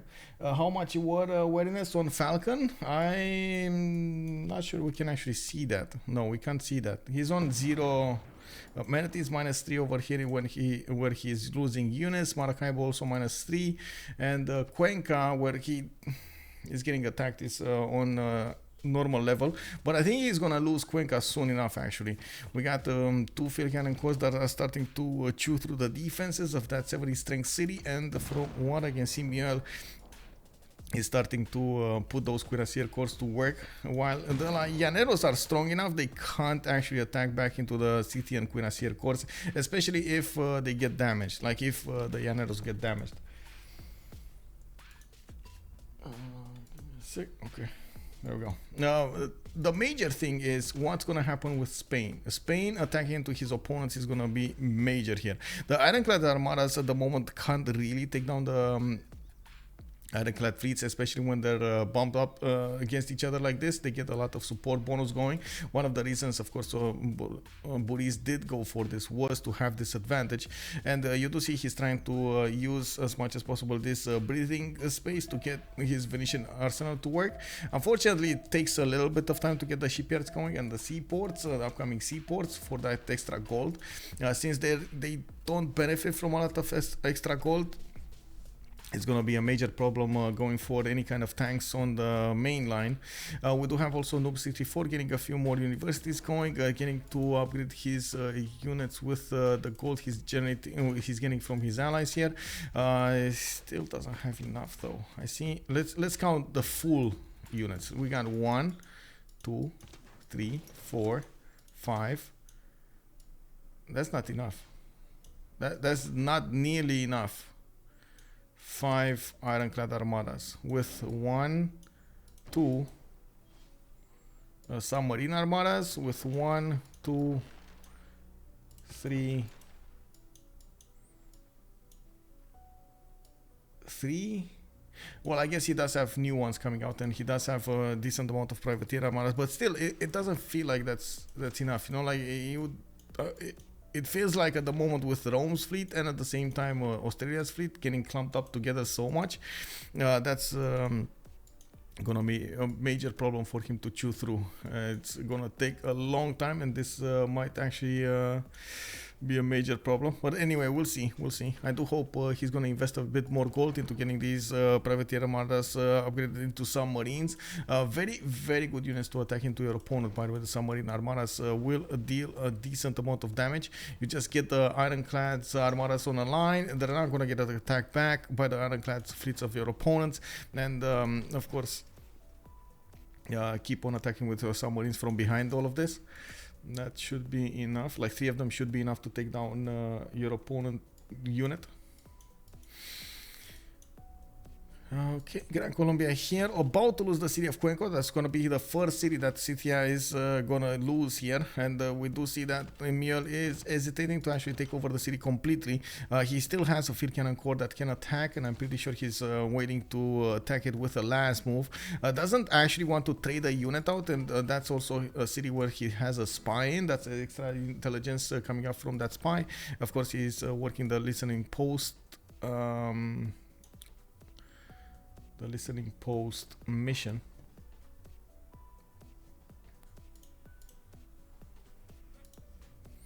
Wait, whoa. How much do you think they will raise or keep Falcon cities? I think Scythia is gonna keep them. Yes, I think Scythia is gonna keep them. They're not bad cities, actually. He does have a decent amount of science coming out from the campuses. He did build an industrial zone that's gonna be a +3 over here. He's gonna get an encampment. Not bad. Of course, it's gonna take a while until he actually takes out all of the Gran Colombian units. That's gonna be an issue. I don't think it's gonna be that problematic. And the closer he gets to China, it's gonna be good for them. They're gonna actually force China into getting tanks and or trying to get a defense going. And as you can see, China is not really ready for this. Only 200 science, 200 culture, sanitation coming up in 2, mass media in 4. The good thing is China did counterattack, and America is starting to lose units on the west side. Realized immediately that he's going to need to put some units to defend himself here. And as you can see, he is trying to get his field cannons as close as possible, but safe as possible to the front line.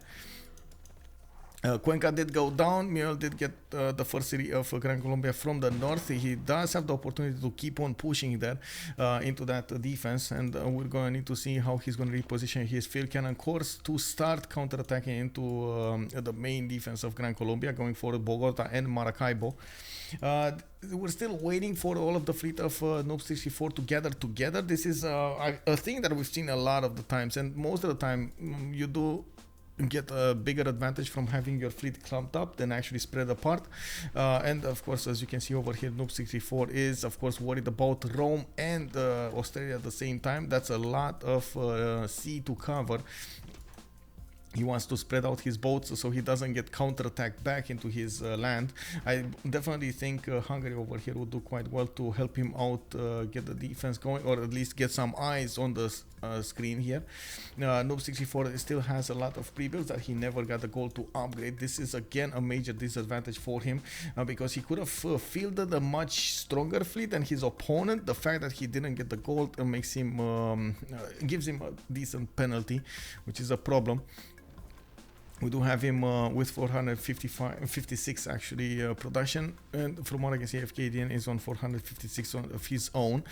He is getting water parks. Why is he getting what? Well, I guess it's fine. It's fine. He did have an entertainment complex with an arena here. Well, it's fine.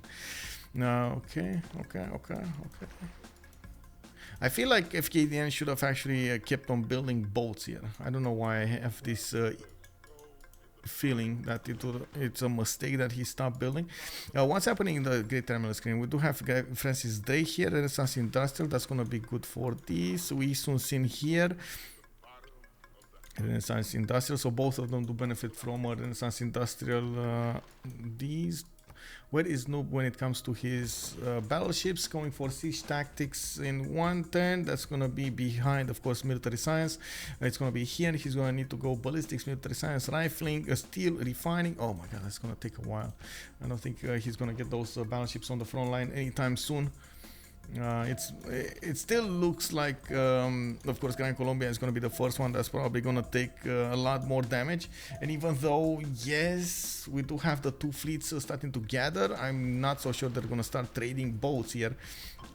Noob 64 is going to try to use his submarine armadas coupled with his ironclad armadas to take it out his opponent. And we can take a look here in the ironclad fleets. You can see they do deal 99 damage against the ironclad armadas of Spain. This is a major problem. Actually, major problem. Australia just does have at the moment the same strength with less promotions, which is major problem. Wow, trashing power like that. Oh no no no, why are you trashing power? You gotta get the power. Use the power. Okay, coal power plants coming up from Granada, and of course that's going to give Noob 64 more production here. Still needs a lot more gold to upgrade his units, but you do see they actually they are starting to get gold on the Rage, and they're not actually getting to use all of that gold. And from what I can see, Altheia's units that wow, they are being put quite close to the American units, while America, yes, he's starting to chew through the defense of Gran Colombia, is not actually sacrificing any of his units. He's using his field cannon cores to deal the final damage points on the Gran Colombian units, and of course getting more general points out of this. He did manage to also get to nationalism. You can see most of the units did get cored up here, while Derios is getting quite close to his combustion. He's on rifling one turn. He's probably going to want to get steel. He's going to need to get refining, and then of course combustion. Not close enough though. Chemistry coming up for Leach. He's on 277 science, 182 culture. Fkdn is also starting to get a decent amount of science going with a lot of production. We're going to need to see how this will change. Of course, Rage getting to use from an earlier stage of the game, getting to use his research labs. This is going to be a major problem for his opponents. Oh my god, Casa de Constatación. Anything interesting? No, it's like totally useless. Actually, only 3 governor titles. We got him with Oxford University coming up from Debrecen, and this is amazing, man. I guess, or normally it would be amazing, but that's only a 37 science city. That's not that big. Yeah, 38 actually. Buda is on 42.5, and that's a magnet city. Getting Chicken Itza from Kuzik. Oh my god, Rage, bro. You're gonna go crazy here. A lot of culture will be generated by that one city. Chicken Itza does give you extra culture from each of these rainforest tiles, extra production. Oh, this is gonna be so good. It's gonna be, he has like 1, 2, 3, 4, 5, 6, 7, 8, 9, 10, 11, 12, 13 tiles that he's gonna get to use with 2 culture each. Yeah, that's one of the greatest chicken pizzas I've seen.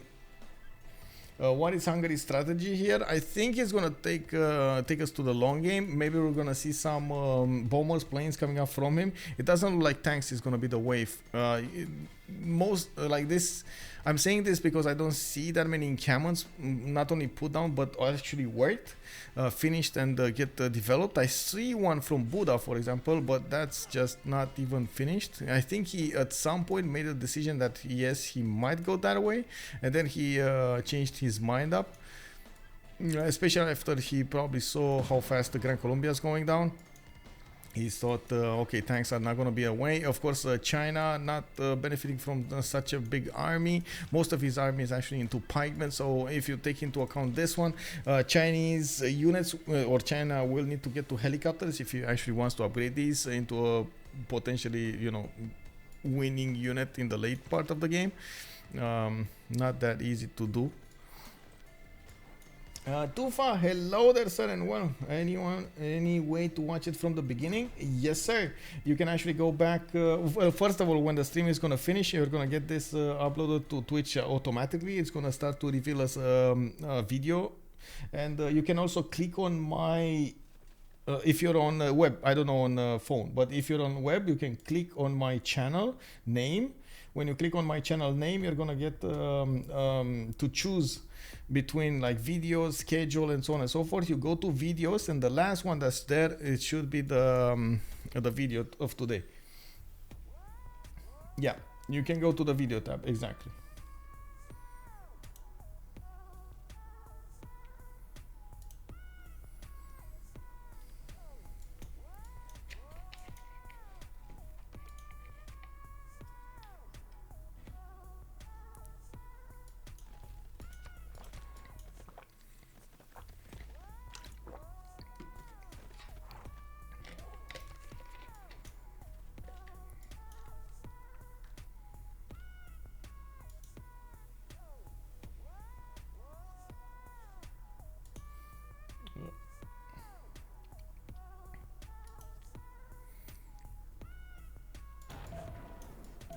Alright, so now that many units remain from Gran Colombia to defend against this. China is starting to get his armies out, and he did put the stronger one on the east side. Looks like Ben is doing Monka. What is Monka? I guess he's getting closer to Cartagena de Indias, and he's doing the Monka.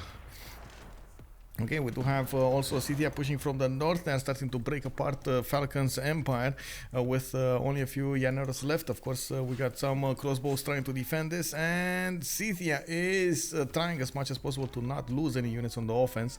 He does have very strong field cannons to work with, and this does give him sometimes even the chance to one-shot the opposing army. We do have... Wow, okay, so it looks like the Spanish fleet was forced to, or was it forced?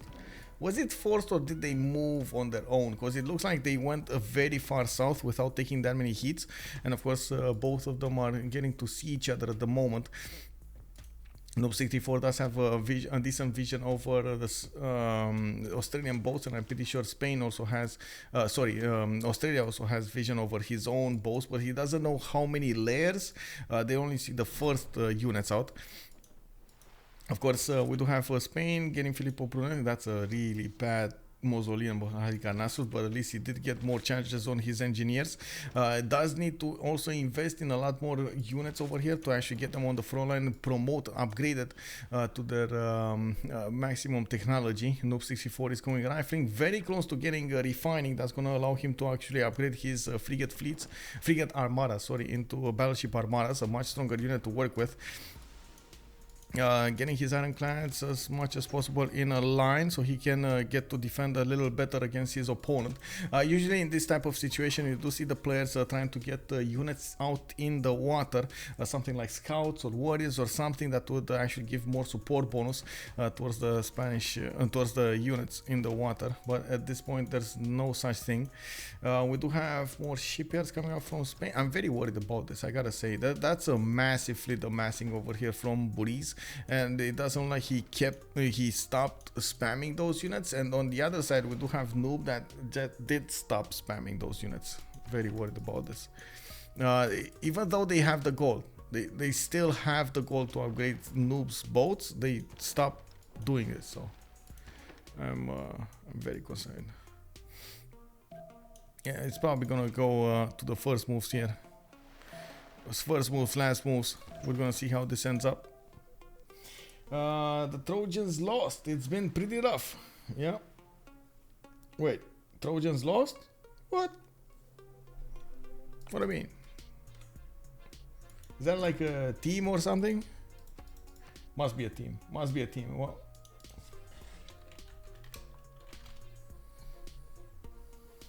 Are you talking about USC Trojans? From the University of Southern California?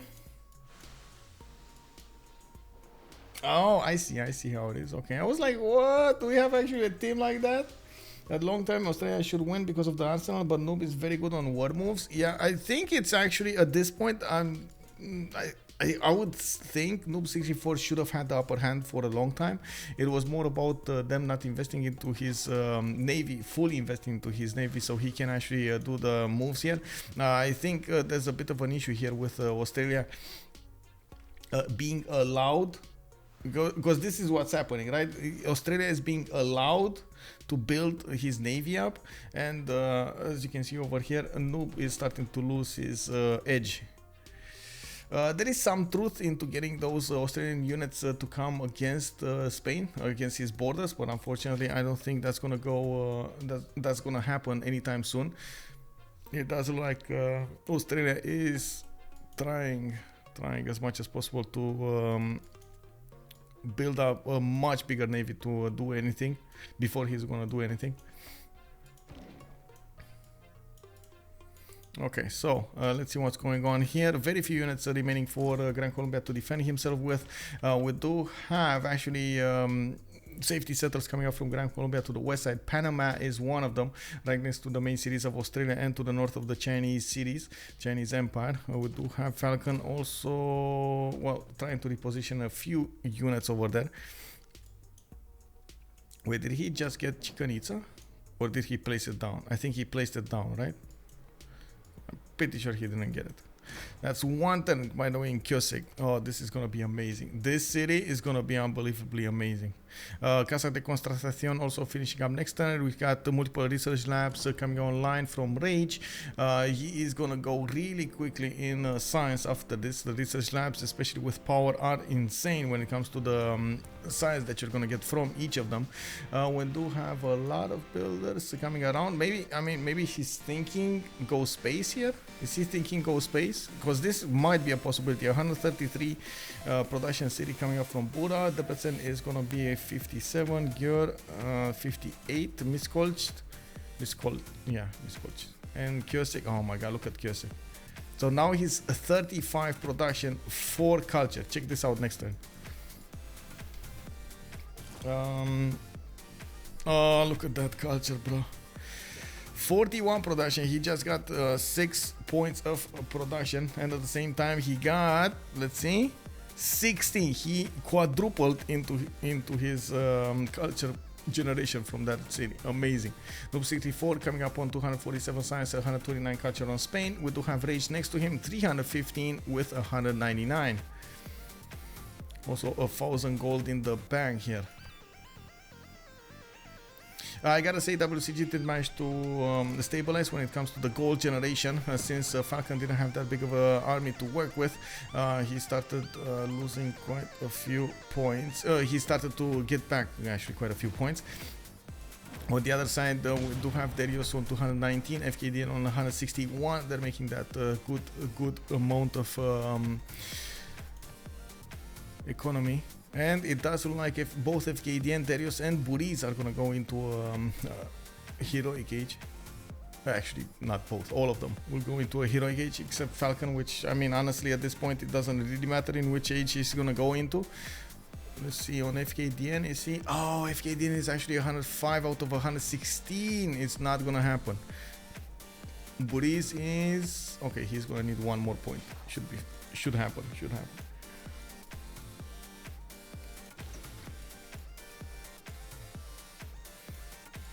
Okay, one ironclad armada did get damaged here. Not sure by what, but it did. Checkmate FR, good evening, sir, and welcome. I mean, a digger on the Spanish coast. Where is the digger? Is there actually a digger here? No. I mean, it would have been amazing, but that's not happening. Would have loved to see some diggers on and about. Oh, later. Yeah, maybe. We'll see.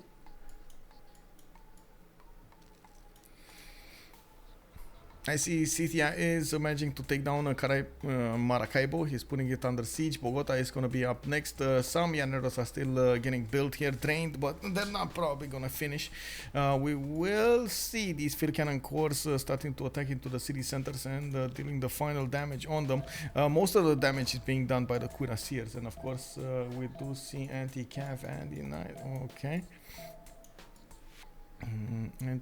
I see Derios over here with the 80 crews. Amazing. 117 strength unit, by the way. Wink wink. Anti-cavs. Who would have thought anti-cavs are actually dealing more damage against cav units, you know? Someone said Spain is not losing his land, the city, even if he loses his fleet. But if he loses his fleet, then Australia just do a massive digger push. Oh, I see how it is. Yes, you're right, sir. My bad.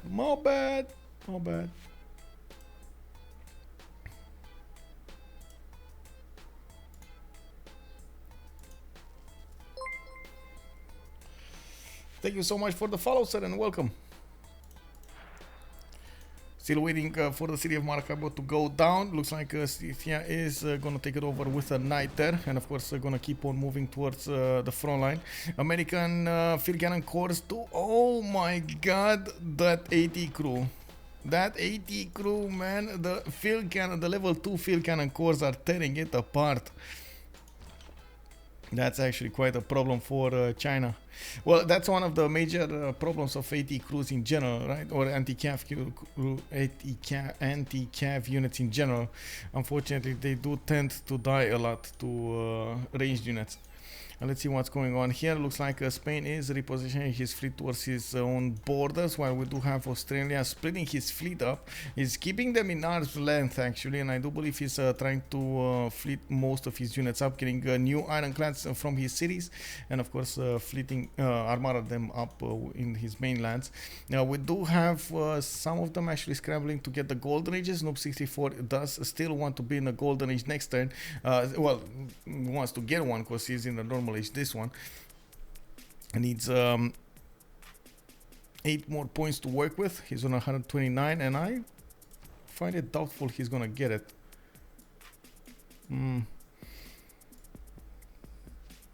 Yeah, that doesn't look like it's gonna be enough.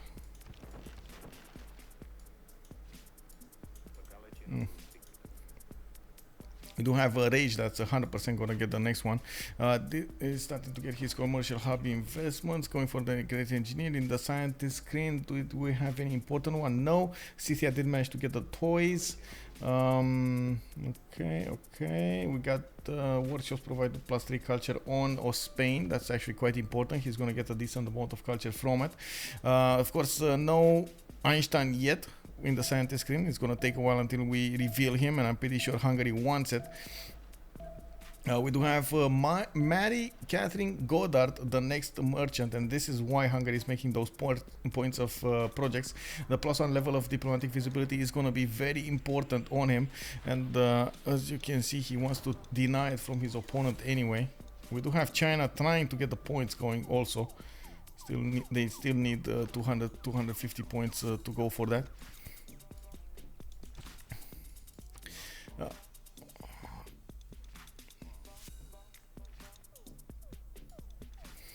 We do have multiple research labs coming online from Fkdn, and as you can see, we do have him also on 400 science, actually managing to overtake Rage. Even if he did manage to get the first research labs going, it doesn't look like he's managing to win with them or get science advantage with them. Noob 64 also on 250 versus Derios is 370. It looks like at the moment both China and Rome are seeming a little bit better than their opponents. In the total tab, there still is a massive advantage for Rage in this development, while we do have Noob 64 just barely under Burrize's total science discovered. Starting to acquire it soon. Let's see, America. Okay, getting those field cannon cores in there. Using the bombard cores to take down the city's defense of Cartagena and the Indias, and at the same time he's gonna need to use his field cannons to disrupt the AT crews. He does have a level 4 field cannon that for some reason actually did not get cored up. Very curious why he didn't core that up. America spawning copters. I think one copter. I think he spawned one copter. He's going to try to get some pillages going in now. Maybe. I don't know. Maybe he's just scouting. It doesn't look like it's any kind of oh my god attack. Making them use gold in production and try to make them less relevant. Yes, I do agree with that statement. You gotta use as much as possible your advantages.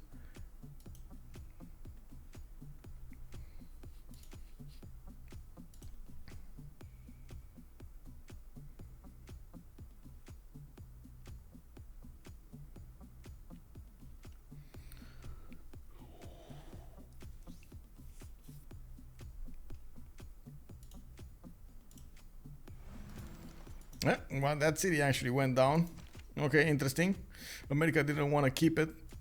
Bogota is going to be taken over anyway by Scythia. He just needs to get those field cannon cores in and attack it as much as possible.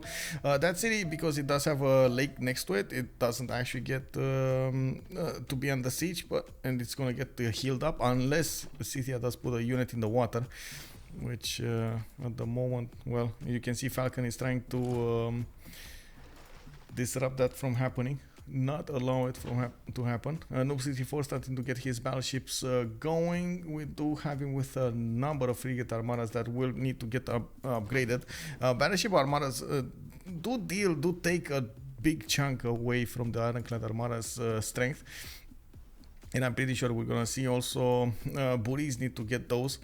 He doesn't have a lot of pre-builds. He's gonna need to hard build them. Not that it's that big of an issue, especially with Venetian Arsenal. He's gonna get a lot of them quickly with press gangs and so on and so forth. So we'll see. We'll see how fast he's gonna switch towards his next tier armies, navy. Medicine, I thought it's such a good spot. Don't you expect America to raise that? That's a good question. I think he was worried that China's AT crew is going to deal enough damage to take it back. And he didn't want to risk, especially so close to a World Congress session, he didn't want to risk giving China a head, like an advantage with 100 Diplo favor. They don't have, I'll say that. Well, they do have a decent amount of Diplo favor on both teams. I would say CoC has the advantage here.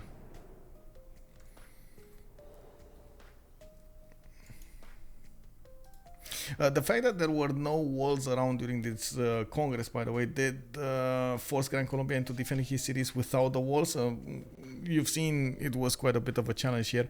He couldn't defend the cities without the walls. Even though, honestly, I don't think at the end of the it mattered that much.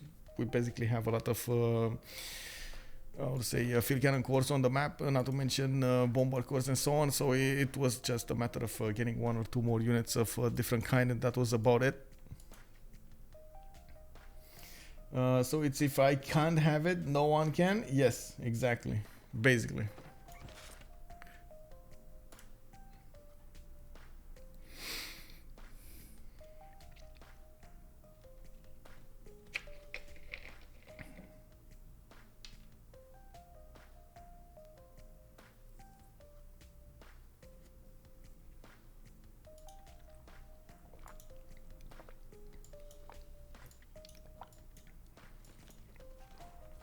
We got aerodromes starting to come out of the cities of America. We do have some units coming up from Rage that were levied from Ayutthaya, I believe. Yeah, there we go. Coming up on the west side, he's trying to put a bit more meat on the defense. Let's see. Okay, we go this, we go this. Oh, I like this nuclear furs.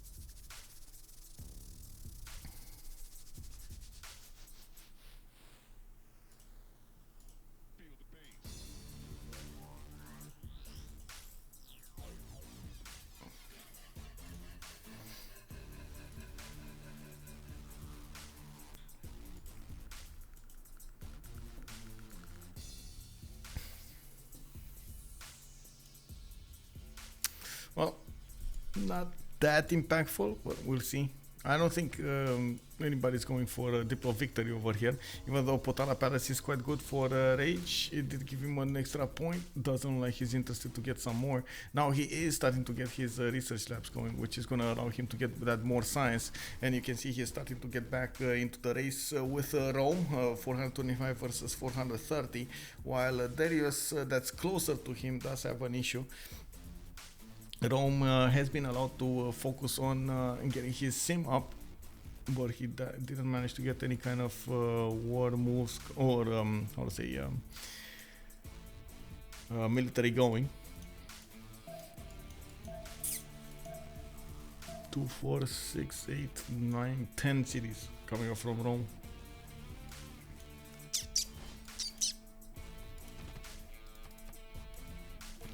Very curious what's going to happen and how will America approach attacking into China, or what they're going to do over here. Of course, China will probably have tanks soon. Going for steam power is a surprise, going for the top 3 instead of going for tanks. I guess he is thinking he's going to have enough time anyway, being boosted by Burrize on the bottom 3, and of course him being allowed to go top 3.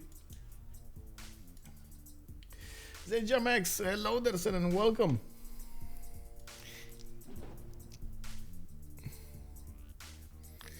Really curious how Noob 64 is going to approach this counter attack. It looks like at the moment, yes, we do have 1 or 2 battleships coming off from his opponent from Australia, while Noob 64 did manage to get only 1 of them upgraded, the battleship Armada here to the south of Madrid. He does have 3 of them that are just waiting for the promotions and never got them, never got to spend that gold into this. Actually, he doesn't need to spend that much either. Well, I guess he's banking on the fact that he does have more military strength than Burrize. They are 1955 versus 1705.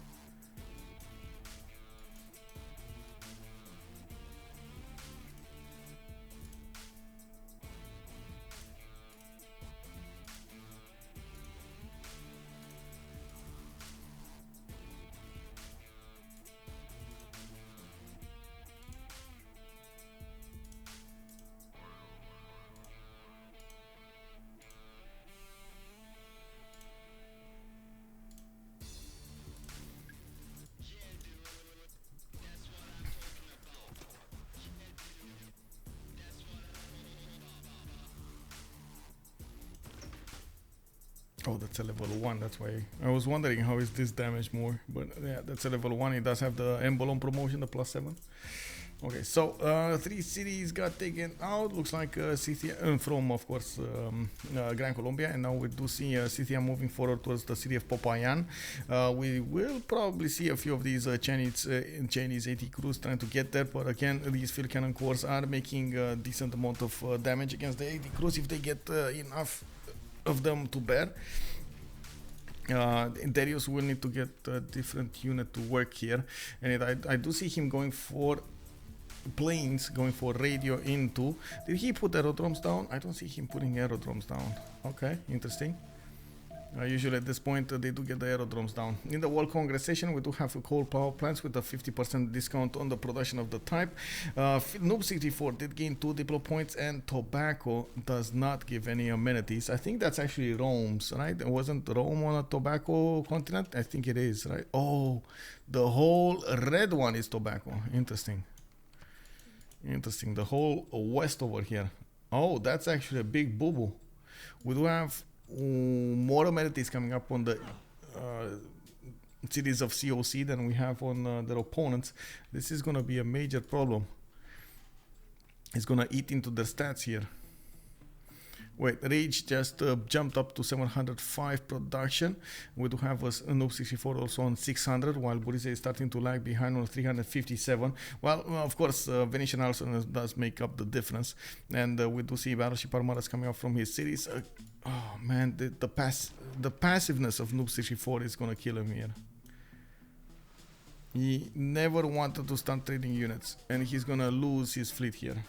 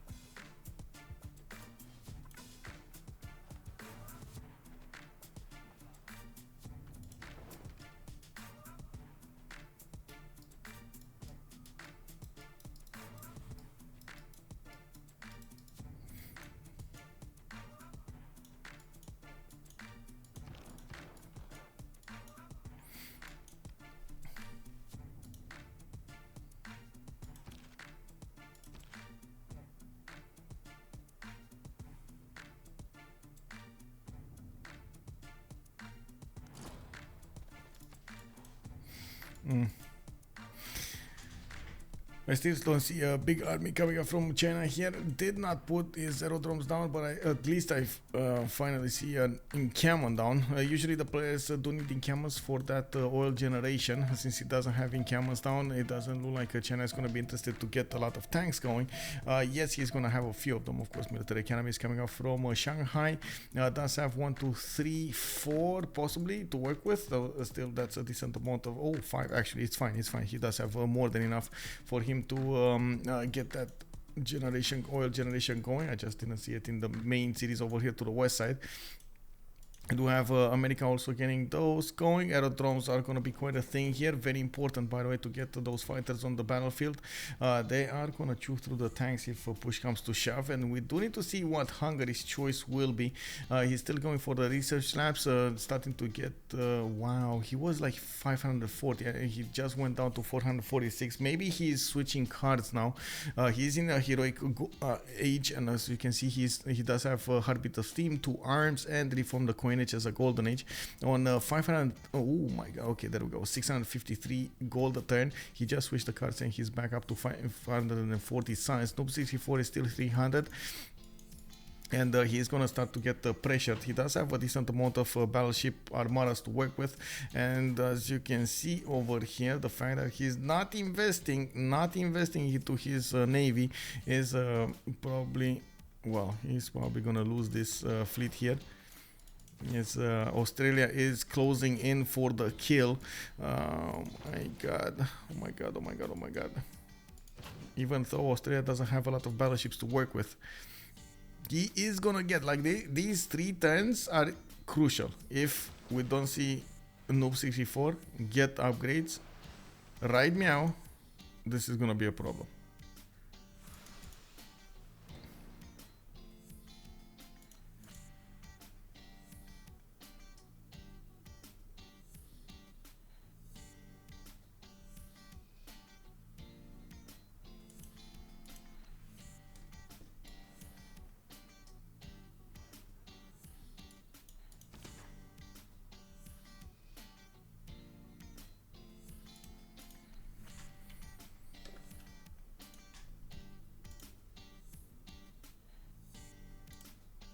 One sec.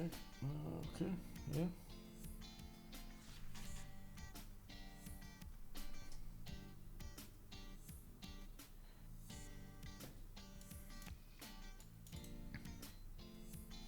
Oh, he didn't manage to actually even get a harbor from Seville. Just saw it. Interesting. He's going for the seaport now. I definitely needed all of the cities to bear to get those boats out, and of course, Spain is going to need to put that gold to work. We do have a decent amount of gold generated by them, and from what I can see, they do have about 900 to work with if they really wanted to spend the gold on a noob. They never actually gave him the gold to upgrade these boats, and now I'm a bit worried about the next turns. Australia is waiting for his upcoming battleships to get in there, to get on the front line, and as you can see over here, they're managing to deal chunk of damage against the ironclads. On the other part of the land, we do have Scythia getting very close to the Gran Colombian Popayan city, the city next to Mount Roraima, and the fact that he is going to pressure the north is going to split the attention of China into 2. He's going to need to defend the southeast and the north, well, southeast and the north. Direct east is not going to be that big of an issue. He does have cuirassier armies over there, and it doesn't look like America is going to manage to push through or even muster enough strength to get the next tier attack going.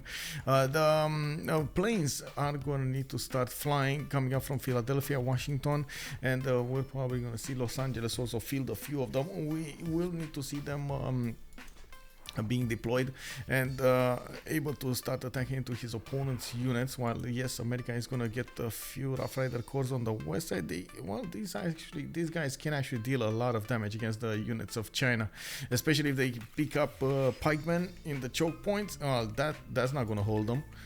Field cannons are dying in one shot.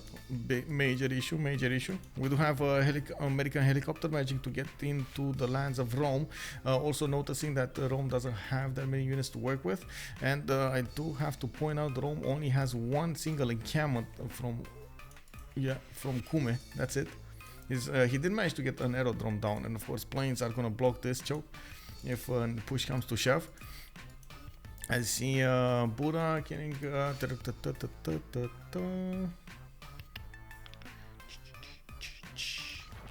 he was trying to get an encampment, and I stopped there because I wanted to see, okay, why is he getting the camps to reach his projects? Is this something related to Newton or to Einstein? Well, I guess so. He is very close to getting the next scientist, and I think he wants to prepare himself with more points, so nobody actually gets it away from him. Nobel? No, I don't think he wants Nobel. I think he's eyeballing Einstein. I don't think anybody got Einstein, right? No. Nobody got Einstein. But Hungary did manage to get the extra diplomatic visibility.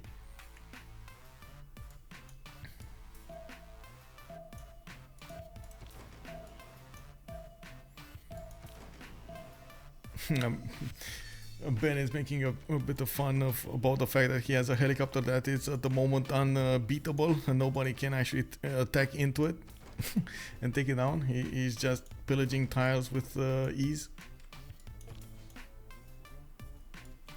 He grants 1 diplomatic victory point now. Yeah, but nobody's actually going for that diplo victory. We got Noob on 720, Rage on 520, and I didn't see anybody going for Statue of Liberty.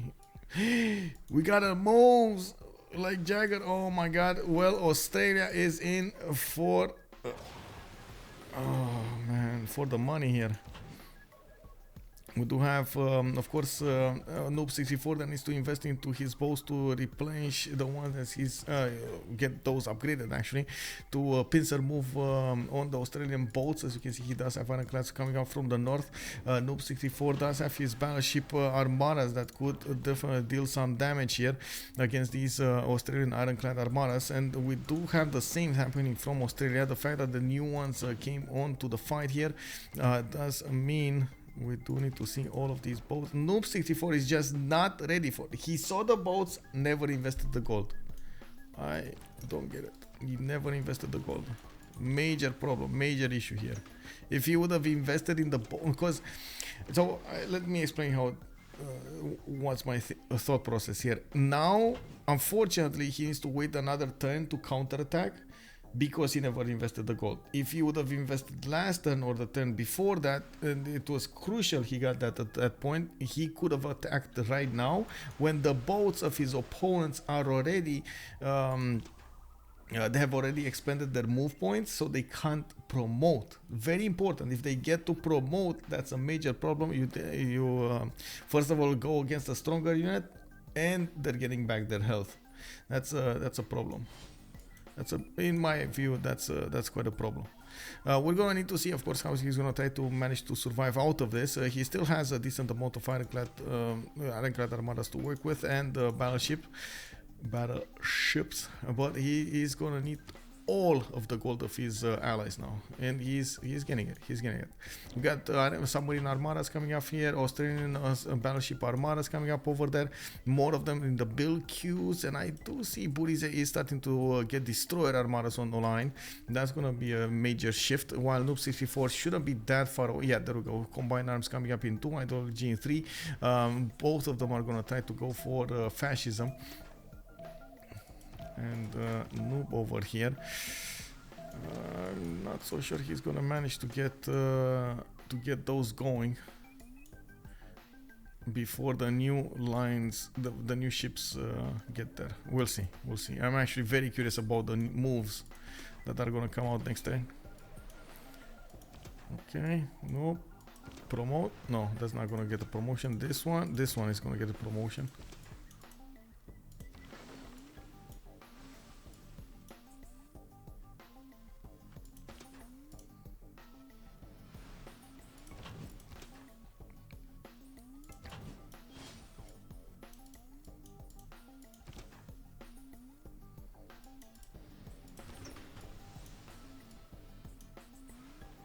Okay, so the first moves came off from Noob 64 to just reposition a few units and attack with the battleship armada. He did manage to take down one of the ironclad armadas over there on the east, and now Australia is starting to encircle the remaining ships to the south of Spain. I'm not so sure if he has the vision to the north, but we can actually check if he has vision over the north side. He does see a few of these units, doesn't see all of them, and we do need to see if this is gonna happen. Okay, is he gonna go there? Yeah, he does have more of these battleships to attack with, and hopefully he's gonna deal a decent amount of damage. He's probably waiting for Australia to do the move, so again he doesn't allow him to upgrade here. The promotion is a big problem. Looks like Scythia was forced to move away from the city borders of Popayan. Couldn't really breach through, especially after Gran Colombia did manage to get a field cannon in there.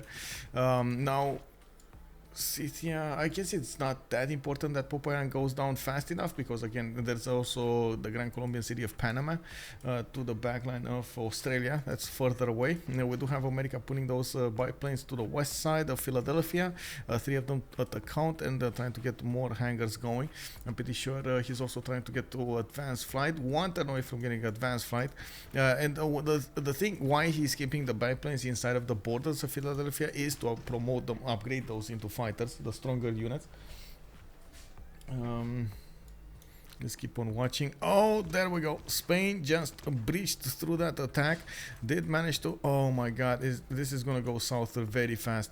Combined arms coming out from Noob 64. Looks like Australia did bite too far into the defenses of Spain. I think... Oh my god. Now he's a bit too far, and he didn't wait for his battleship armadas to get in there. And because he kept on attacking without promoting, as you can see, is getting pushed back. Noob 64, like we saw him before, has much better moves when it comes to on the seas over here. And I think at the moment Burrize is a bit struggling to get the moves going. We do have him needing to retreat. Like, this is the moment Australia would need to like shift enter his units away, but he's not. He's actually trying to get them in the boat. I mean, they're gonna die. That's 2 boats taken down by the moves. We got okay, more units coming up over there. Of course, the battleship armadas are making such a big difference on the side of Spain. If you would have had him like 2 turns before, 3 turns before, I don't think he would have even lost 3 units in total. But anyway, I mean, he sacrificed those turns for a possibility of not getting attacked. For, like, you know, it was something, a calculated risk, I would say. Destroyer armadas coming online from Madrid. I do see more battleship armadas coming up from Toledo and Seville. He's going to get another one next turn. Very important to keep on building these. Of course, ironclad armadas are going to need to get upgraded here. 2 destroyers. Oh my god, destroyer armadas with the +1 promotions.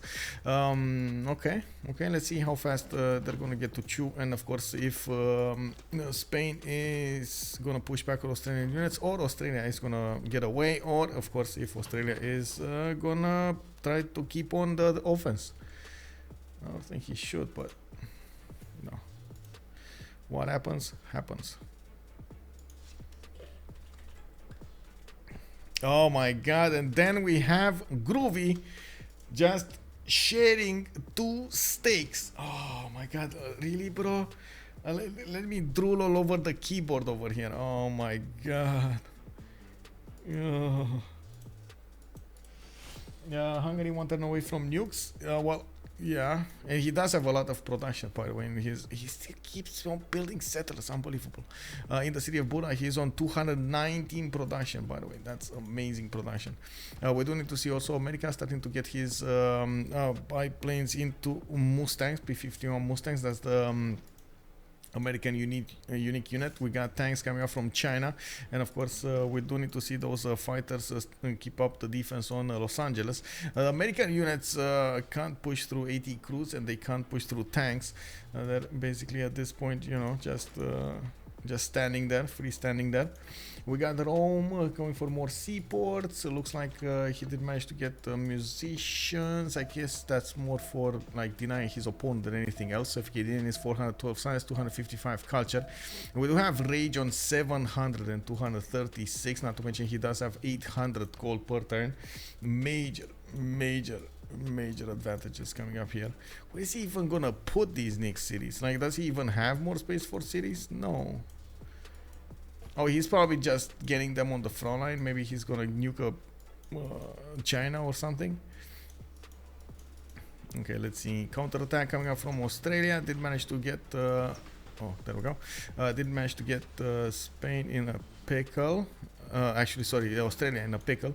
We do have Australia massively pushing back the Australian units. Okay, that's good. That's good. Oh, submarines, destroyed armadas, definitely doing a lot more damage against the ironclads, even if they're upgraded, promoted. Noob does get to use his battleships to do the damage against his opponent, and of course then finishing up with his other units. And also did get a decent amount of promotions on his boats here. I do notice Australia is waiting for the next year units, for the next battleship armadas, the newly built ones, to get onto the front line. Maybe he's underestimating what's going to happen here, but looking at what is going to happen here, he's not going to get to trade easily with Spain. Einstein gone. Let me actually take a look here. Great Einstein. Yes, Einstein did get here. Yeah, he did get it. 714. Mage. Oh my god, 230 Manhattan project. Uh-oh. Well, I guess we're gonna see some fireworks, boys. We got P-51s coming online from Philadelphia. You can see they do deal 105 damage against these cuirassier armies, even with fascism. I mean, even if the cuirassier armies do get fascism there. We do need to see if America is going to get to defend against this somehow. On the south, by the way, we do have a decent amount of Chinese tanks that could go against the Rough Riders. And even the normal ones, not the core ones, not even the core ones, deal so much damage against the American Rough Riders. Especially when they're not fighting in hills. This is the major problem. They're not fighting in hills. I do believe Hungary would need to upgrade these units to the west of Los Angeles, so he could defend his ally here. Rage does have computers in one, Cold War in one.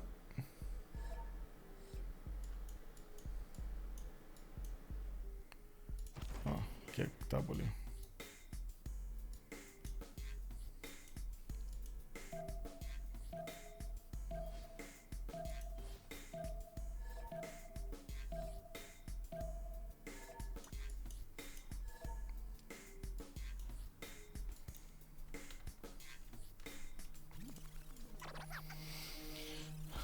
When will America get fascism? I have no idea. Like, he's on colonialism 4 turns and he's very low on culture. He's like 39 culture. He's very far away, extremely far away. And I think the boats of Australia are gonna go down. And there's not that much that he can do.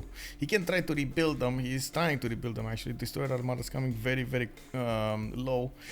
Very, very hard on him. And of course, we do have Spain trying to push his advantage. He does have a few promotions left on the units that got to attack. And now with the Destroyer Armadas coming on the front line here, yes, Australia is going to put up a much stronger fight. But still, I do believe Spain is going to try to pick, you know, the low hanging fruit and try to take those out, while he is going to get new boats in the water. He does have a lot more cities to work with when it comes to building up a fleet. That is an advantage, even if we do have Venetian arsenal coming up on Australia. Doesn't look like it's giving him well, he did have an advantage. I don't know if he keeps on having that advantage yet. Still has that advantage. I'm getting tired. I'm getting a bit tired. I gotta say, I did wake up quite early in the morning, for me, of course, and then I did drive around 3 hours and so on to get home and so on. Yeah, you know.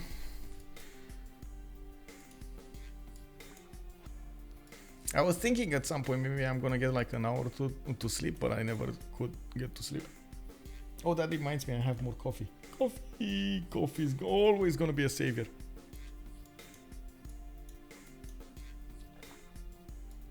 I do like the fact that America is now just spamming out those P-51 Mustangs, trying to get as many of those on the front, on the west side.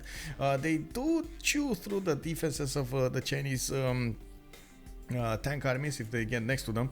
That is gonna be, not to mention those anti crews, they do deal some amount of damage. The fact that of course China does have an extra +5 on all of his units from fascism does give him a decent advantage, and America is gonna need a lot of planes on the field if he wants to keep up the defense here. 4:30 a.m. there. Yeah, it's 2 a.m. here also. Well, I guess it's 1:57. How is it 4:30? Or are you talking about 4? Is it just 4?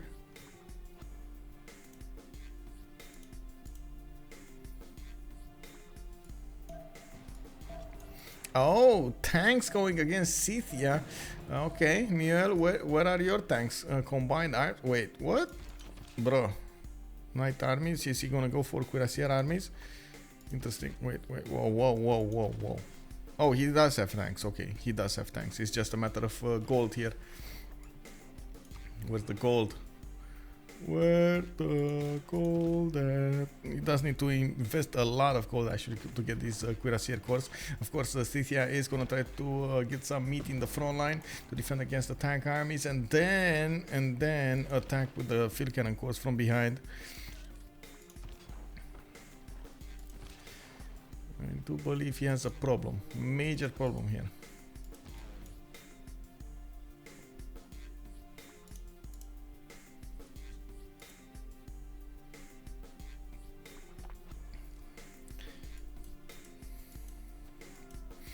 Finally, the encampment is getting built in Buda. I do see quite a bit of production left for Hungary to do stuff. He's also putting cities to the north somewhere. Okay, just spamming cities out.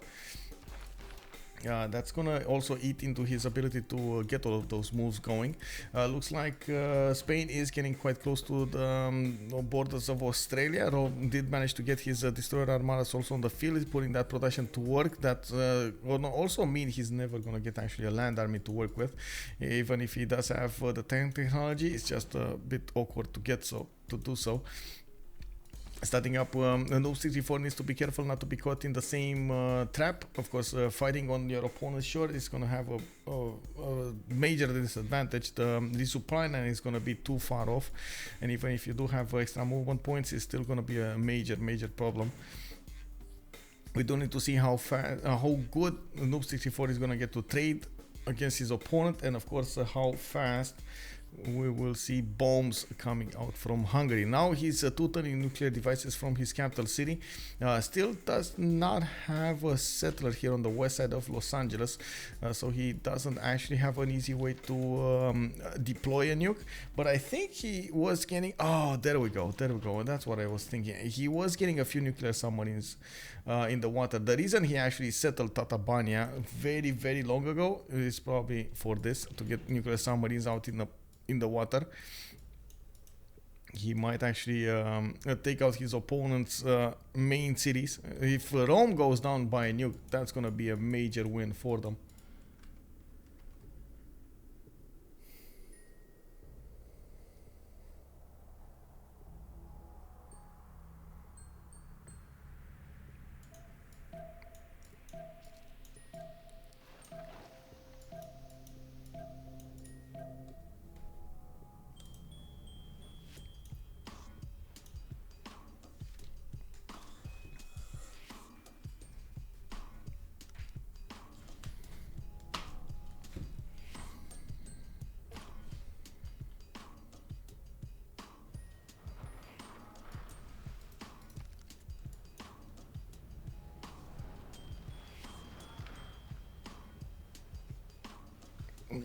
Well, we got a first moves coming up here. Spain is trying to see what's going on in the front line, and of course Rome is starting up to move his bows to the north.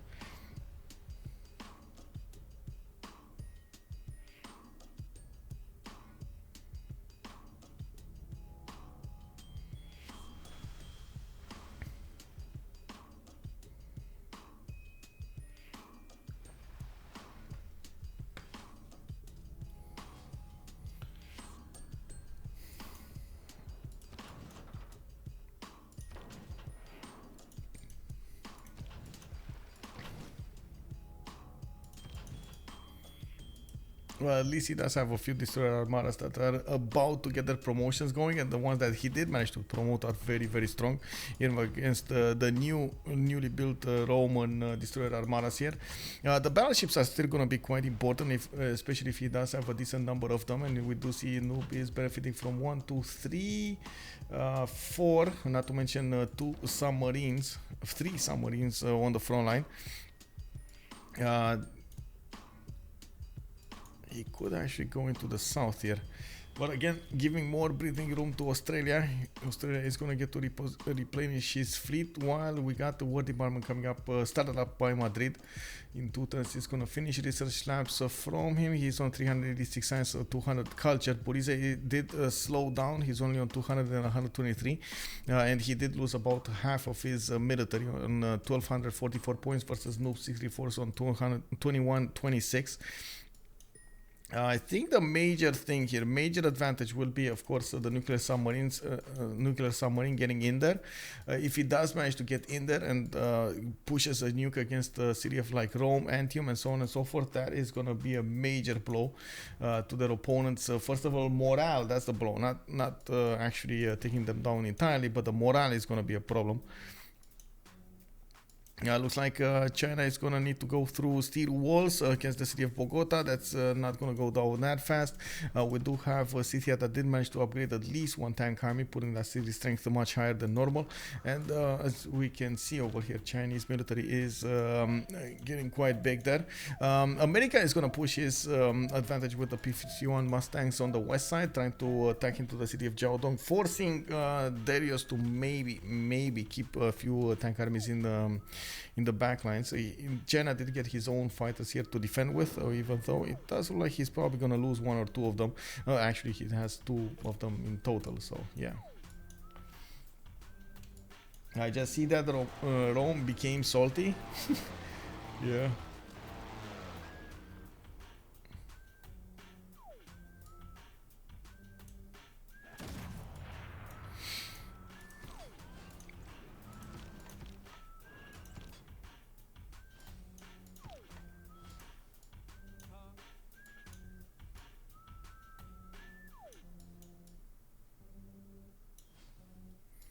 Does he see this? No, they're just out of vision over here. Fkdn's destroyer armadas are just out of vision from those Spanish destroyer armadas, or even the Iron class to the west side.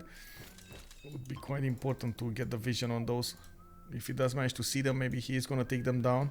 I think the Spanish fleet should have enough movement to go against these destroyers to the south.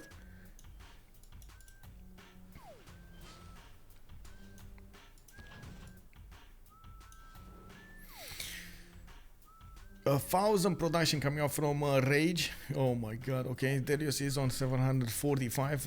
Not to mention there is a massive difference between them in the science screen. Rage did manage to get to 779, while Derios did just keep over 400, a little bit over 400. He does have a lot more culture though, 386 per turn. I don't think at this point it's that big of a difference. Both of them just need to get to fascism, and that's about it. Neither of them are actually going so far down the tree that they need to actually get or something like environmentalism. So time is not of the essence here.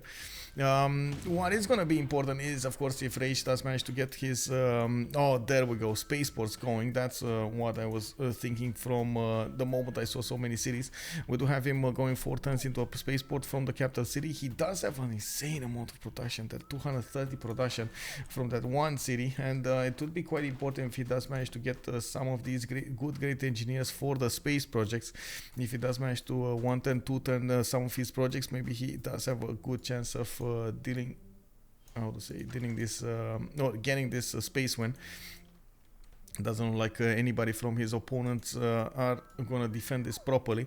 We got Fkdn going for rocketry and through. Derios is going nukes. Burrize is going nukes. They do have a decent amount of production, but they do need to chew through their opponents' defenses. And of course, that is quite a bit of meat between him and Australia. One of the reasons that Scythia does 100% need to survive and keep the cities of his opponent of Gran Colombia alive.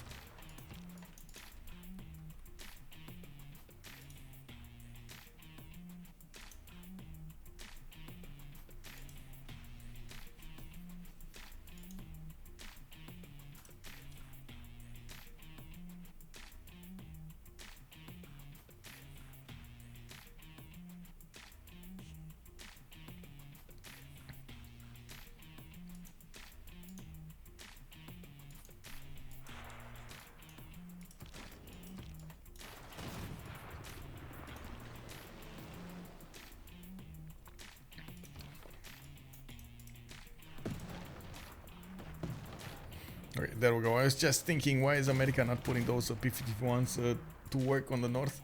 Needs to keep China from dying, from losing these cities, and of course the P-51s are going to be important to keep the tiles away from the Chinese tank armies, to not allow them to encircle their opponents here. While Scythia gets to put more tanks on the front line, you would need a decent amount of more. Maybe, well, he's not gonna get to nuke that anytime soon.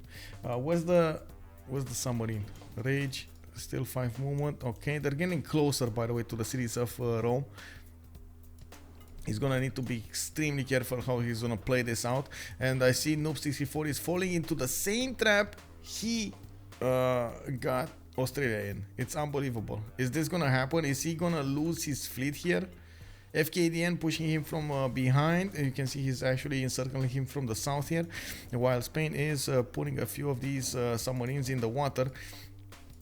They're not doing enough damage against their opponents, and from what I can see, his destroyer armadas are starting to take quite a bit of a beating here. We do need to see if he's gonna manage to get out of this or not.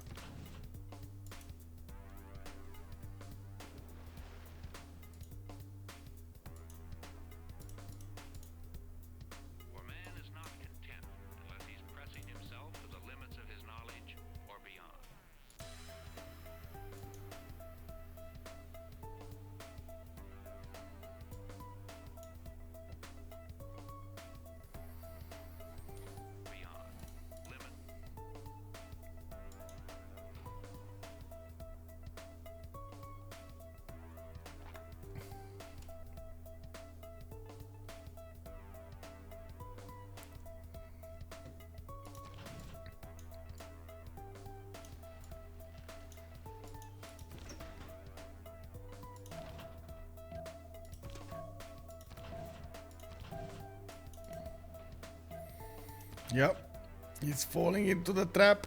He fell into the trap. No, Noob, get out of there. He's not shift entering his units. Away. He doesn't have, like, we would have seen the waypoints if he was wanting to shift enter his units away. He's not. And as you can see over here, Australia and is not using his first moves to actually attack into this. Noob 64 is going to try to attack into the Rome's units, while he is going to sacrifice a few units on the front line on the east side. Of course, Noob needs to move them now. Yeah, he's trying to. Very good moves coming out from Noob to get those out of the way of the Australian boats, of the destroyers, and of course those out of the range of the battleship armadas here. I'm very surprised we didn't have actually Burrize take down one or two of these units over there on the east side. There must have been some form of a problem here for him. Okay, promotions. The battleship armadas would have interesting. Would have needed to go down. Okay, interesting. And now what do we have here? Madrid, stop building those. Granada, come on, you gotta keep on building. Like you can't stop now. Hungarian battleship armadas going for the south. Of course, nuclear submarines are gonna get into the cities of Rome. He does need to be careful not to attack into the city when actually there's a destroyer armada popping out, because he's never gonna push that nuke through. No, we do have one coming up in 3 turns, a destroyer armada from the city of Rome. That's yeah, that's gonna be an issue. That's Hungary. No, yeah, of course, everybody knows what. Yeah, they did scout this. They did scout. Well, not exactly where Rome is, but he knows it's around here. So even if he attacks into something like Antium, it's still gonna be good for them. But yeah, good point. He doesn't actually know where Rome the city is. He knows where Rome the nation is, not where the city is.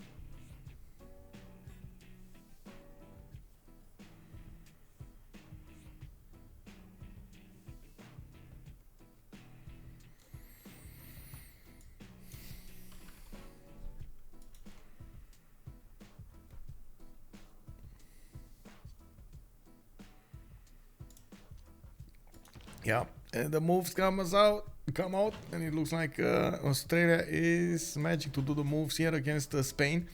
Spain is still struggling to keep as many boats alive as possible, getting them out of harm's way, and of course back into the cities. He is getting stopped here by some of the Australian destroyer armadas. And of course, Fkdn is trying to poke this. They do know out of their vision that Hungary doesn't actually have a standing fleet, even though this is going to be a surprise. We do have the Hungarian nuclear submarine about to enter the vision of Antium, and of course he does have WMDs to work with. We do have 5 of them actually on range, one of them on Nuke 634.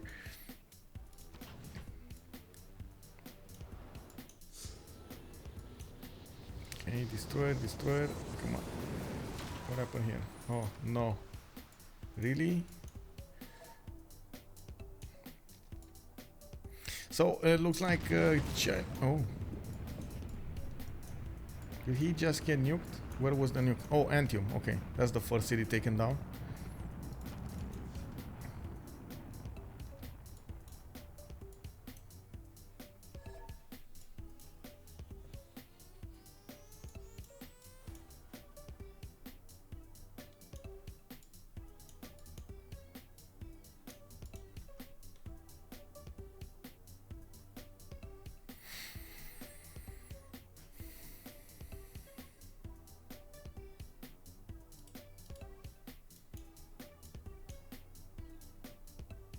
Well, it does look like Hungary has this. He is keeping up the advantages and at the same time getting that victory condition going. I'm talking about the science victory condition going. He did finish up that spaceport. Oh, did he? Wait a second. Did he? What is spaceport? No, he didn't actually. Look at that. He keeps on building WMDs. Getting his jet fighters going. He probably is gonna need to position them to the west and help out America defend this. We got Chinese jet fighters as well, which honestly they don't do that much against the P-51 Mustangs.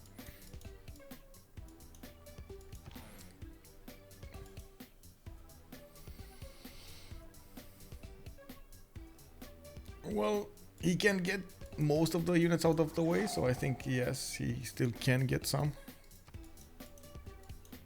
That's what he's doing basically.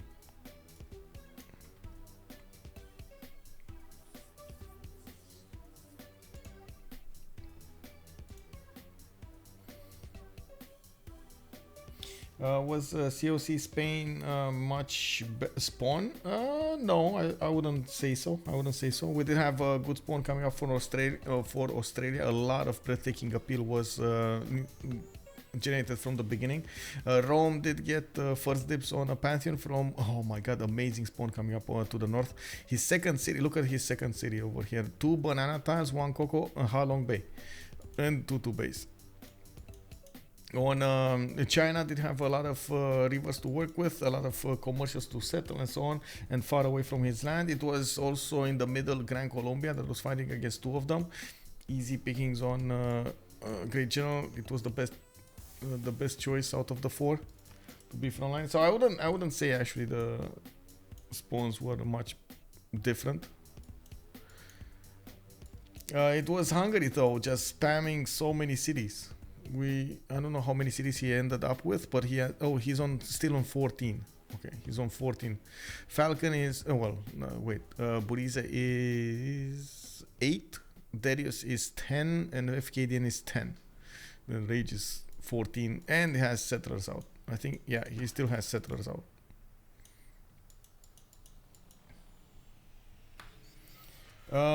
Yes, they did lose a settler. It was Scythia that lost a settler here. The one going to the south. Yeah, China is gonna take a long time to get. It doesn't have a lot of production in these cities. It's 95 here. Beijing is 88. Just doesn't have the production to work with. Like comparing to Buddha's 200, what it is, 232. I mean, just that city is gonna get 4 things while China is going to get 1. What's happening here?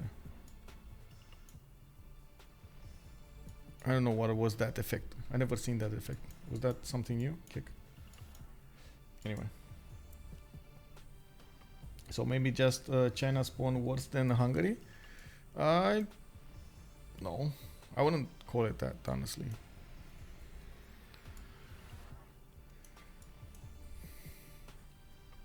Like, Hungary did manage to get the Rural Valley, did manage to get Big Ben, has Oracle to the southwest, did get a very good industrial zone, while China on the other hand did get Colosseum, and I don't think he ever put an industrial zone, not even, so he has like one here in Changsha, in Beijing, I don't think he has an industrial zone. His industry is just not working. In Shanghai, he does have an industrial zone of +8. Yeah, but none of it here.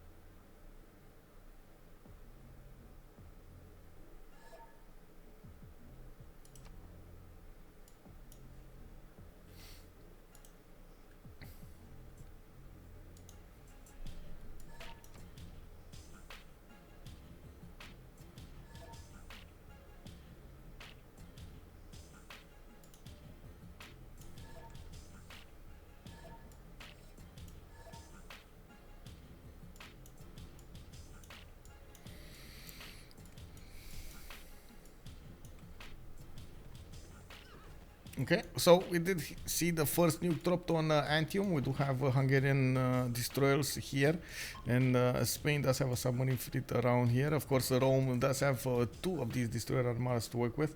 I'm not so sure he saw where the nuke flew from, so of course we're gonna see next turn when he's gonna try to get closer, and we'll see if Fkdn is gonna discover that the submarine.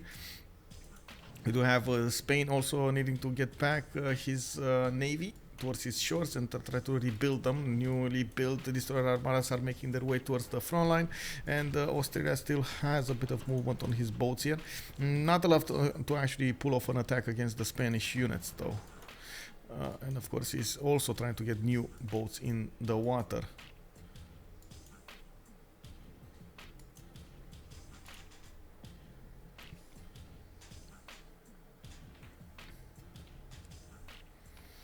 Yeah, Noob's 2 versus 1 success on the water is very big. He could have actually had Australia at, he could have had this 2 versus 1 much more easily if he did manage to finish that Venetian arsenal.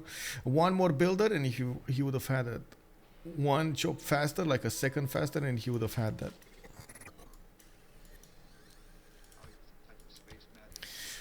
Rage also getting to 182 science, 284 culture. I believe he did get both Newton and Einstein. Very, very important. He's having so much of an advantage here. With 1135 production, he's also getting those nuclear devices going. And I do see a lot of jet fighters coming out from his series.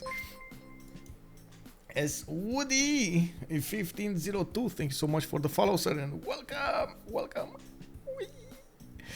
We do have to see if Hungary is going to try to get his nuclear tanks going on the west side as well as on the east.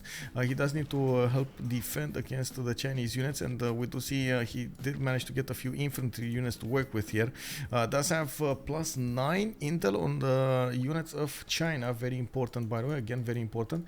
We're going to need to see how he's going to try to use that intel against opponent movements. He did manage to get Mary Goddard for the extra diplomatic visibility, and he's using that to its maximum impact.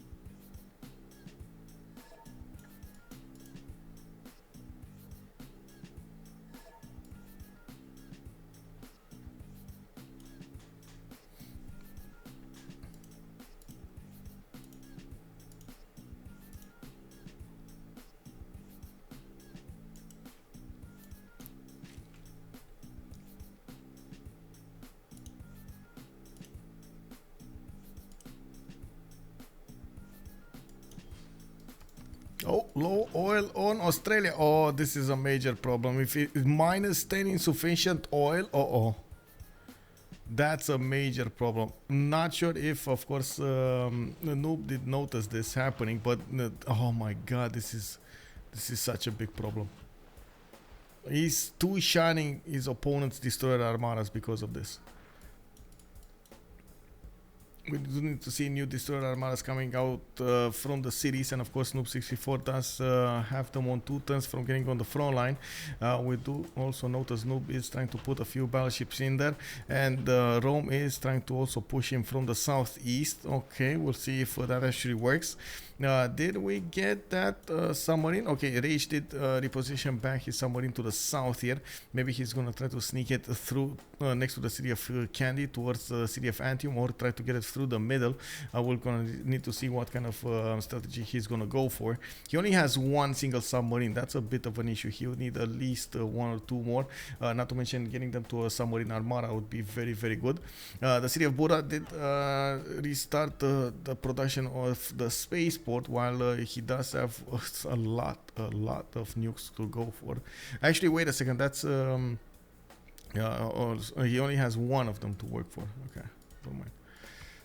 I don't know why, for some reason I got confused there, and earlier I was looking at the nuclear, like the uranium, and I thought it's nuke, but no, never mind. He only has 1 nuke.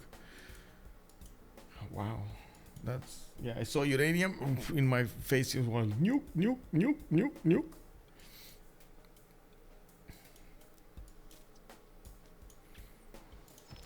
Units of China did get repositioned back. It looks like those P-51 Mustangs did manage to scare them. Yes, the P-51s can't actually attack into the jet fighters, especially when we do have 3 of them and with an anti-air gun. But at the same time, I do believe we're going to see a lot more of them coming up to defend the city of Washington if they're going to ever get pushed by China. China was also trying to get his own nukes, but it looks like he gave up on the city of Shanghai. 7 turns to go for. It's a bit too much. We do see more destroyer armadas coming up from the cities of Australia, battleship armadas coming up from Rome.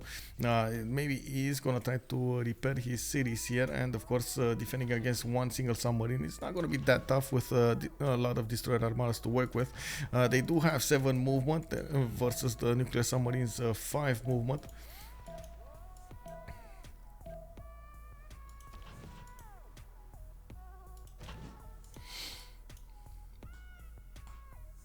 Yeah, it is crucial for Rome to kill it. It's a major advantage for Rage if he does manage to keep that, keep up the pressure on the north. Would be actually quite an interesting feat if he does manage to get it in the south here. Would be quite important to actually nuke some of the main cities, for example Cume, where Spain does have a spy in.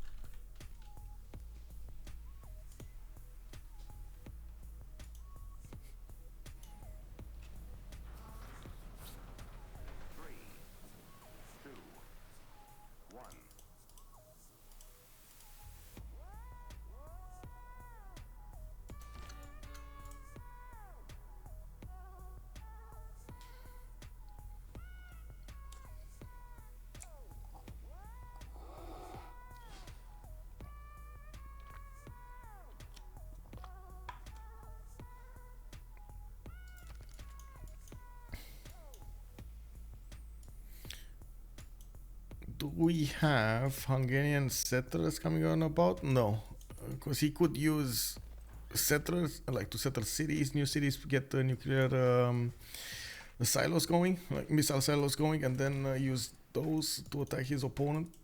Multiple, but it doesn't look like that's gonna happen here. We don't have a single settler going towards the west side from what I can see. He did manage to get Simon Toria to the south, and that could, of course, benefit from a missile silo to attack into his opponent if he's ever gonna get pushed here. I don't see him getting pushed though. Oh, hello. Chinese helicopter army here. You got a bomber. Okay, starting to attack into it.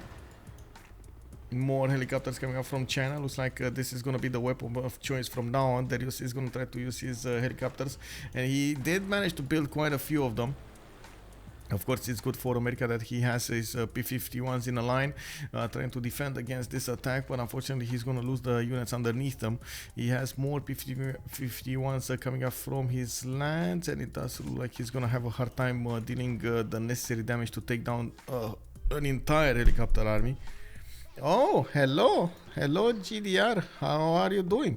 The GDR 152 strength GDR can definitely one shot that helicopter army. It's just a matter of time of getting in there. Oh, very nice, very nice. One turn away from getting the spaceport going, and we do need to see if we're gonna see more nukes here. The submarine is getting out of there, and we do have the three fleets actually getting closer to each other. Now it looks like Spain did manage to get a little bit more going against Australia. We do have him one turning battleship armadas from his cities. So very curious that he's going for encampments. Well, I guess he does want the oil, that's why he's going for encampments.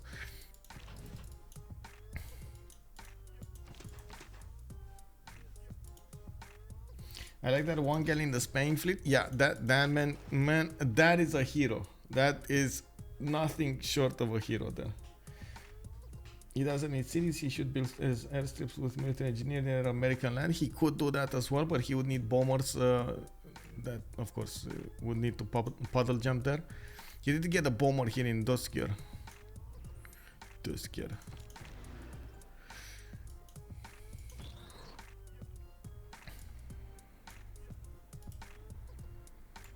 Oh. I hear a lot of movement, okay.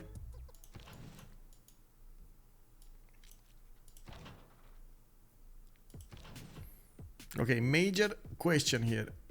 Is he gonna get oil? Is Burrize gonna get oil? What's the plus?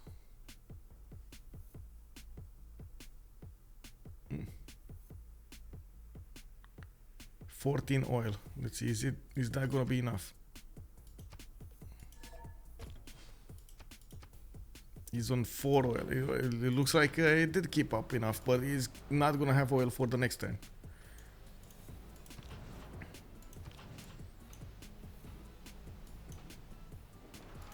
Uh-oh. Noob 64 starting to lose the advantage here, but he does have promotions for those that got killed. And next turn, Australia is just not gonna have the oil. He's gonna lose the damage advantage against his opponent here very, very quickly. We do need to see how much of an impact that will have.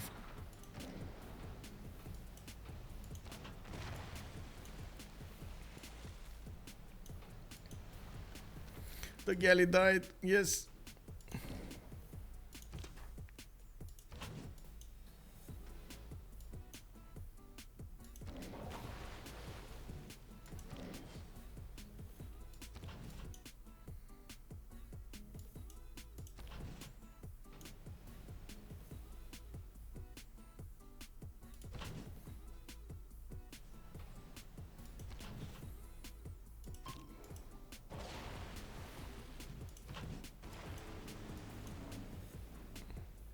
Yeah, looks like they started trading boats. We do have some battleships here in the front line that do need to get, well, in the back line actually, that do need to get on the front line.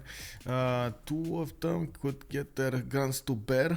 There's a battleship armada that could be attacked here. Destroyer armadas getting the promotions. I'm not sure if Noob 64 did keep in line with this, if he knows about everything that needs to happen here, like if he knows about all of the promotions and so on. It's kind of hard to keep track of all of what's going on.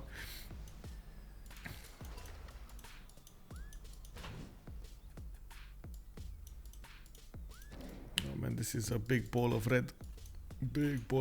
More destroyers coming up. He's going to need to put them back into this. Okay, guys, Julius Francis Drake does definitely need to get that terminal on the front line. Okay, let's see what's happening here. Antium is getting where's the submarine? Come on, you gotta get the submarine, bro. Like, why is he not? He keeps on shift entering, but well, I guess it's fine. He's gonna put a. Okay, I see how it is. It's gonna be a jet fighter put right in the face of Tatabania.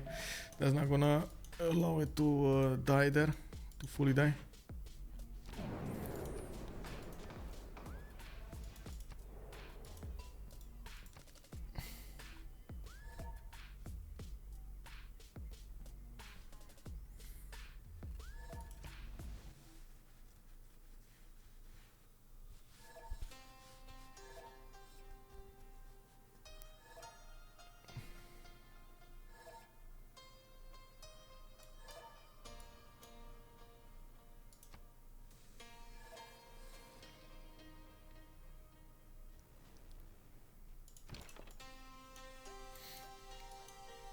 Major problem here for America with so many of these helicopters coming about, but GDR is gonna one-shot all of the, well, each of these helicopter armies.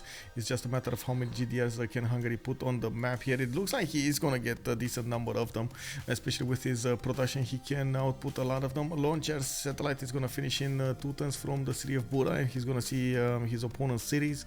We do have Derios that give up on actually building those nukes.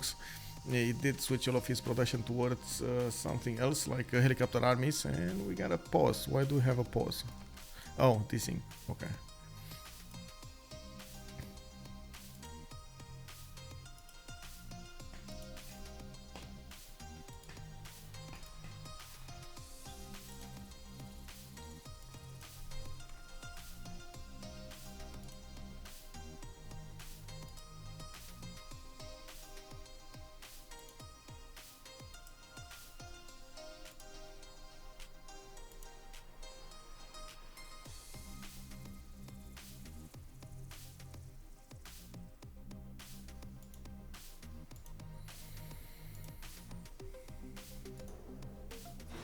Okay, there are 2 more turns until the next Congress session, and by the looks of it, we do have China getting in there with the helicopter armies that are gonna get, there we go, destroyed by the GDRs.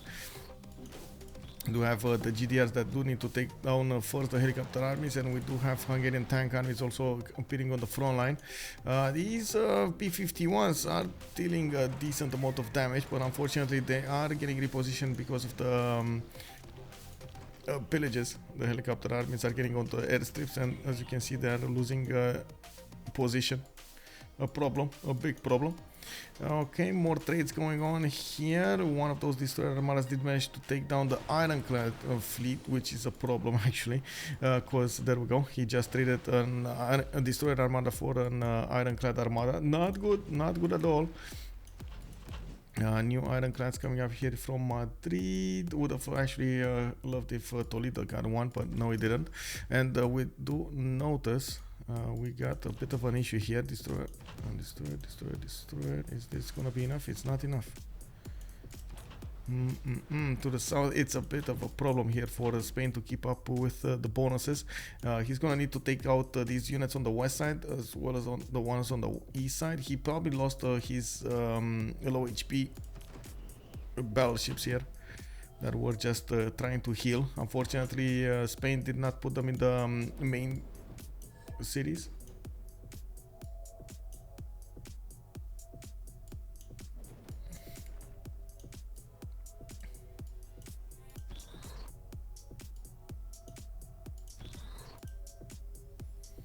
Yep, it is 5M.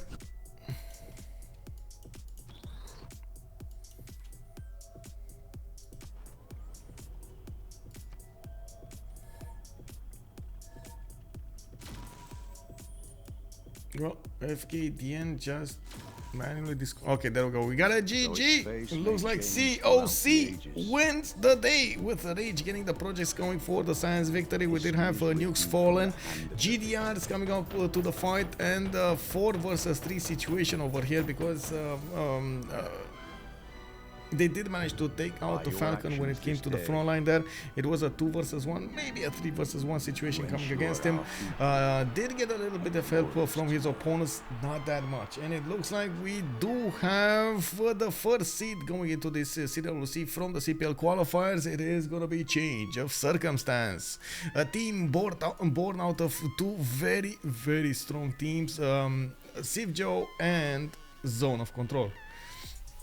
Let's take a look at what's going on here. Do we have a post-game chat? Yeah, we do.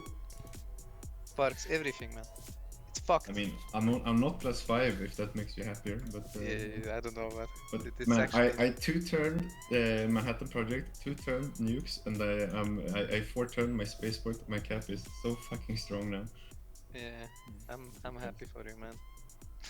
I'm salty as fuck about the continents, dude. Holy shit, man. Holy shit. Can you imagine, man? Baths, double fucking amenity card, and still +3, +1, +2. It's so bad. So bad. But Oh, one single continent, right? Yeah, one single single continent. Yeah, the continent spread is a bit suspect. Yeah, I don't know. I don't know why Pangea does this, by the way. This happens a lot lately. I So actually had like proposal like why are continents so different in size and stuff. Maybe we can do something about this with talking to Jack the narrator, but I don't think he's No, I don't think relevant anymore, right? Yeah, I mean the I guy was talking to him 57 some time fan. ago and he basically told me he's gonna look into it. But... Isn't it 57 fans your jurisdiction now, you know? I don't know, dude. That was Fucking hell, nice naval fight, guys. Nice naval fight. Like that naval fucking tilted a lot of the times. Really? Yeah, 1 dude. second away from getting your own Dude, at the Venetian. caravels, I lost like 1,000 military. Caravels. I don't know, dude. I didn't really want to fight before like destroyers, because like we can't really like two-way, you know, it's just I mean, not possible. I don't understand why didn't you make more military? Yes, can you explain the possible. purpose behind the Australia pick? We wanted to digger some guy that spawns next to it. Okay, We so spawned there, threes them. so there is no purpose. I was gonna say it. Australia was literally just digger push, that's it. He wanted to digger push some guy, and he ended up playing 110 turns of random as back and forth naval. Very creative. But Yeah. what's the funny? Why not just go guard push someone, you know? Yeah, because the guards were banned. I mean, that's the beauty of them. There's not only one guy. Yeah, but the other guy doesn't have 3 plus guys. three, man. You go French Eleanor. Burrize plays that Civ, no? Like Eleanor Fancy plays that Civ a lot. Like, He told us before the game he wants to digger push, so I said let's go digger push, man. Like, what are you gonna tell a guy not to digger push, man? He wants to do it, let him do it. So where is I the think diggers? It would make a lot of sense to pick another Civ that also wants to go for military science, so you have 2 people that want to go the same way. That was completely fine. Man, War Department and Diplo Merchant GDRs. How Falcon gets it to Yes, you yeah. before me, by the way, when I have more science login. I don't know actually. I don't I know. mean, I was mostly boosting myself, but I don't like you guys all went top 3. So... It's more like 50-50, like a mix. It's like What happened in Midla, Daniel? What happened in Midla?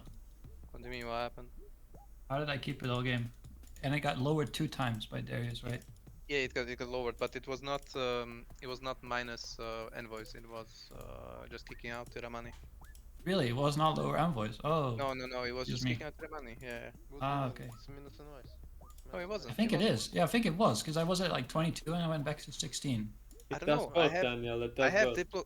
Listen, I have Minus Diplo core invoice, buildings. I have foreign ministry. I don't know. I don't know what else to do.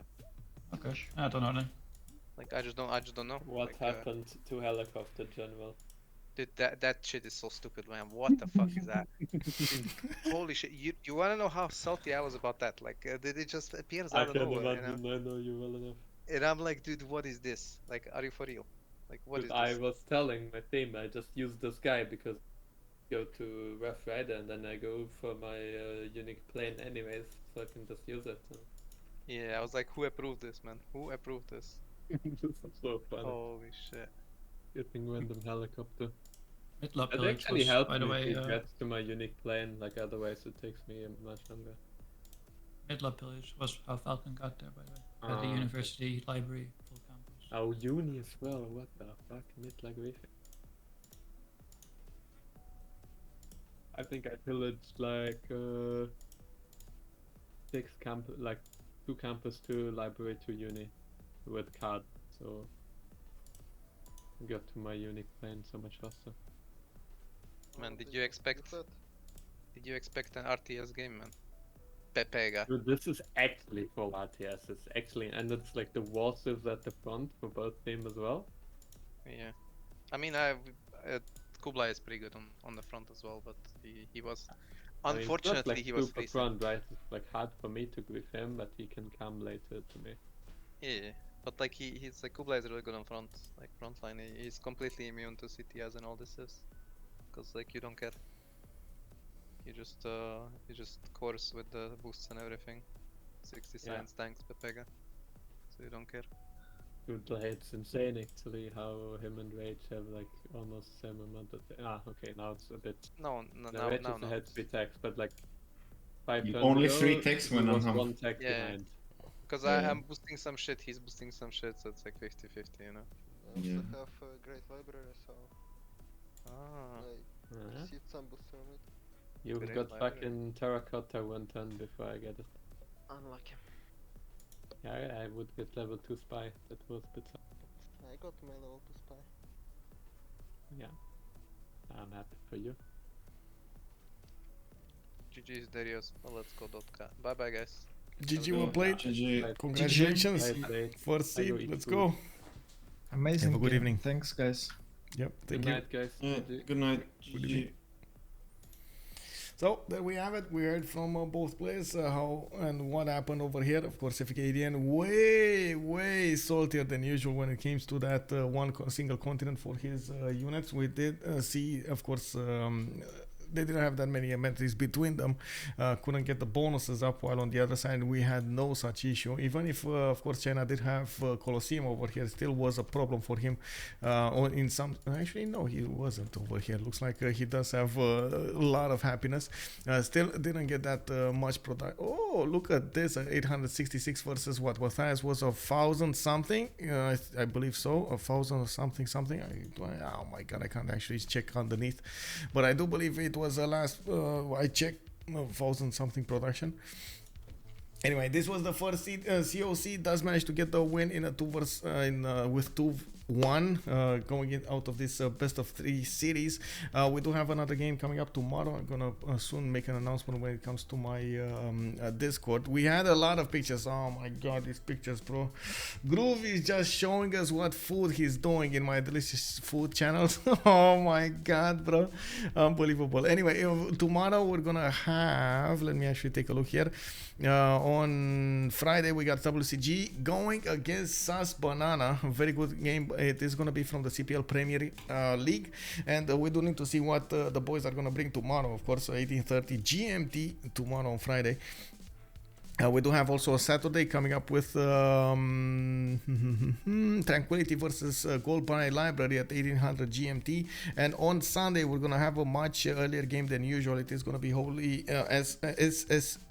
HSE Empire going against HOH Holiday on Highlands, 1100 GMT, much earlier during the day, but it's the only way I can actually get to stream a game that day because of the timing later on. There's gonna be an event that we're gonna get to participate in, and I do hope everybody's gonna enjoy it.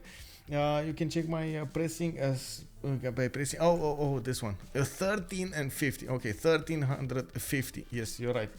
Sorry Muses, thank you so much for reminding me. Yes, you are correct.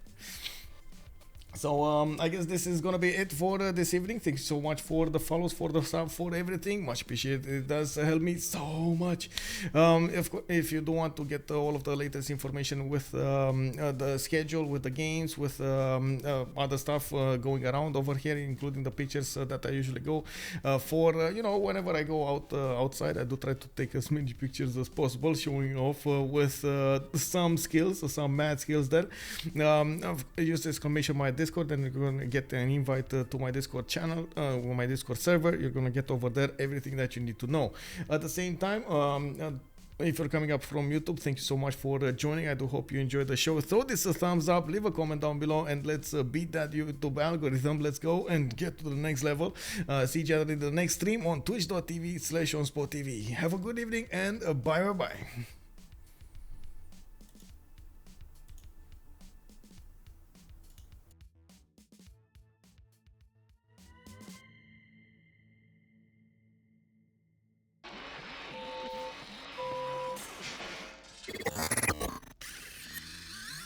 Probably just a touch of space madness.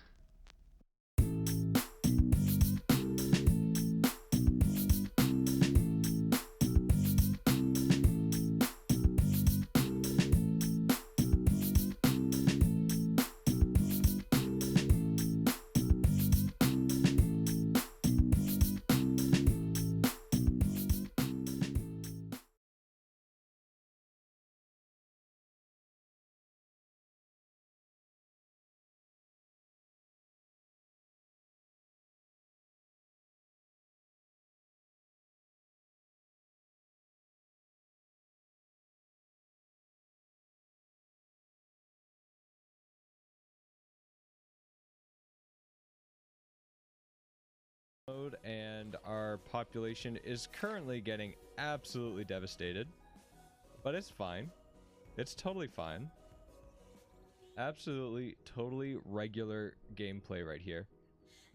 It's okay. We have Arena National Park City, and it's gonna be gross. Like, how much tourism is this giving?